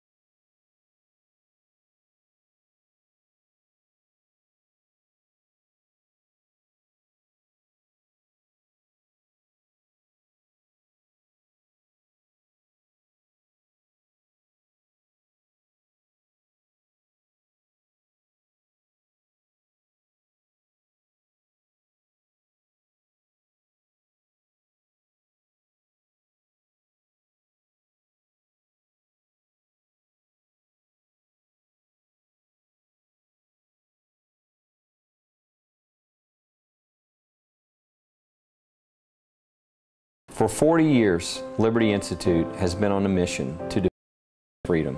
Liberty Institute works with everyday people who've been thrust into the headlines when in most cases they're simply trying to exercise their faith. We work with the best attorneys in the country, including 24 of the top 50 law firms in the nation. They take these cases in their community, volunteering their time for some citizen who is now under attack. If a government takes away religious liberty, then all of our freedoms are in jeopardy.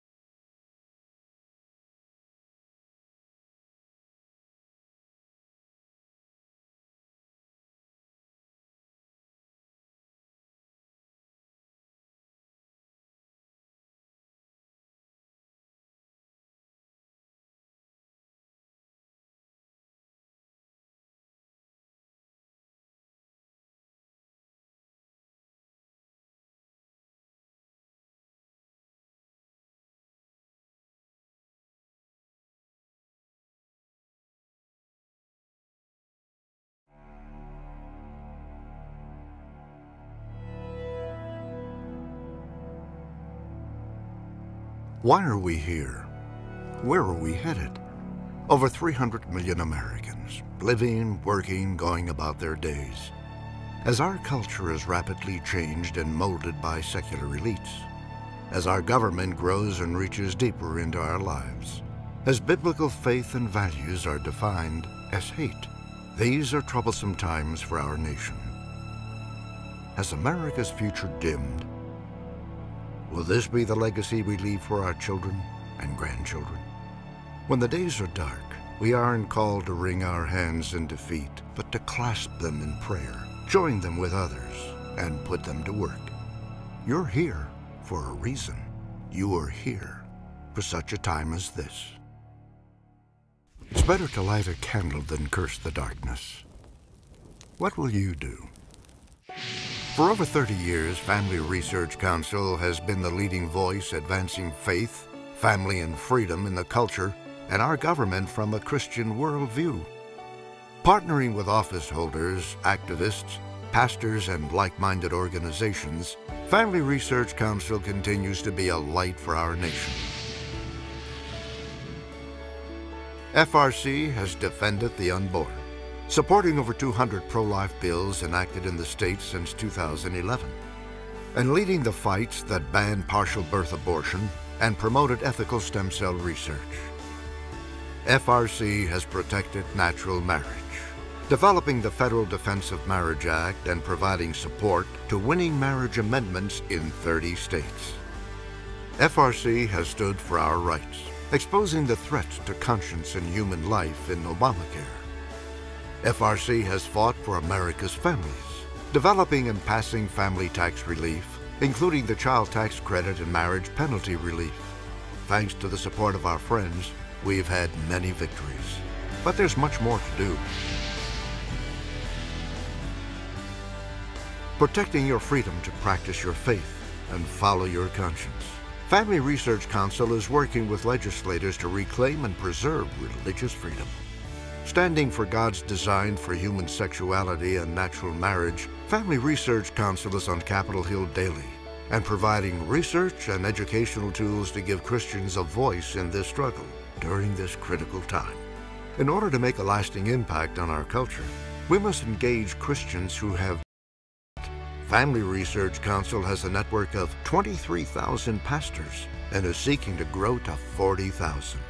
Blessed with grassroots support across the country, Family Research Council is reaching and engaging new supporters with a daily radio talk show and web strategies, building a team to take on our opposition in today's policy debates and upcoming elections. We must awaken the Christian millennial generation and connect with them in new ways. Family Research Council is working to educate 100,000 young Christians to launch them into our movement. Along with pastors, churches, public servants, activists, your prayers and support, and the grace of God, Family Research Council will brightly shine into darkness. Why are we here?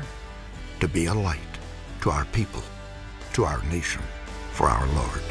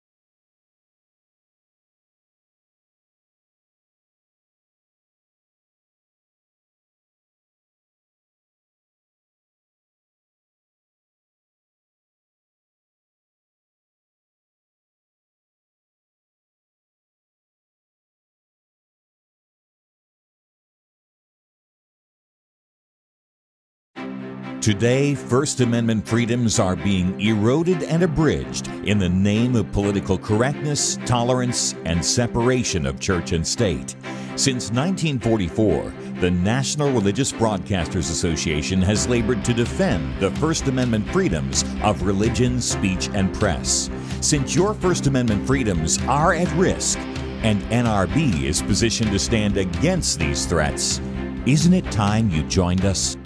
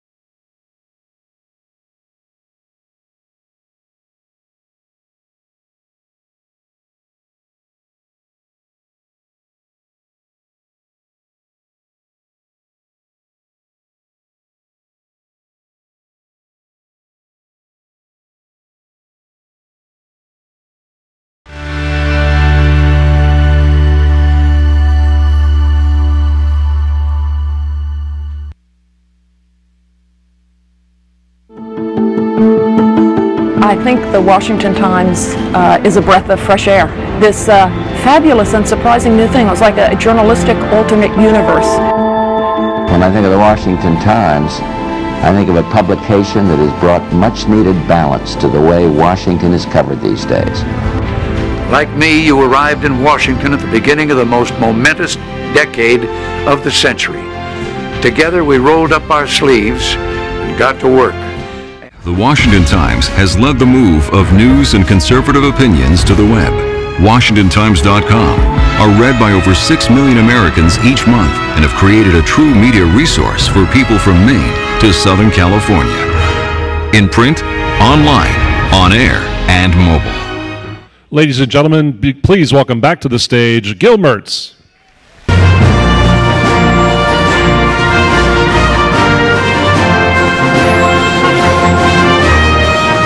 Delighted to have you join us once again. You know, it's been a great day, great speeches, great personalities, but there was sure a lot of Hillary bashing, and I, for one, am tired of it. I actually listen to Hillary Clinton every morning. I have her speeches attached to my alarm clock, and at 6 a.m., I spring out of bed, run across the room, and turn it off, and by that time, I'm wide awake, so... All right, folks, a couple of quick announcements, and then we're going to bring out the whole Duggar clan for you to meet, which will be great fun. Two things very quickly. If you haven't voted yet, absolutely, vote in our straw poll. You'll be given the opportunity to vote for who you think you'd like to see as president and vice president in 2016, and also a number of issues, and you can pick the top 3. And then tomorrow afternoon, Tony Perkins will reveal to us and the rest of the world the results of our straw poll. But you have to vote. So if you haven't done already, come on, get out there and vote and make your voice heard. Then secondly, I want to talk a little bit more about the I Pledge Sunday 2014. This is a great event we have in Washington, D.C., but we don't want you to just have this mountaintop experience, then go back to your communities, and then nothing happens. This is a practical application of what we're talking about this weekend, and you can do this at your own church. It is going to be a national simulcast to rally Christians from all 50 states on Sunday, October the 12th. Again, a great way to follow up the Values Voter Summit. To learn more about that, go to IPledgeSunday2014.com and get your church involved. All right, folks, we got a great evening, and we're going to kick things off with a visit from our favorite TV family. The stars of the smash hit on TLC, 19 Kids and Counting, which is seen all over the world, by the way. They've also been featured in national and international TV shows and have published 2 New York Times bestsellers.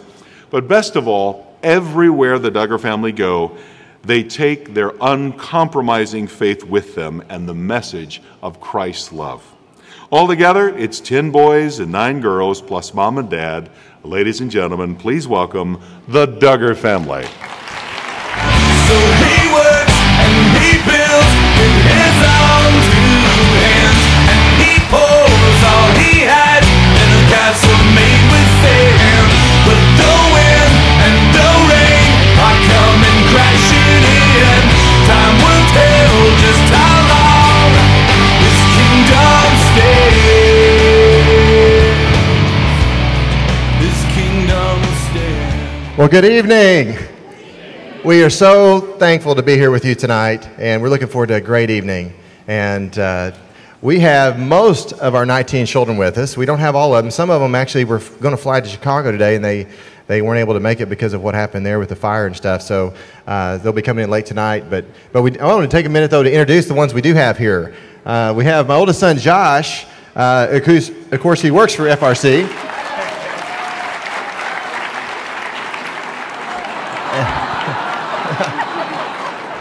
And that's Marcus, and his sweet wife Anna, and we have Mackenzie over here, and Michael and Marcus, and yes, this is their 6th anniversary today.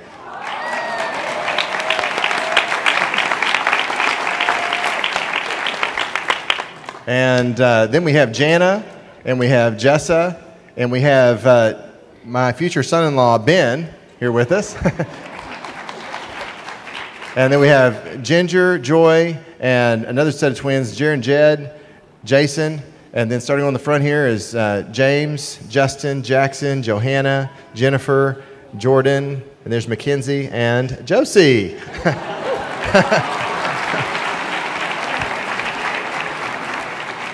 And of course, Josie was the one that she started off at 1 pound 6 ounces, and many of you prayed for her. And she had a very rough life for the first 6 months of her life. And you imagine, she was born at 25 and a half weeks gestation, and she's a pro-life statement herself. We can't keep her down now. She's so full of energy. And so we're going to start off with a song, and then Michele and I are going to share some things that we've learned along the way of raising 19 kids and counting.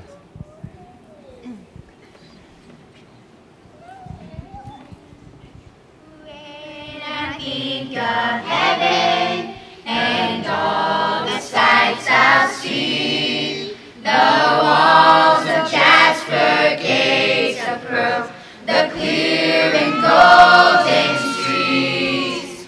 Why should I be present? Why should I enter in? After all the sinful living and the wicked one I've been.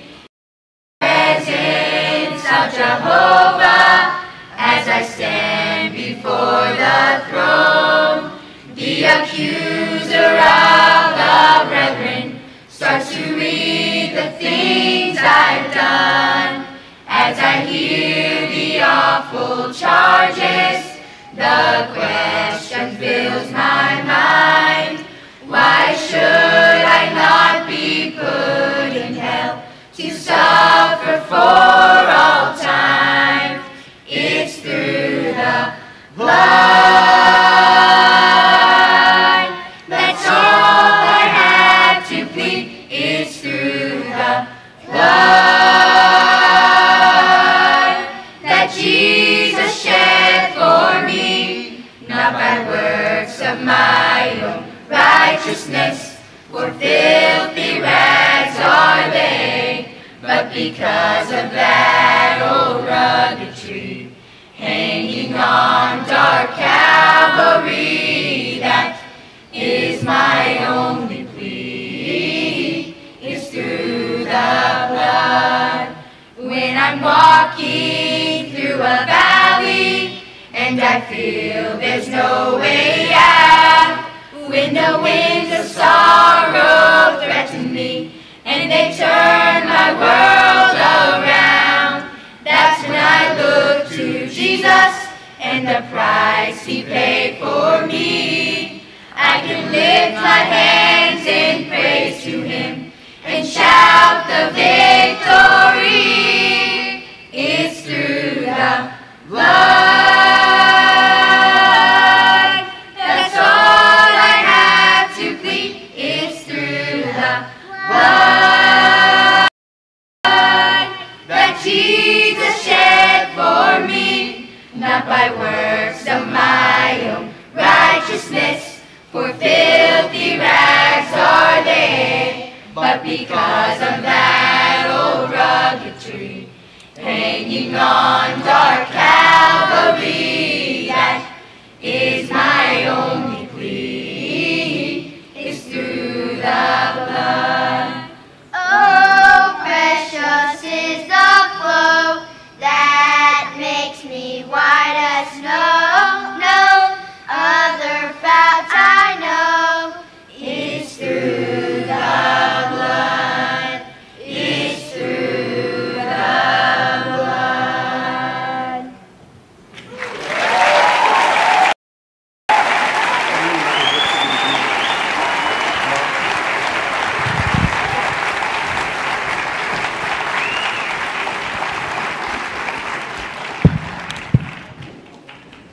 I may need a step stool. Man, I didn't realize how tall everybody is back behind Michele, here. you may be short, but you're absolutely beautiful. I'll tell you what, isn't she beautiful? 19 kids and counting. I'll tell you what, I can't believe it. I think she found the fountain of youth. I'm not sure. But I think it keeps us young, really looking, or chasing all these kids around. But anyway, Michele, you are an amazing woman, and I'm so thankful for you. I love you so much. We just celebrated 30 years of marriage.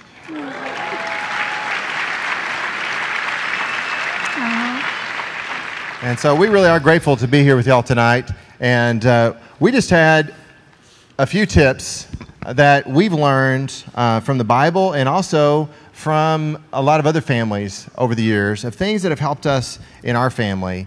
And I think that some of these politicians could learn from some of these things too, that some of these tips. So we're going to just kind of go over these things and hopefully encourage the parents here. How many of you are parents or grandparents? Oh yeah, this is a big crowd. So we would be the first to say. How many of you are looking forward to being parents in the future? Yes. So see, I know. I got to visit with a lot of young people downstairs earlier, and I just have to say I am so encouraged to see these conservative young people. That is our next generation here, and we are so inspired.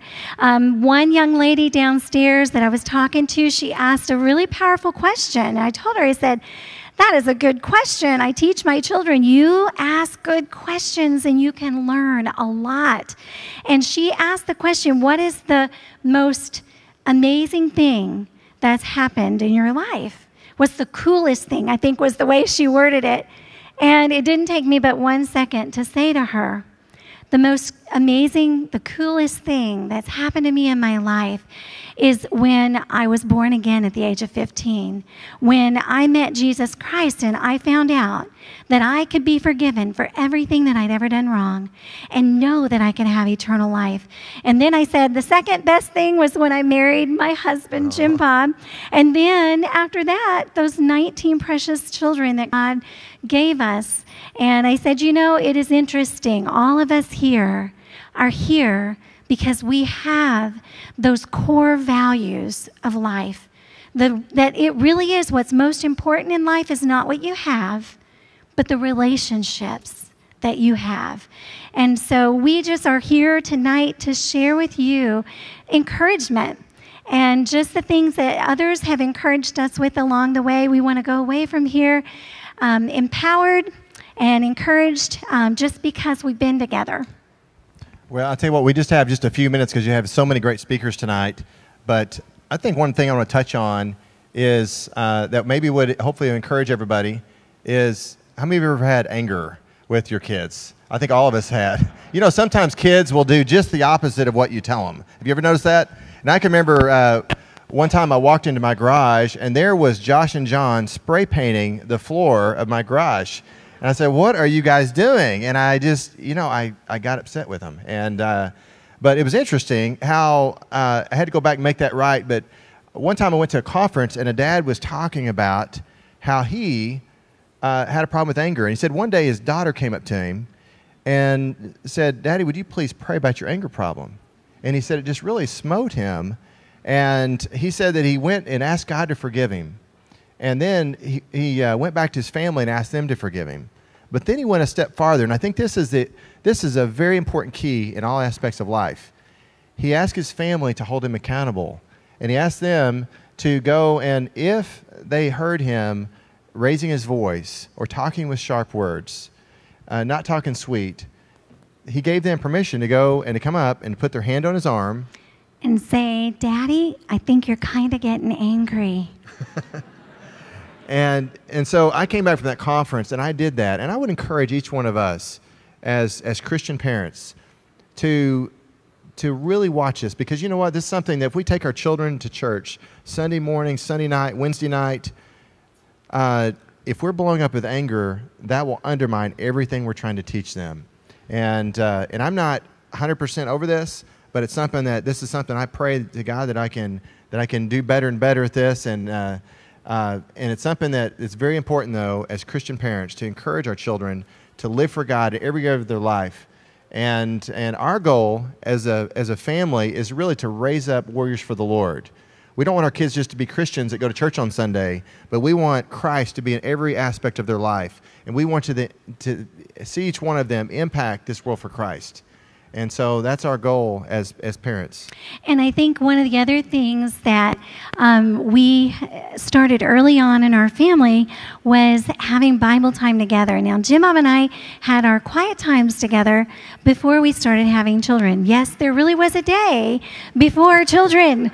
There was about 4 years there where we didn't have any children, and we would purpose to read the scriptures together. And then as children came, we were reading to them while they were in my womb, just every day purposing to read the word. And we will read the proverb of the day that corresponds with the day of the month. In Proverbs, there is so much wisdom on how to get along with each other. Now, the Psalms, they help us to relate to the Lord and to really know and understand Him better. But those Proverbs are so powerful to teach us how to get along with people. And so as we go through that, it's been such a powerful time for our family to pray together and to even talk and prepare for the next day. And so we do that usually in the evenings, and it's been one of the best times that we've had as a family getting together around God's Word. And then another thing is really expose your children to as many opportunities to serve as they can. And we try to do it as a family. We have, for years, even, of course, I ran for state representative, became a state representative for a couple terms, but then since then, we've helped so many people who have ran for office and volunteered, "Can we help you?"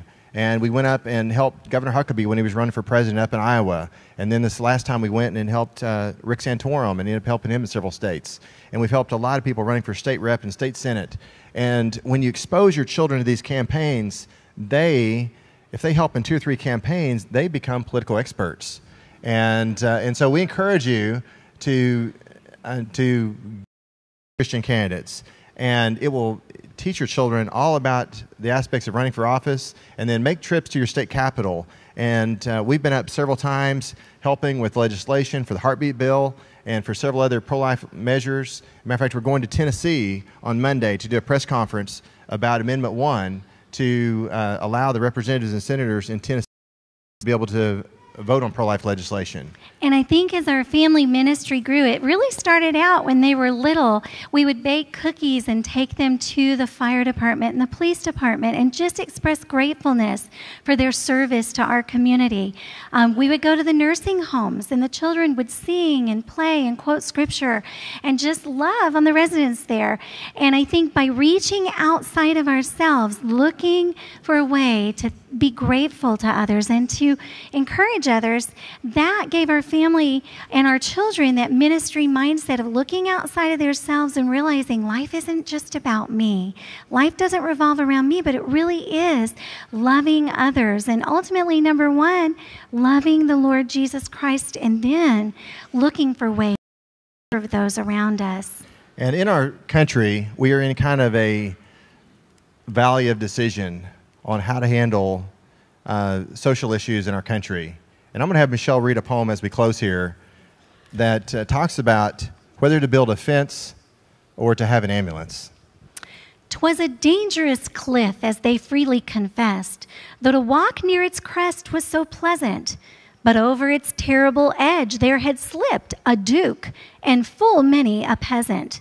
So the people said something would have to be done, but their projects did not at all tally. Some said, put a fence round the edge of the cliff, some, an ambulance down in the valley. But the cry for the ambulance carried the day, for it spread through the neighboring city. A fence may be useful or not, it is true, but each heart became full of pity for those who slipped over the dangerous cliff.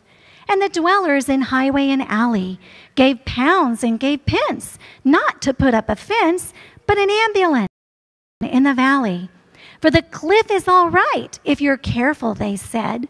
And if folks even slip and are dropping, it isn't the slipping that hurts them so much as the shock down below when they're stopping.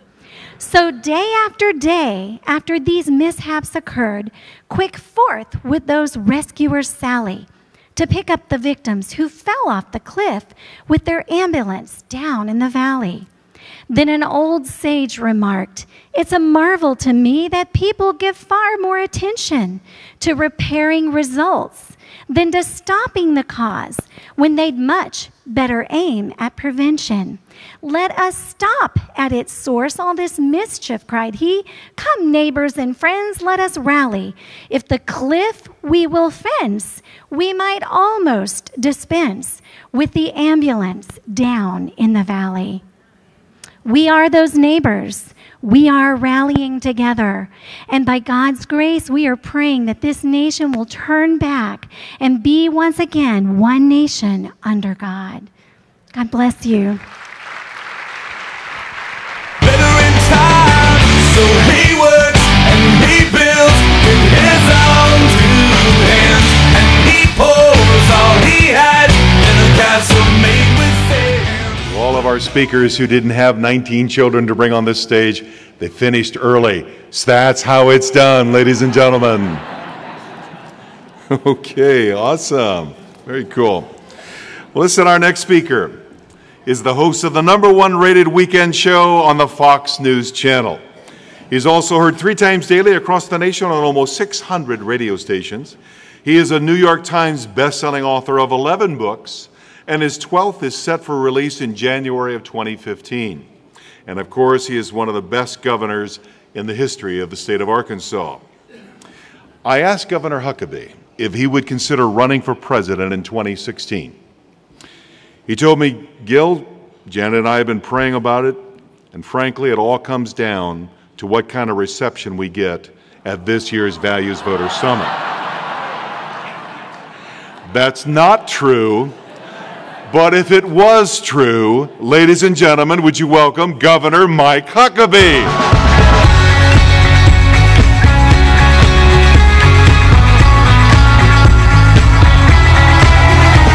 Thank you.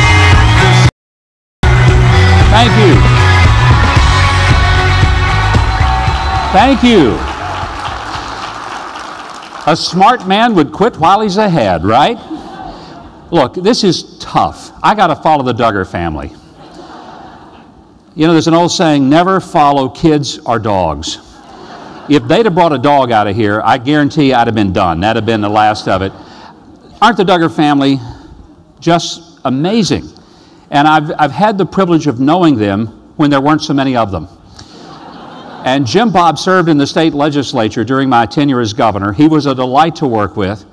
I've told people all over America, I said, if you want to understand what an authentic family really looks like and acts like, it's the Duggar family. And the genuine Christian testimony that exudes from every one of their lives.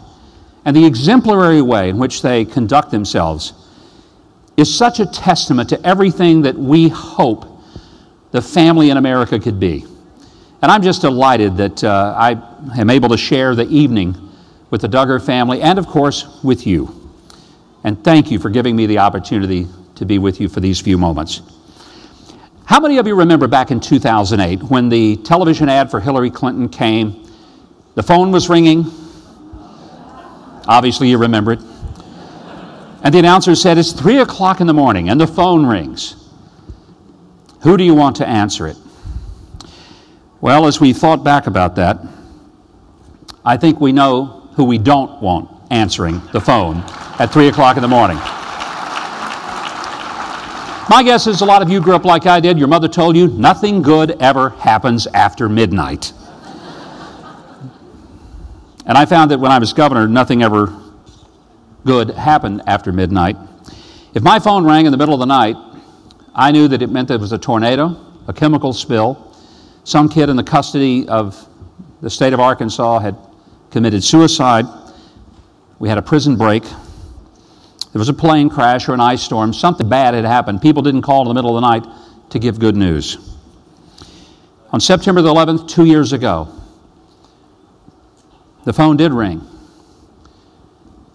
And I guess it went to voicemail because when the desperate calls for help came from Benghazi, Libya, nobody answered that call. The phone is still ringing. The phone is ringing in Syria, where ISIS has set up shop and wishes to annihilate every person who does not bow down to their radical form of Islam. And the sad thing is, there seems to be a misunderstanding about how a country goes about defeating a force like ISIS. You do not defeat them by telling them all the things that you are not going to do.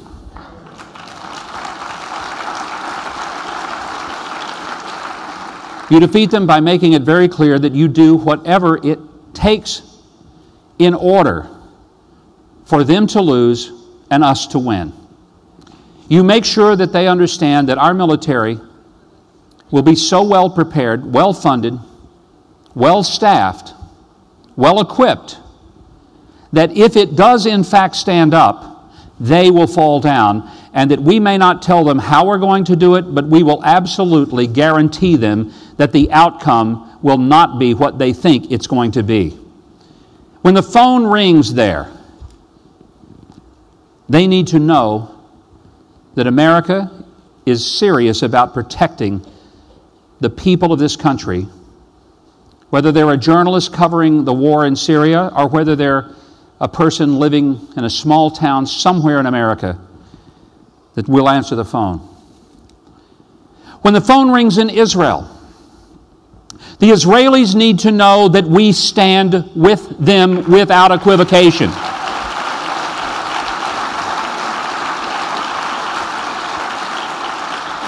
I've been going to Israel for 41 years. My first trip was in 1973. I was all of 17 years old. I've been going back so many times I've lost count. 3 times this year. My wife and I were there 3 weeks ago.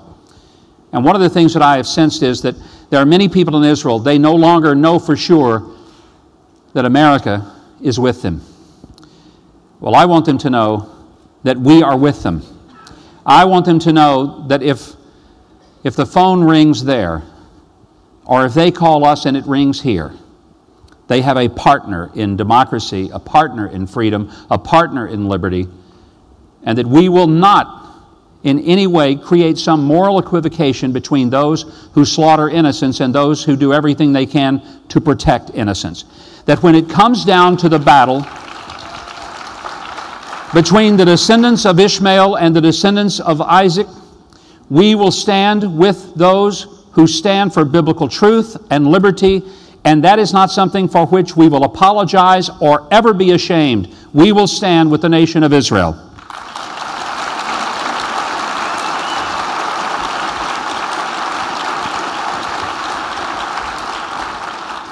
And when the phone rings at the Department of Health and Human Services, and somebody's calling into healthcare.gov, well, we know what happens. It rings and it rings and it rings because nobody's home. Almost a year now, we've been under the wonderful banner of Obamacare. Remember the promise that it would not fund abortions? Just these last couple of weeks we found out that in fact people paying into insurance plans are funding abortions. Let's make it clear that every human life in this country has worth and value. There is no such thing as a disposable person. There is no such thing as a person who is expendable. Every life has value. And if Obamacare is intent on trying to protect the idea of ending a human life for no rational reason, then they need to know that there will be millions of Americans who will say no and will take it all the way to the mat to fight for life. And again, we will not apologize to anyone for standing for human life.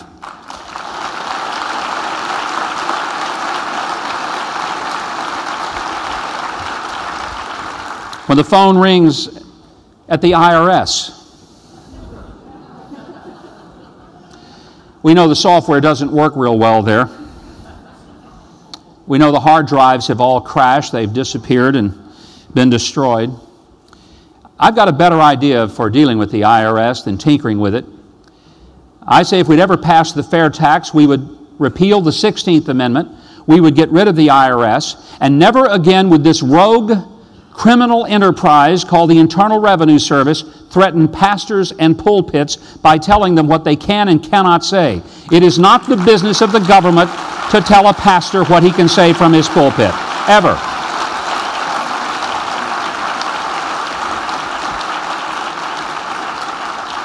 And when the phone rings at the Supreme Court, I hope somebody answers, and here's the message that we should be delivering. That the court system is an important part of our government, but it is only one of three equal branches of government. It is not the supreme branch. Even the Supreme Court is not a supreme branch of government. It is only a Supreme Court of the courts.